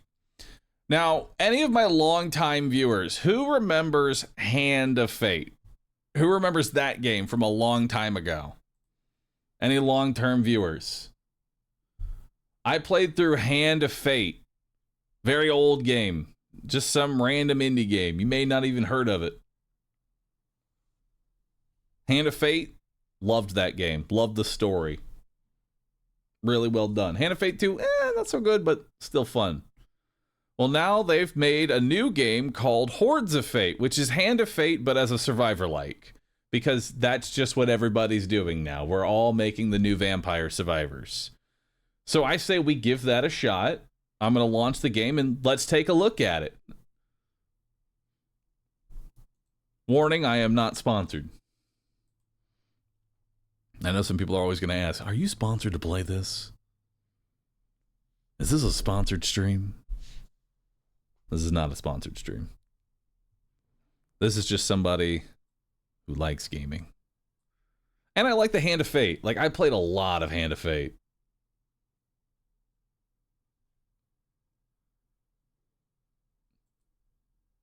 Chat sponsors you, so it's kind of sponsored. I guess it kind of is. I'm sponsored by Twitch chat. This game is best played with a controller. No, I refuse. All right, let's see if you pass the test. Test number 1. Does the game destroy my ears on launch? That's all. There's two things I always go for. Number 1 is the volume at 1,000,000%. It's loud, but it's not that bad. Let's turn it down a little bit.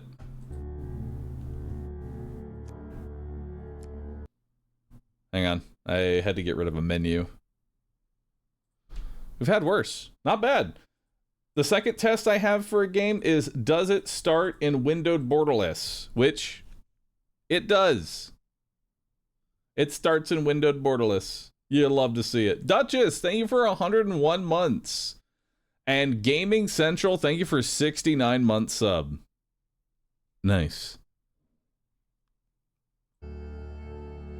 Hordes of Fate. Hand of Fate Adventure is currently in development. This demo offers a first glimpse into what the game has to offer with a playable early challenge, and for those who defeat the boss, a higher difficulty variant will become available. What to expect in the demo: an early challenge, a single playable hero, a selection of unlockable encounters, equipment, and enchantments and blessings. Coming to the full game, more challenges and boss variety, more enemies and types locations, more equipment, encounters, and quests, more game-changing enchantments and blessings, deeper meta progression with more unlocks, new voice lines, improved gear balance, and more. Nice. I like being told exactly what I'm getting in the demo right before I even launch into it. Gives me a good idea of what we're doing.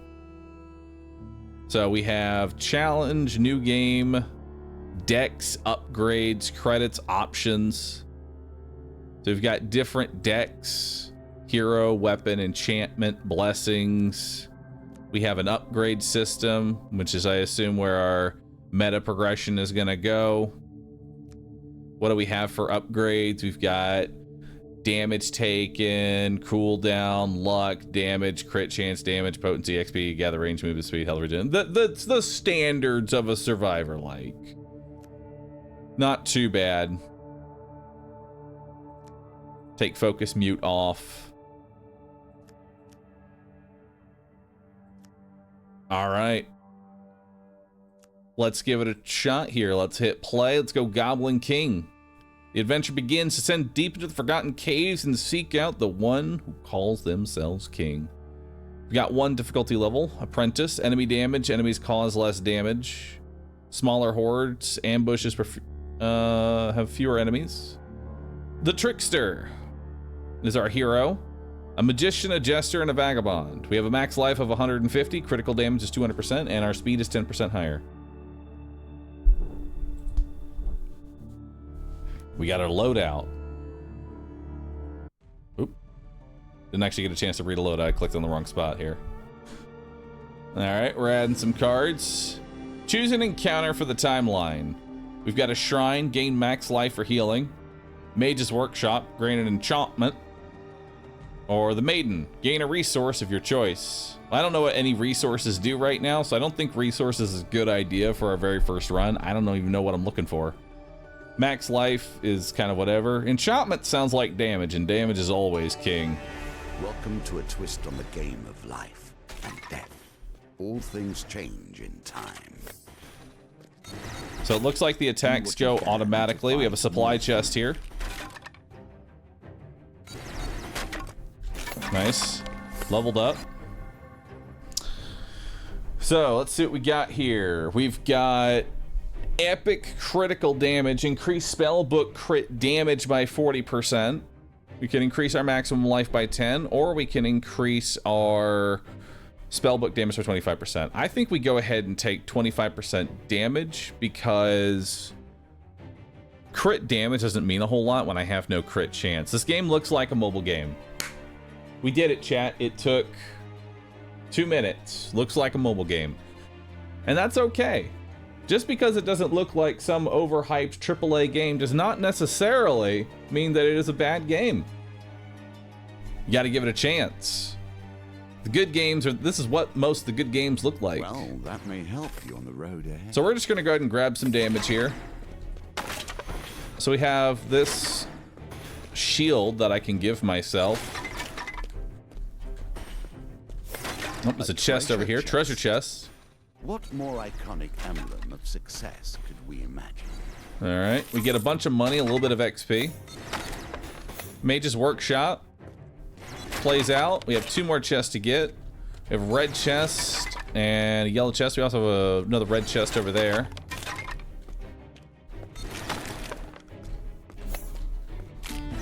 Here is a man with a particular set of powers turned to mere trade.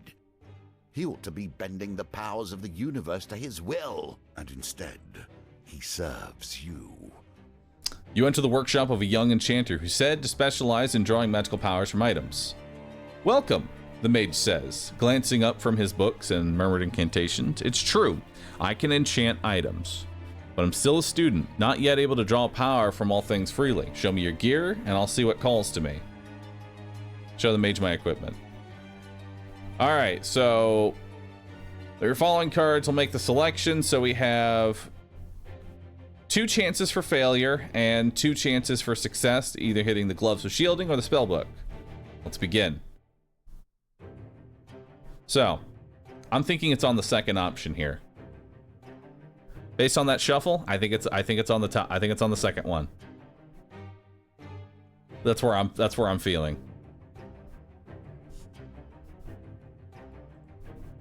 Gloves of Shielding, there it is. I saw 1 and 3, by the way, and both of those were wrong. All right. It is done. The enchanter declares with a smile, I dare say Gloves of Shielding sings a sweet song indeed. Common, gain Gloves of Shielding enchantment. So now I've enchanted my Gloves of Shielding. Absorb additional attack while the Gloves of Shielding is active, and increase the Glove of Shielding duration by 50%. That sounds awesome. We also get a level up here. We can take another 35% spellbook damage, which sounds very nice. Open the chest. So red chests are health chests. I'm curious. So and they're only health. So if we don't need it, we shouldn't grab it. Will you be the one to finally usher the undead into true death? Gnomes. A band of tiny gnomes burst out, surrounding you as you pocket the coins from the chest. That oaf's opened it, one squeaks. We can claim the trinket now, cries another. You glance back into the chest and, sure enough, a small wooden idol rests within. You place it on the ground before the gathering crowd. You have 1 chance of failure, 2 chances of a success, and 1 chance for a huge success. I think that's 2. What are y'all feeling? I think that's 2 again. Could be 4. My gut says 2, but I'm gonna go with 4. They were both successes. The major success was on 1. A brave gnome snatches the idol and darts back to the others. They huddle, inspecting it closely before nodding in agreement. The group forms a circle around you, performing a lively dance before they vanish, just as swiftly as they appeared. You sense a new energy emanating from your equipment. Choose 1 from 2 different enchantments. They're both for the Gloves of Shielding. So I can increase the Gloves of Shielding duration by 100%, or increase my movement speed by 50% while the gloves are active. Very good options here.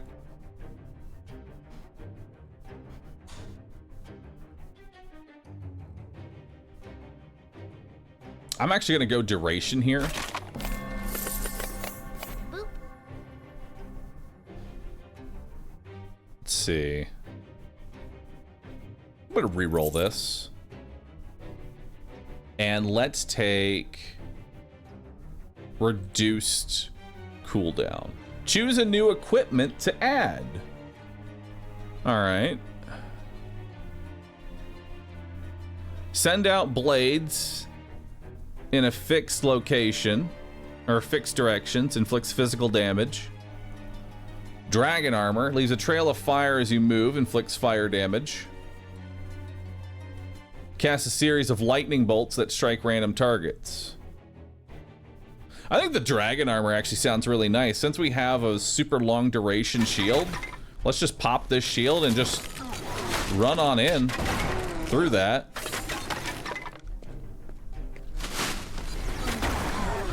We can shield up. That's not as good as I would have wanted there. Oh, we got this here. Scroll of Swiftness. Okay, it takes a second for the shield to go off. It's not instant. The mage can create may be used against them. Yeah, higher duration does not mean stronger shield, sadly. You take the scroll, crack the seal, and unfurl it. A parchment has a short incantation that you read aloud. My actions are without effort. Without delay, I strike. Bestow these powers on 2. my gloves of shielding.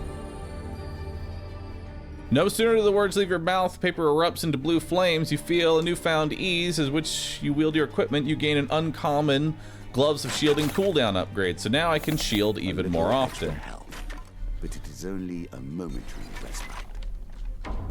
Now the tables have turned and you the No sooner do you open the chest, do you hear a chatter of goblins from out of the darkness. More hordes have been added.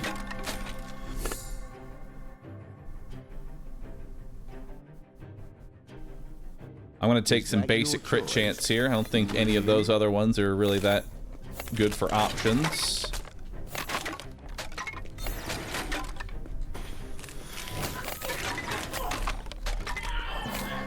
All right.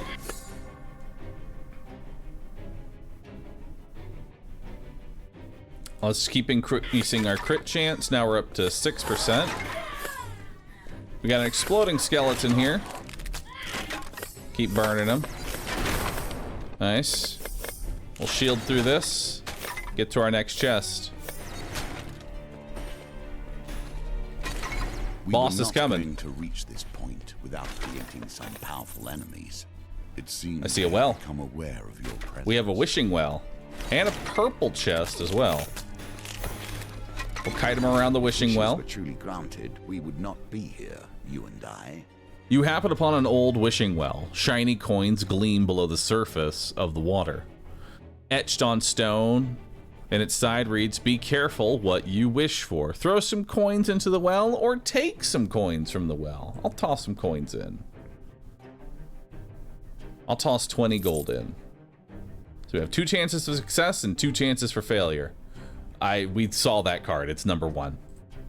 There we go. We saw the top card. The gods are pleased with your offering. You grow in power. Choose one of 3 upgrades. I'll grab some health. I think we're going on a very tanky build here.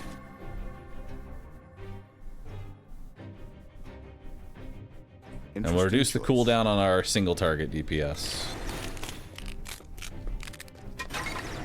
Now we do have a purple chest here, chest of shards. Innocently left in a completely safe environment, I'm sure. And Wisdom's Call here.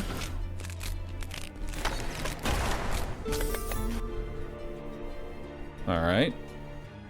Caught within a dense thicket of brambles, you spy a gilded horn long forgotten. The instrument is bound tightly by the plant's thorned branches. Use the dragon armor to burn the brambles. Nice. Which I would assume gave me an additional chance of success here. So let's begin. It's number 2. We saw it on the top. Victory. You are learning. Your dragon armor erupts in flames, and the brambles and thorns wither and writhe from the heat, recoiling back into the earth. You carefully take the instrument. You press the horn to your lips and blow. Gather all XP. Wow. That is really good. And let's take a shield cooldown for our gloves. A wise decision. Ooh, we actually have even more. Reduce the equipment cooldown by another 15%. Even more shielding. Okay, we got to take the portal here. We have another level up. Reduce all equipment by another 12%. Anything down here? There's a green chest, which I'm not going to have time to go get.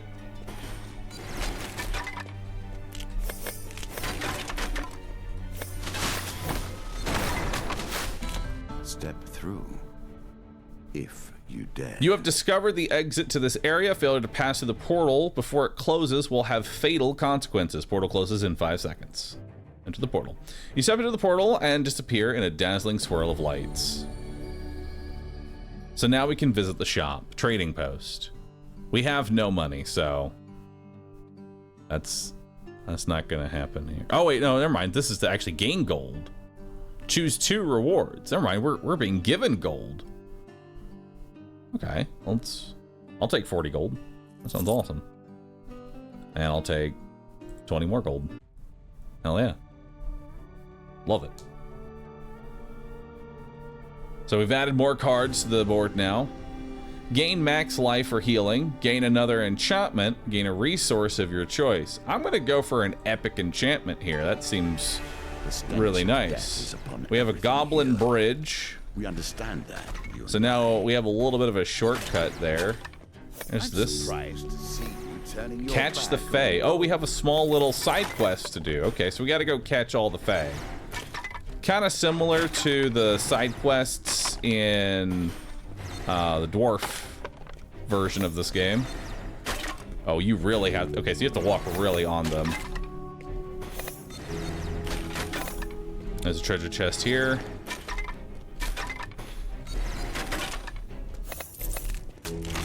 Treasure. It draws the eye and the hands. Heart of the North. I don't know what this is. Seated upon the throne of wicker thorns is a shaman of the North. Straw-plated charms and oddities hang about her. You are not the one who defeated me, she hisses. With a flick of her hand, you are swallowed by a sudden blizzard of snow and ice. Wanderer can attack the witch. Cold Snap can use Cold Snap. So we know that we need these two for the future of this event. All we can do is brace ourselves. 2 chance for failure, 2 chance for success. I think that's number 2. Based on how that shuffled, that feels like a number 2 to me. What are y'all feeling? What do y'all think?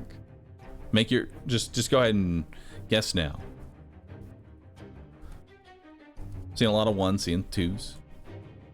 There we go. Here sets the tone for your challenge. You shield yourself as wind, ice, and snow whirl around you. Then, as swift as blizzard came, the winds fall silent and the witch vanishes. A fresh blanket of snow now covers the ground. You freeze all enemies. Nice. You can see what this green chest is now. It's a supply chest. We haven't really done one of those before. We got some supplies. We got food.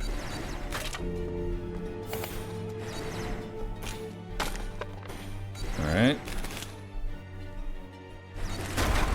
Again, the surprise attack. All right. More hordes have been added. Wear thin on subsequent travels. Projectile equipment damage increased. Reduce the cooldown of dragon armor. Let's reduce the cooldown of dragon armor.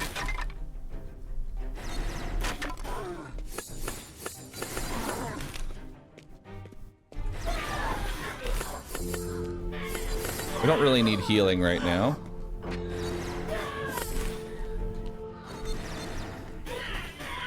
Oh, hey. What's that?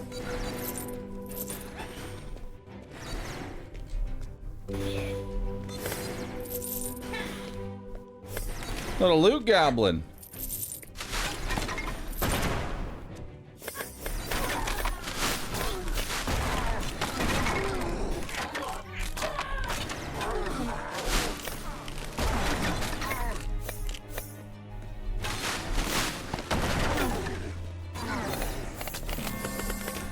Very nice. I'll take a bit more crit chance here.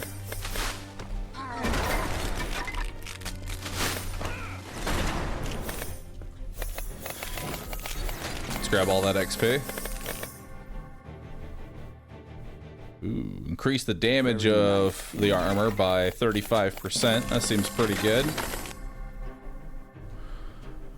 All right, so we got a couple of options here. We've got Cardinal Blade, send out blades in fixed directions, increase physical damage, or inflicts physical damage. It's Cold Snap. Boop. Lob a explosive bomb at the nearest target, inflicts frost damage. Or Lightning Crash, cast a series of lightning bolts that strike random targets.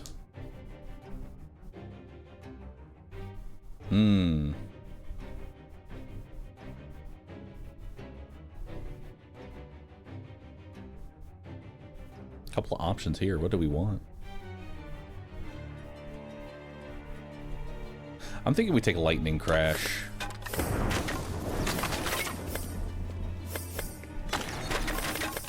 All right, let's go get our last 2 spirits. Not sure where they're at. There's one. Spirits roaming the darkness. With the struggles, the boundaries are weaker than they've ever been.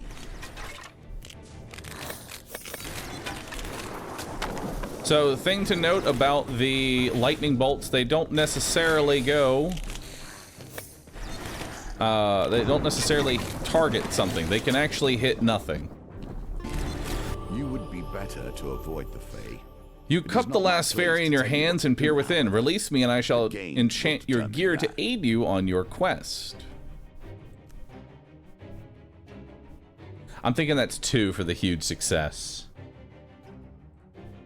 Oh!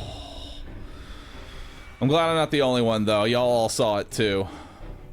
I do get an enchantment, though, and we can just go all damage here. Not completely useless.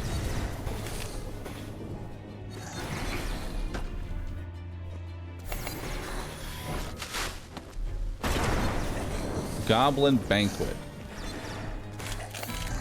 A moment to rest and recover your strength.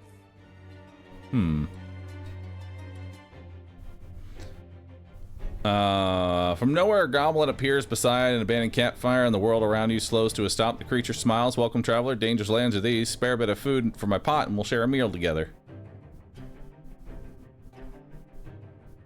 I got some healing. Why not? Oh, good thing I did too. Ooh, lightning crash potency by 35%. Wise decision.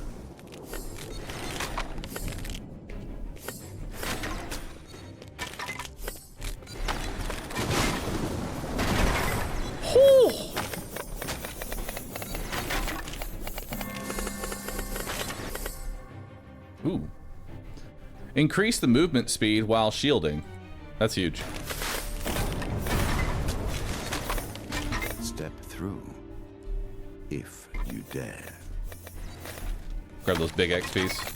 A tear between worlds. All right. A thing that cannot be, yet is. All right, choose 2 rewards. Gain 2 shards. I mean, meta progression is always a take here. And I already have plenty of gold, so I will take the max HP there. All right. Got quite a bit of hordes. I'll keep taking enchantments. So much death here. It leaves behind Chest so of much shards. that is tainted and unclean. I would not risk my Oh, I see a hammer. mere treasure. You do as you see fit. Trial of Fortitude.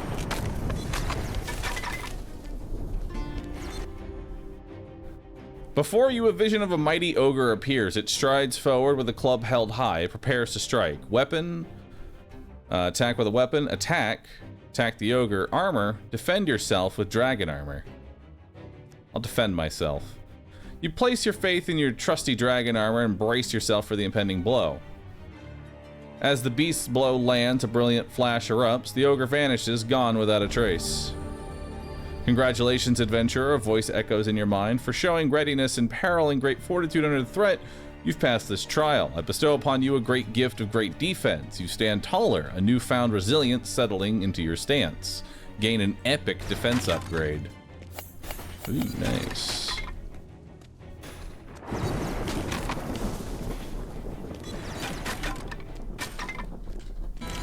Every tool a mage can create may be used against them. Let's keep going. Gloves of shielding gloves here. Increase this area of equipment. Let's take good old crit chance. Every game must include an element of surprise, you say. Sometimes it is the human on the other side of the table. Sometimes the All right, we got to light 3 of these things. dice. Without it, the game is nothing but a computing machine.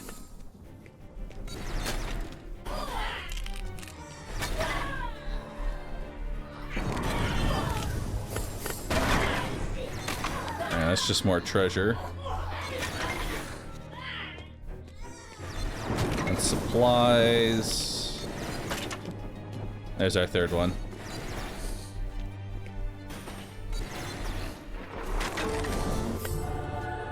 Alright. As the brazier bursts into flames, an ethereal warrior appears beside you, eyes fixed on the flickering light. I failed to heed these beacons when they last burst. The spirits whisper, if my spirit still has strength, let it serve your cause. Place an item of your choosing into the flames.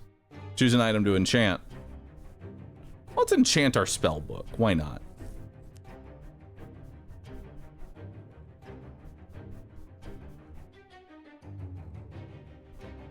Let's go one.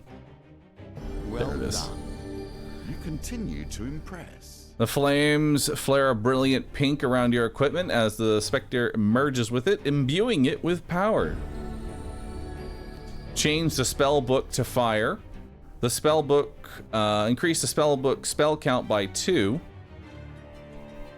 Each spell book spell is explosive for half damage, reduce count by 1, and increase damage by 100%. Ooh. I'm gonna take Swift Barrage here.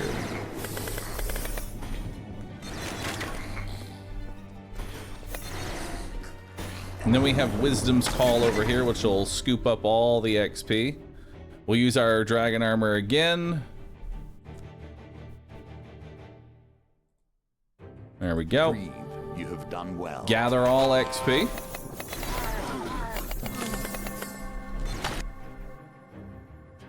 Let's further increase our crit chance.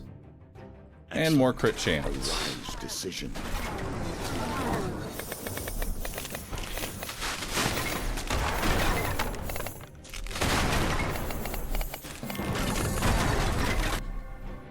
Alright.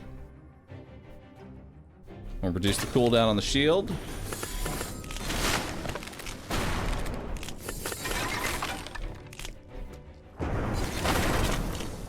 Not sure what the giant arrow is trying to point me to, so let's go see. Oh, it's the enchantment.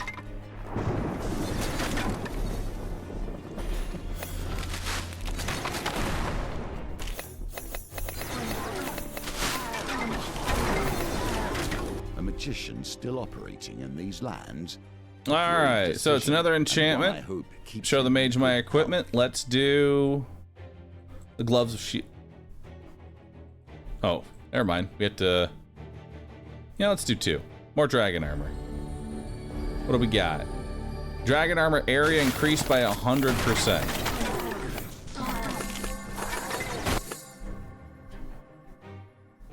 Reduce all cooldown by 3%.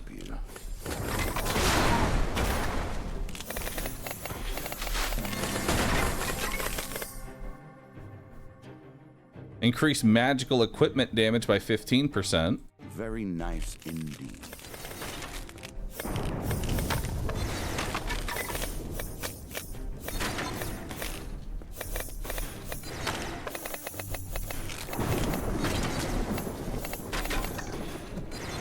We were not going to reach this point without creating some powerful enemies. It seems. Ooh, gather range by 45%. Yes, please.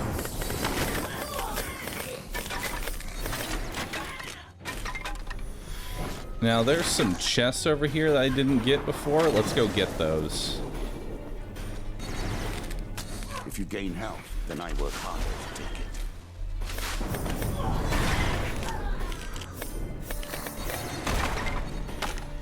And I think there was another gold chest up here.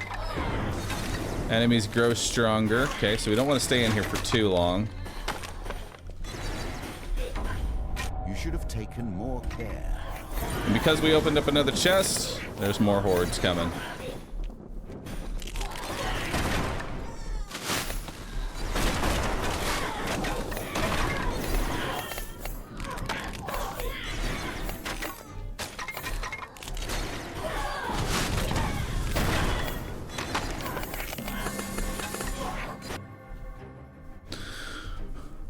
All right, we got Death Harangues, Cold Snap, and Cardinal Blade.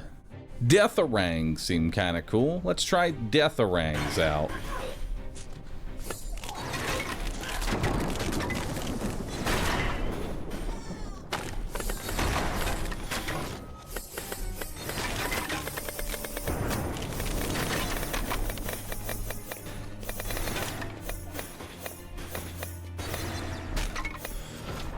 Plenty of XP. And we'll get one more supply chest.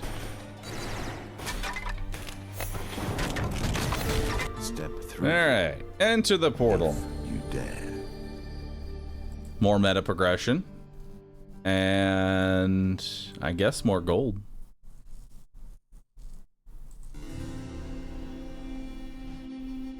You know, let's see what the maiden has for us. You have to click on the shop? Oh, I do? Oh. Well, no wonder.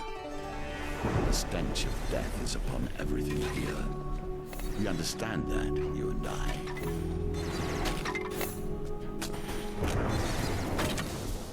Alright.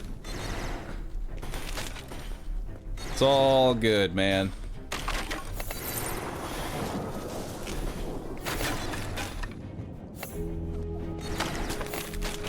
Hey there, buddy.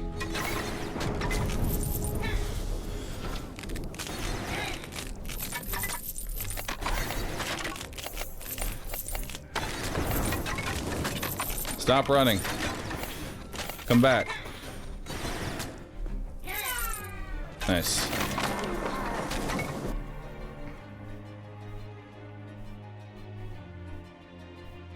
Sure, I'll take some damage.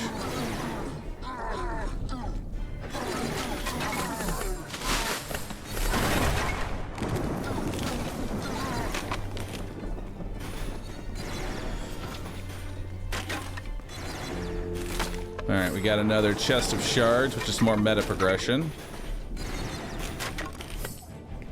And then Trial of Fortitude. We already know we have the shield. But now we can attack with a weapon. As your blow lands, a brilliant flash erupts, the ogre vanishes, gone without a trace. Epic death rangs damage up.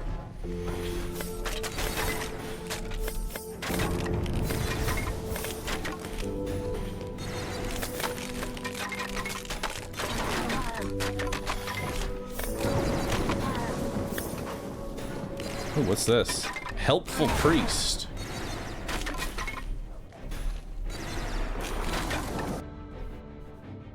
You meet a wandering priest who greets you in a friendly manner. For a small share of provisions, I will bless you. Sure, have half my food. Okay, we know that's 2. That will set you in good stead. Gain a blessing. Increase all damage by 100% when all equipment when all equipment has 1 or more enchantment. You would be better to avoid the Fae. What It is doesn't not have my an place to enchantment tell you right what now? to do, however, the game will determine that. We know that's 3. Huge success. So choose an enchantment. What isn't enchanted right now? I think lightning. Lightning doesn't have an enchantment. Increase the lightning bolt crash by 3.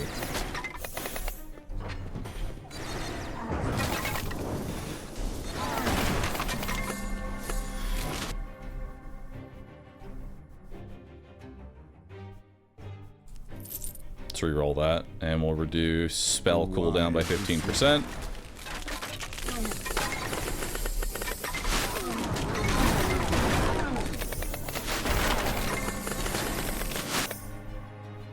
Increase luck by 10. Not sure how effective luck is, but I have it now.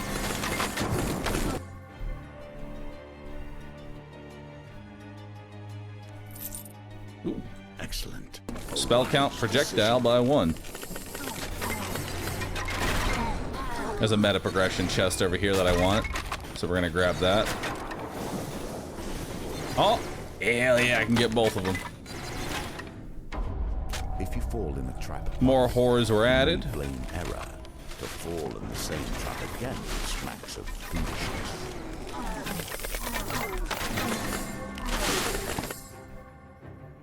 Sure, I'll take some XP gain. I don't know how long this goes, so XP gain seems alright.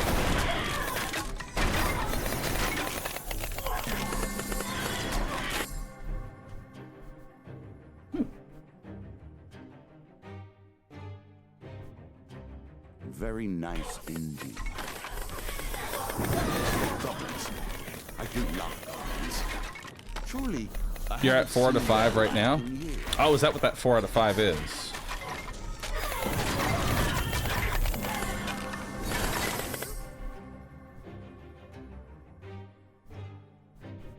Defense by 6 seems really nice.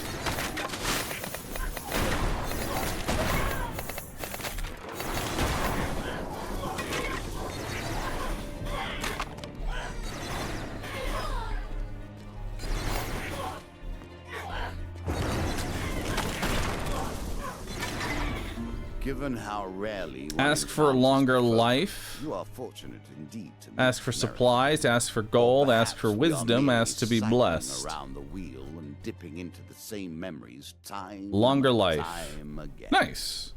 I got 74 max life.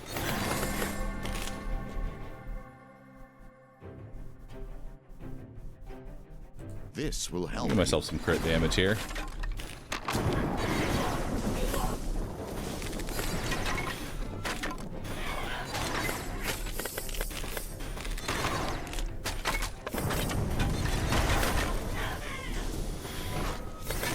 There's a health chest over here.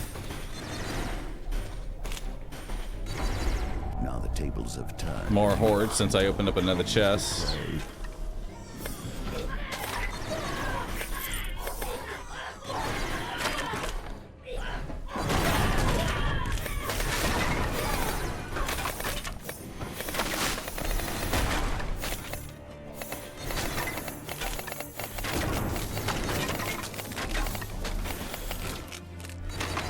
Step through Turn back. if you dare.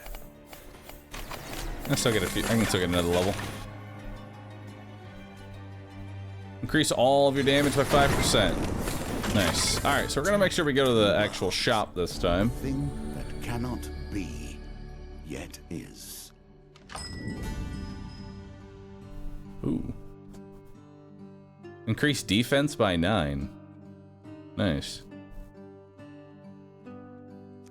Let's roll. Projectile and equipment damage by 20. Unfortunately, that uses the wrong resource. I'll take the spellbook cooldown.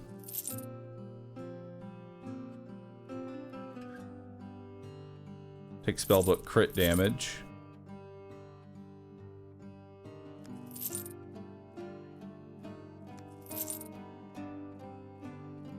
And increase the spell count by 1. Nice.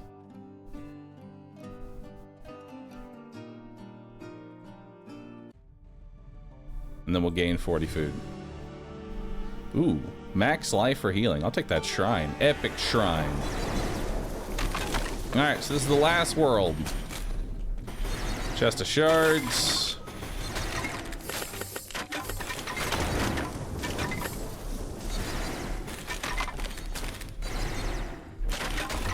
Again, the surprise attack. The novelty must wear thin with subsequent travels. Alright, we light this one. We get a little bit of HP. There's a campfire for healing if we want to go that route. I don't think we need to do that.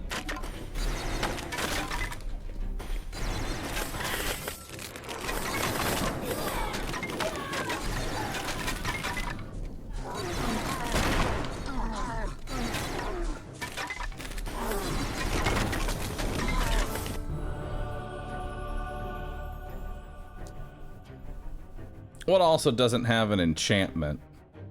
I think Death Rings don't have an enchantment. That's 4. Excellent. A wise decision.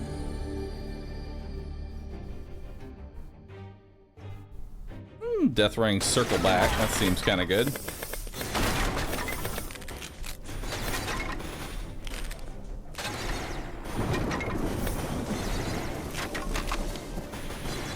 Now they just kind of disappear into nothing.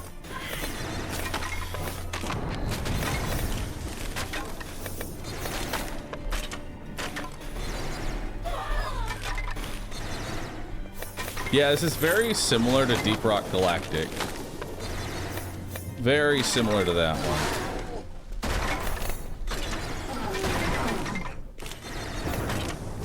We got a wishing well. If wishes were truly granted, Let's throw some coins in. We'll throw 40 gold. I think that's 3. Huge. Choose one of 3 upgrades and an enchantment. I'll take some move speed. And we'll increase the duration of the shield by another 100%. So now it's just kind of open forever.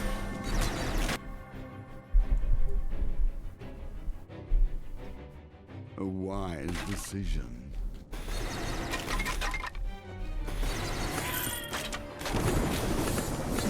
It's up all the time and has like no cooldown. That's great.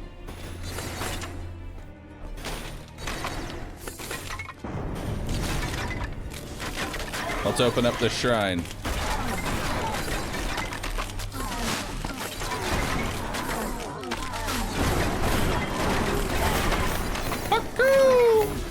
Pray if you must. Epic. May you receive Pray to better be results blessed. from them than I have in turn. Bless me. Epic. Gain a blessing. Gain 15 healing whenever you gain gold. Interesting. Guess Well, lightning crash that may potency. help you on the road,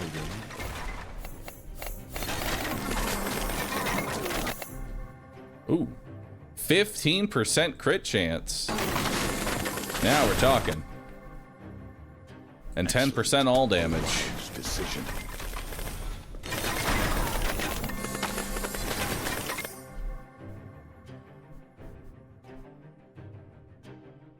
I'll take more crit damage.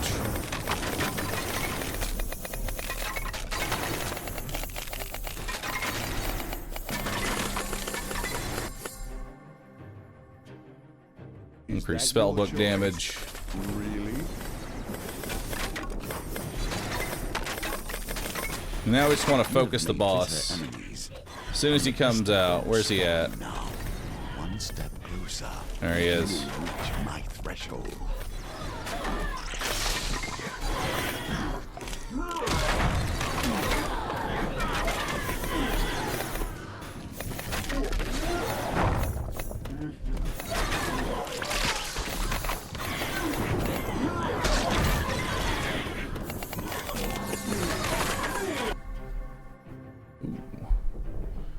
Change the shielding damage type to frost. I'm not sure how that works, but okay.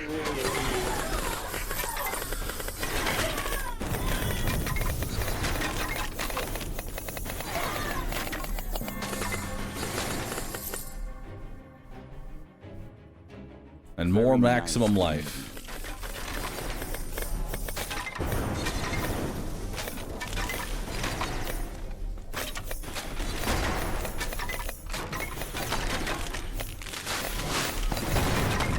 Step through.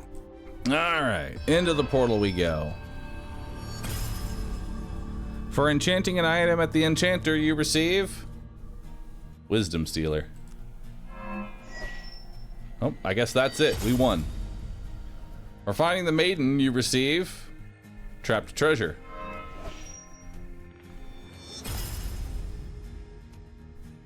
For defeating the Goblin King, you receive Adventurer and Skeleton King Shield. Alright. Kind of abrupt on the ending there. It's a little rough, but overall pretty fun. Not too bad. And that is Hordes of Fate, Hand of Fate Adventure. Let's grab some upgrades. I have 26 meta progression. What would be the most beneficial?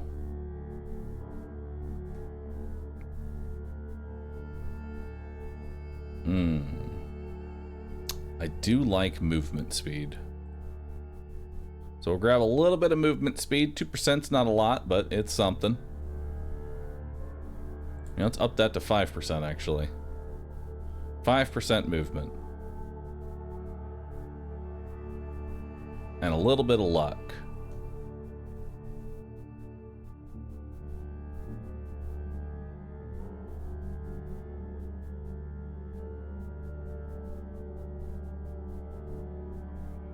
And then some damage. All right.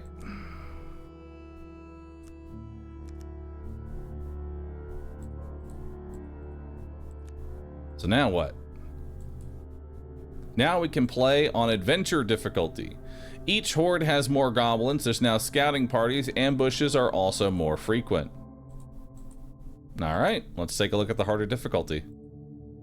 Got the good old trickster. Our loadout stays the same. Let's begin our adventure.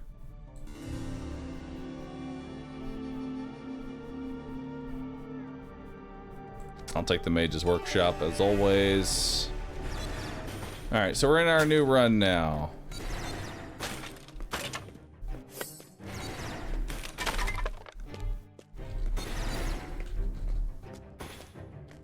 I want to make sure that we get plenty of gold here.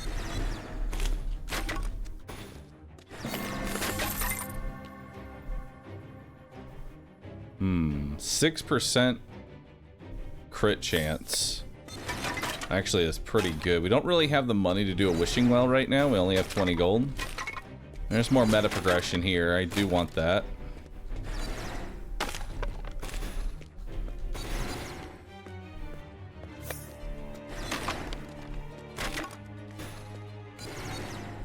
Is there a gold chest over here? There's a gold chest.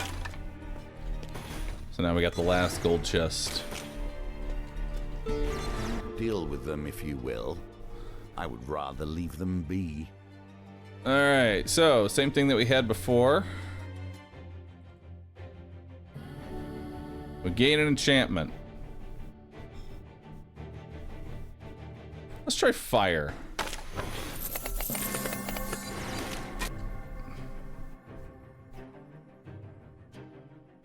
Interesting choice.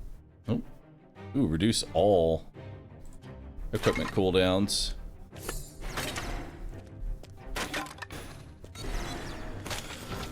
Not sure how effective reducing that really is. We can hit both the circles here. So now we're getting some food.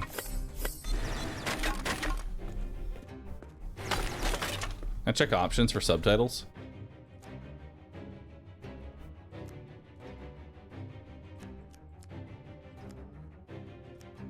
No subtitles.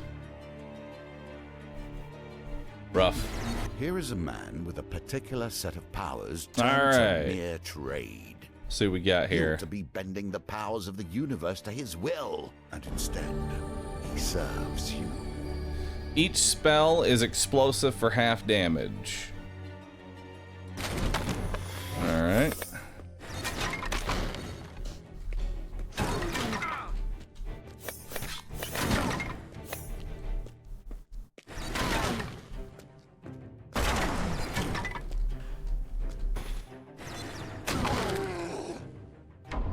Every game must include an element of More surprise, hordes. you say.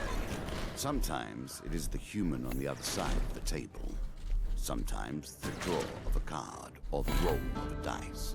And now, because we have fire, I can the actually use my game's spell nothing book but to a burn the computing brambles. machine. So that's pretty nice. We know that's number 2. All right, we gather all XP.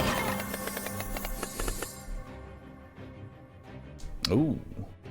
New item. Skeleton King's Shield. Orbits and projects a beam of energy.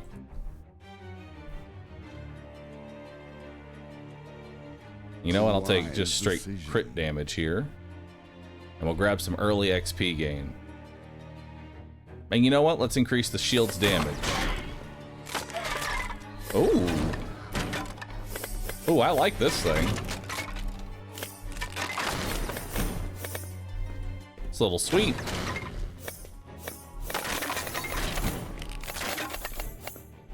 I like this little lightsaber. good.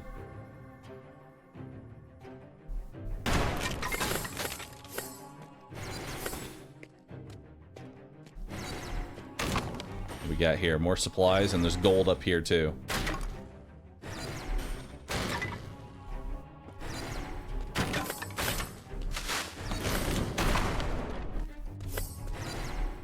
We were not going to reach this point without creating some powerful enemies. It seems they have become aware of your presence.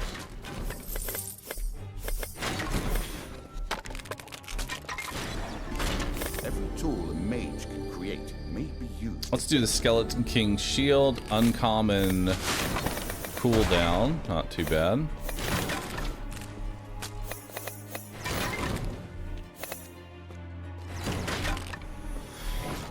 There's another gold up here.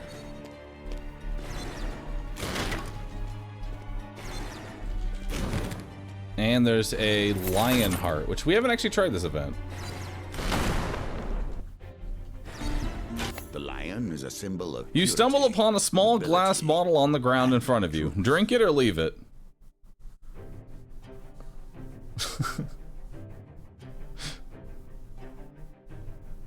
Cheers, I'll drink to that. The taste is simple yet sweet. You gain some max life. Excellent. More crit A chance. wise decision.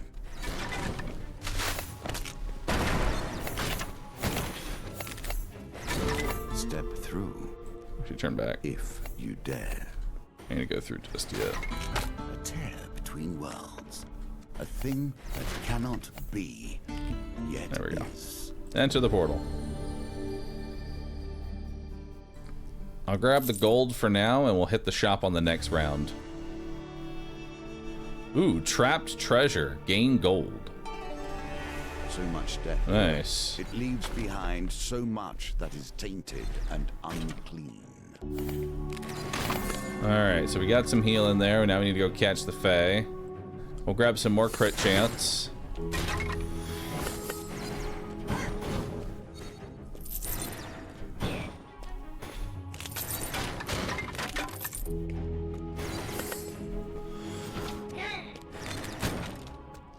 Hit him! Come on, Fire Dot. There we go.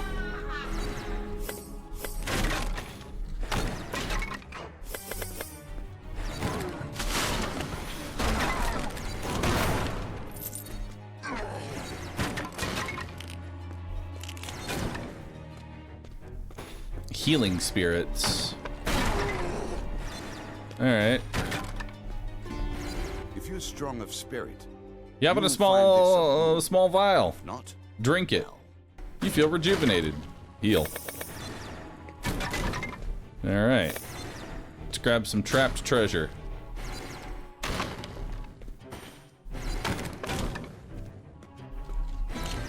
wealth is not the solution to every problem. You spot an It does old not gilded hurt. chest half buried beneath the pile of rubber. A single ruby is sitting at the top. You can attempt to uncover the chest, or you can take the ruby that sits right on top. I'll take the ruby. Keep it humble. Keep it humble.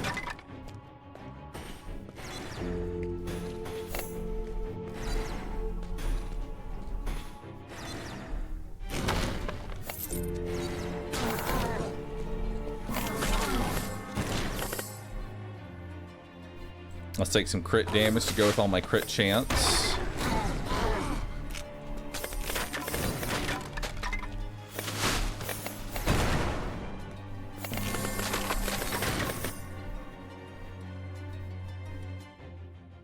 I'll grab What some more will you crit do with chance.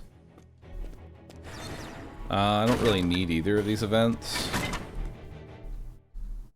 Both kind of whatever.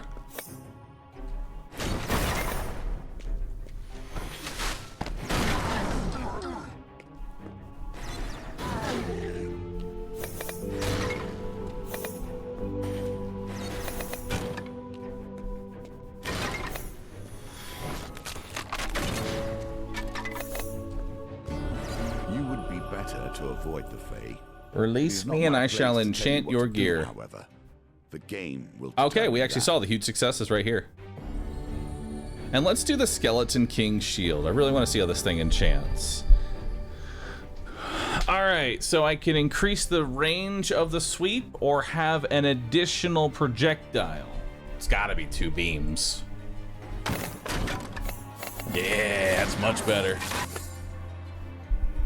And let's increase the beam duration now. All right.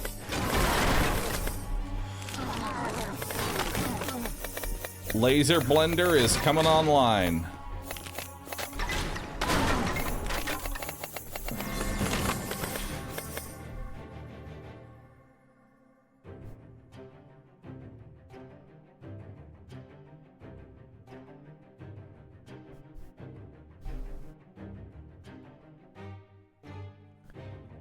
Let's take the dragon armor. Seems like it has synergy with the others.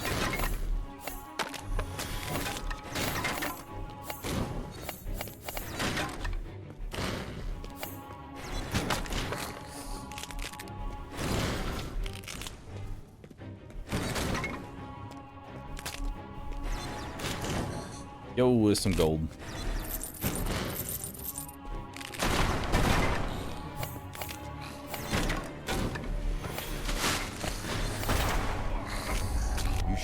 More care. A wise decision. All right, let's take more crit damage.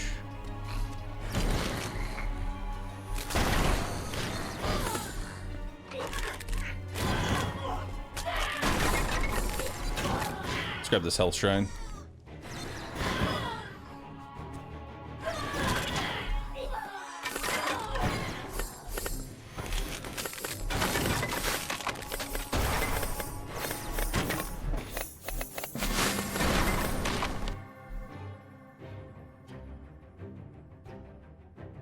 That's a reroll. Ooh. Increase the range by 50%. Oh my god, the sweep! Multi-melter is online. Step through, if you dare. Ooh. I gotta take the 4 shards. Let's visit the shop first. XP gain for 12 food. Beam duration as well for 12 food. Now, what level, does anyone know what level I ended at last run? I'm trying to get an idea of just how many level ups I got. And this is only cooldown reduction for the dragon armor, which is kind of meh. 41-ish? Okay, I'd say we can go ahead and grab. Let's grab XP gain and let's grab duration on the beam. Give it a humble roll. Oh, I could have had 20% cooldown on everything. Well, let's grab damage.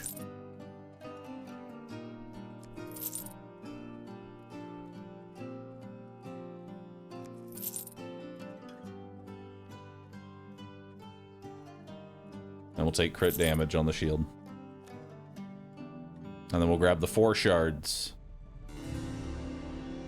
Gain more gold? Let's gain more gold. The stench of death is upon everything here. We understand that, you and I. Look at these beams, they're so ridiculous now. They're so long. More crit chance. A wise decision. Every tool made. And let's buff the shield cooldown. Hell yeah. If you fall in the trap, right. You may blame error for fall in the same Trial of Fortitude. smacks of foolishness. Ow. Wow, wow. Epic defense upgrade.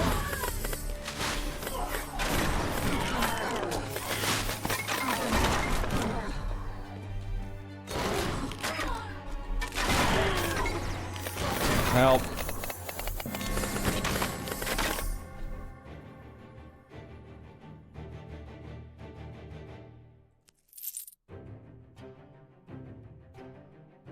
Oh god, I'm not really finding anything I want.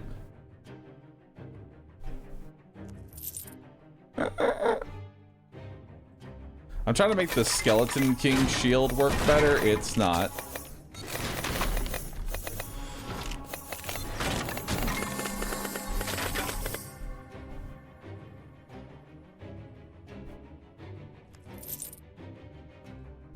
Reduce beam cooldown.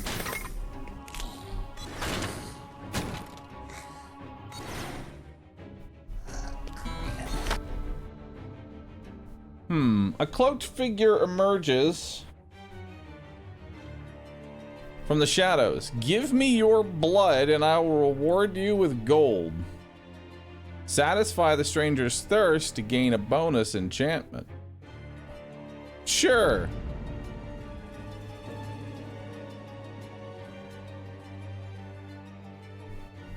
Oh, I wonder if this can kill me. You can't offer what you don't have. Alright. He knows.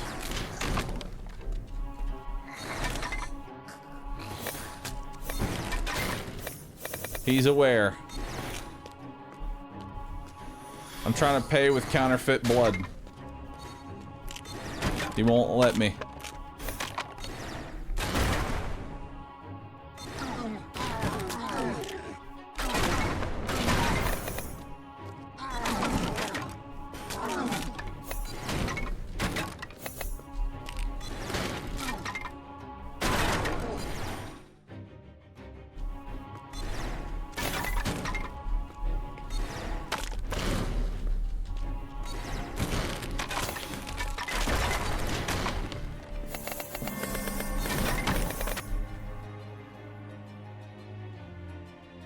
You think that will help you? No. I don't.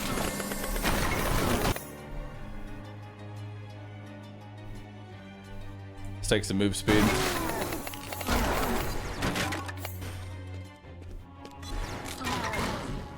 I need this health chest. And we still need 2 quests. Now the tables have turned and you, the hunter, becomes the prey.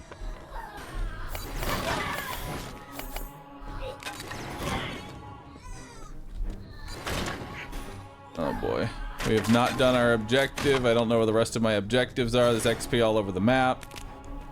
This is scuffed.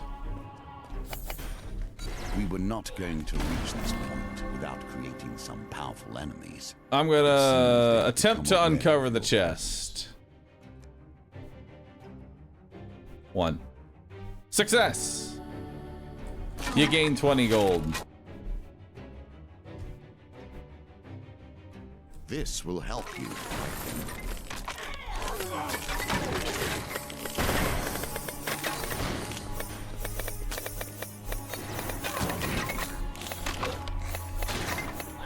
I don't know where the rest of the things are.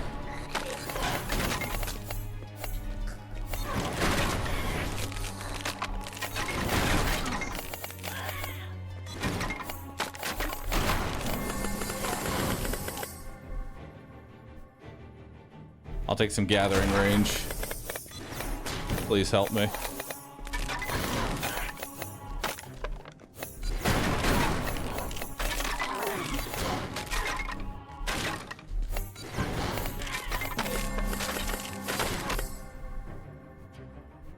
We haven't tried cold snap, so let's do it. Nice indeed.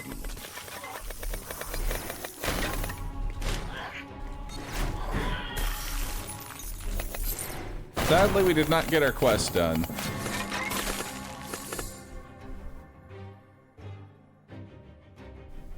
Well, that may help you on the road ahead.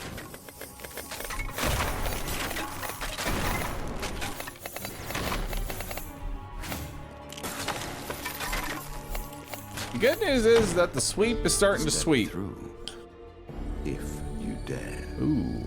40 food, huh? Let's take the 40 food and go to the shop. And then we can get shield damage and movement speed. Just really good. And then we'll do all equipment cooldown and some interact speed. That's pretty good. Let's go max life here because it's epic. So much death here. It leaves behind so much that is tainted and unclean.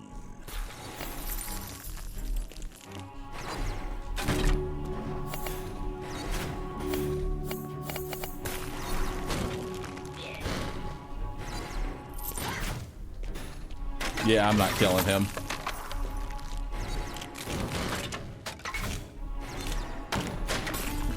The lion is a symbol of Drink it. purity, You gain a rare max life upgrade. Huge.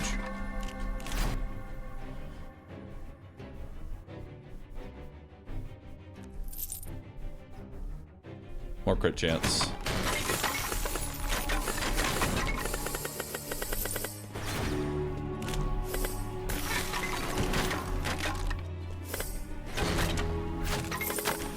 Trial of Fortitude again.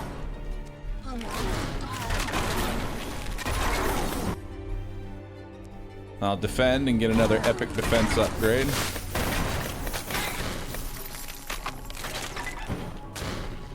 Slowly hurting the imp here. Oh, we have Cold Snap, so we can do Heart of the North.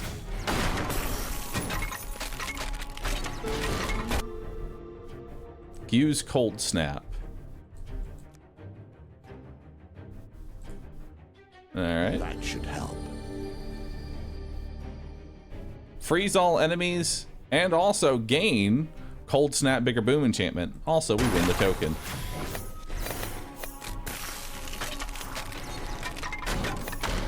Helpful priest.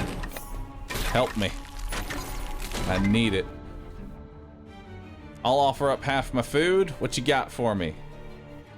It's not 3. I believe it's... Oh, it was not 2. Blessing failed. No blessing.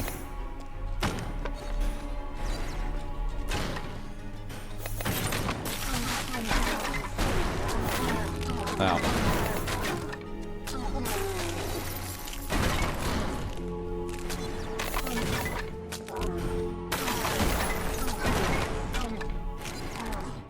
Alright, we can get both these chests, which is really nice. Again, the surprise attack. The novelty must wear thin on subsequent travels.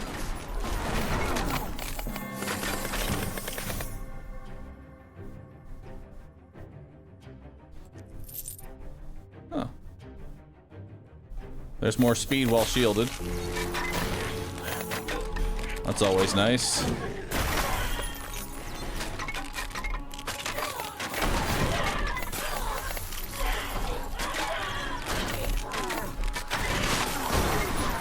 Ow. Ow.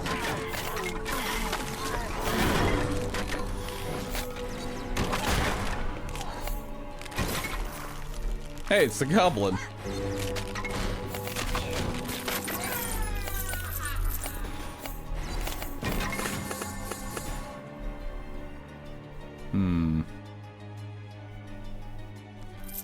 I'm really not getting what I want here. Is that your choice? Really?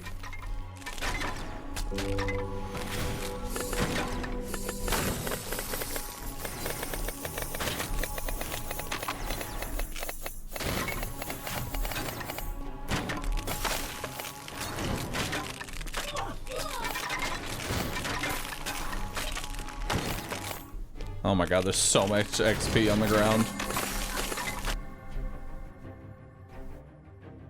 Alright, spellbook damage.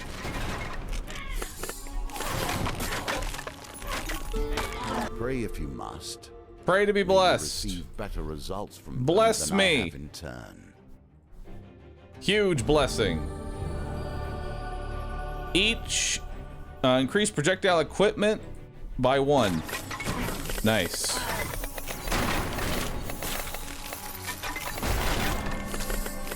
Unfortunately, that does not work with the skeleton shield, but whatever.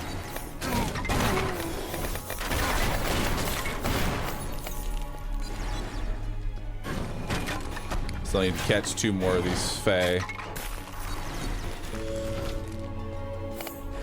There we go. You would be better to Fae avoid collected. the Fae. It is not my place to tell you what to do, however. The game will determine Choose that. between 1 and 2. Absorb an additional attack while the gloves of shielding activate, or increase the duration of the dragon armor. I guess we're taking the additional attack with the shield. That's really the only option here. Interesting choice. Finally, some shield damage.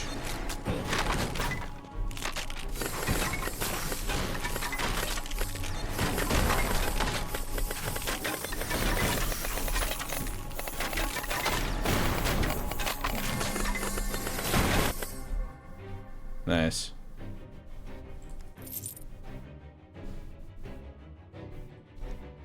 Increase our defense.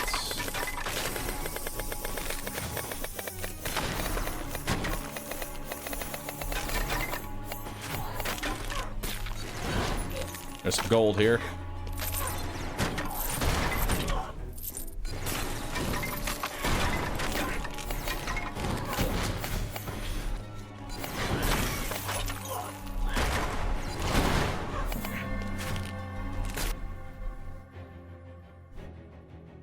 What will you do with that? We'll do cold snap potency, I guess.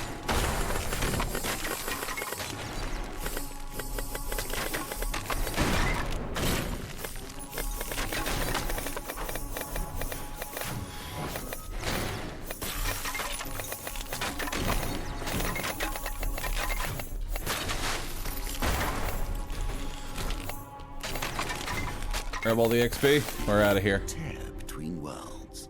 Enter. A thing that cannot be, yet is. I'll take 40 food and then a shop. Boop. Yo, beam range. Huge. Gather range and XP. Now the beam is even bigger. I'll take the mage's workshop. Alright, so we're on the last map here. Goal now is just really survival. Magical equipment damage. We don't need supply chests. This is the last floor. Only thing we really care about is meta progression at this point.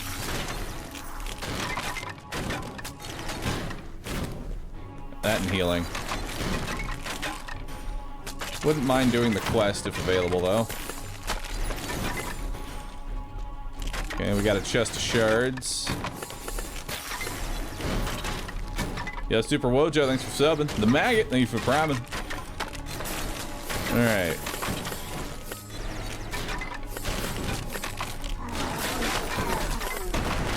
Ow!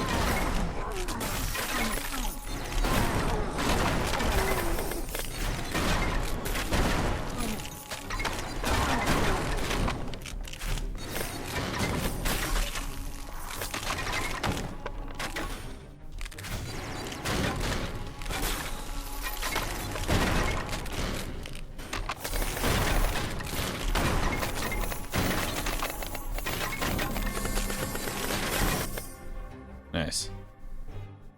You think that Increase our crit chance by a little bit.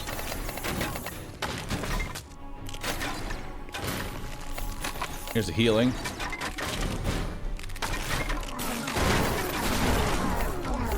Every game Nice. must include an element of survival, you say. Sometimes it is the human on the other side of the table. Sometimes the draw of a card. or the I work actually don't even have any money to give this thing. without it. The game is nothing but a computing machine. Throw some coins in. Never mind. I'll take some coins. Oh my god, huge failure. Oh no. Well, we know that's success, so we'll just take that. Gain 10 gold. Spellbook area? Sure, why not?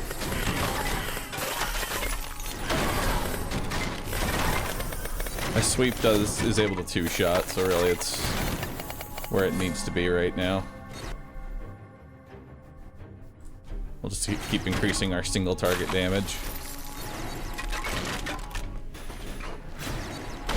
More horde of skulls. A magician still operating. Show the in these mage your lands. equipment. A brave decision, and one I hope keeps. Hell him in yeah. health. Increase the duration or increase the spin speed. Speed. Oh my god. Oh, that's awesome. Yo! Spin.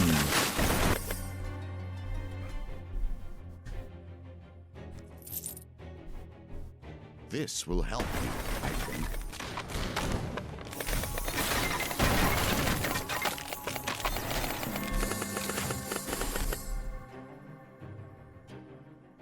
Excellent. A wise decision.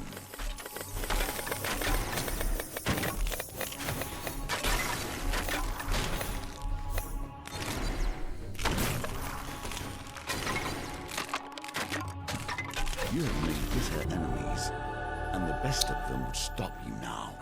One step closer, and you will reach my threshold. Let's increase the duration now.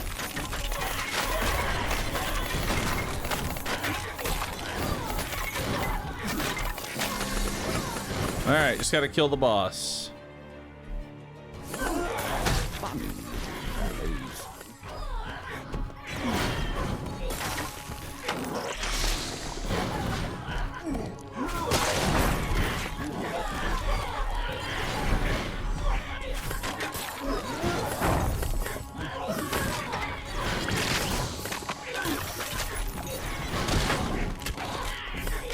Slowly cleave them down. It appears the goblins now have the resources to field their own combatants.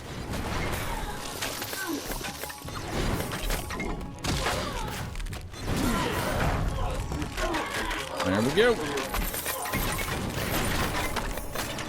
Step through. And we are... If you dare.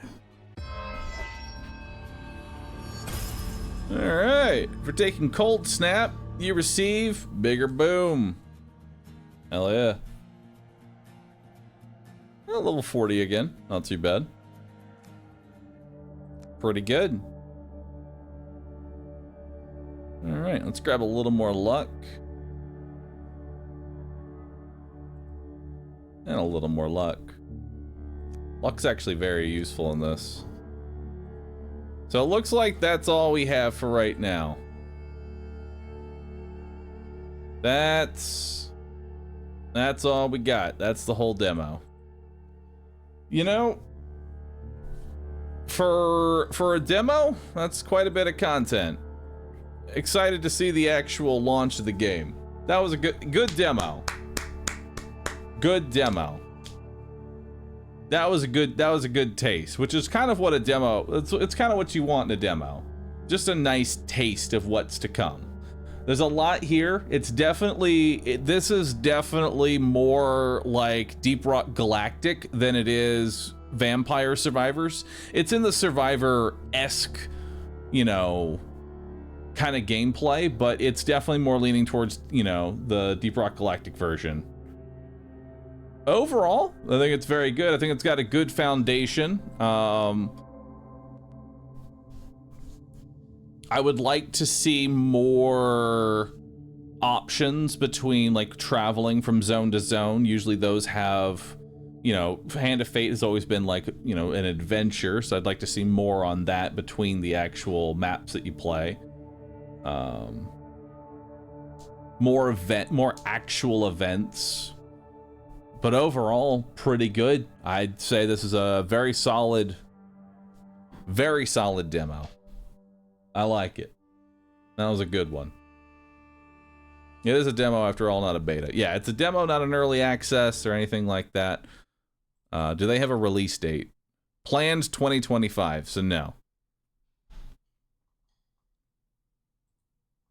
It's just planned for 2025. No idea when outside of that, but pretty good. Pretty good. What happens if you don't go into the portal? If you don't go into the portal, you die. But there is another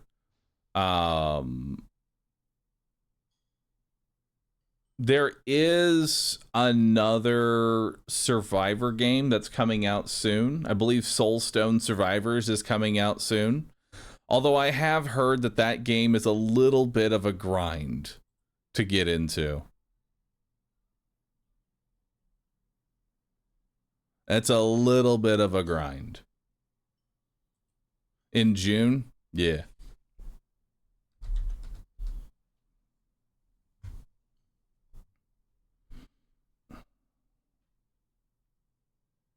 One point oh is already out? Oh, is 1.0 already out? That's kind of cool. Didn't I play Soulstone when it was in early access? I did. I did end up playing it.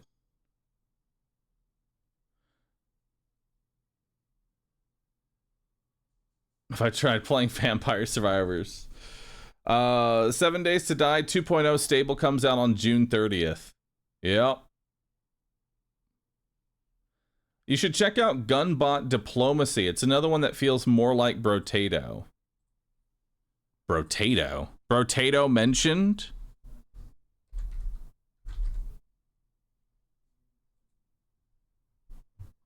Oh, I saw this.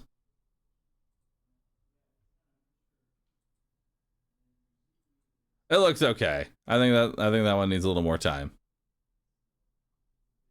I saw that one. Will I be playing Enter the Gungeon 2? Oh, dude, of course I am. Enter the Gungeon 2 is honestly going to be really exciting for me because that will bring back doing like challenge runs and stuff. Like, I miss a good game like, you know, similar to Enter the Gungeon and Binding of Isaac. I miss those types of games. I'm excited for another one to be coming out. And is the stream over or question mark? Well, an astute Twitch chat viewer will probably understand my voice eventually changes. Becomes the end of stream voice. It's how it is. But it was a pretty good stream, I'd say. I enjoyed today's stream. I did enjoy it. A little bit of a short one, only 6 hours, but I enjoyed today's stream. Today was a good one. I'm gonna have a little bit of a better selection of games tomorrow. We'll rummage through our backlog and see what we got. All right. Had a great time. With that, I'm going to go ahead and head on out of here. Thank you, everybody, for watching. You've all been absolutely fantastic. Thank you for the support as well. You saw the Darkest Dungeon footage for Rescue? Sadly, no, I don't have the VOD for the original Deathless Darkest Dungeon, the first one. That one is lost to time, and I'm very sad about it. There is the edited version, which I could probably throw that on to Rescue, but the OG is gone. Unless someone can find it on the internet, and then I will upload it.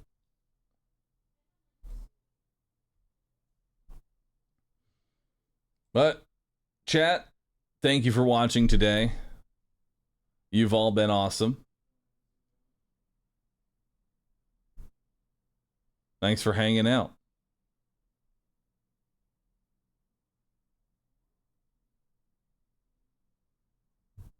I'll see y'all tomorrow.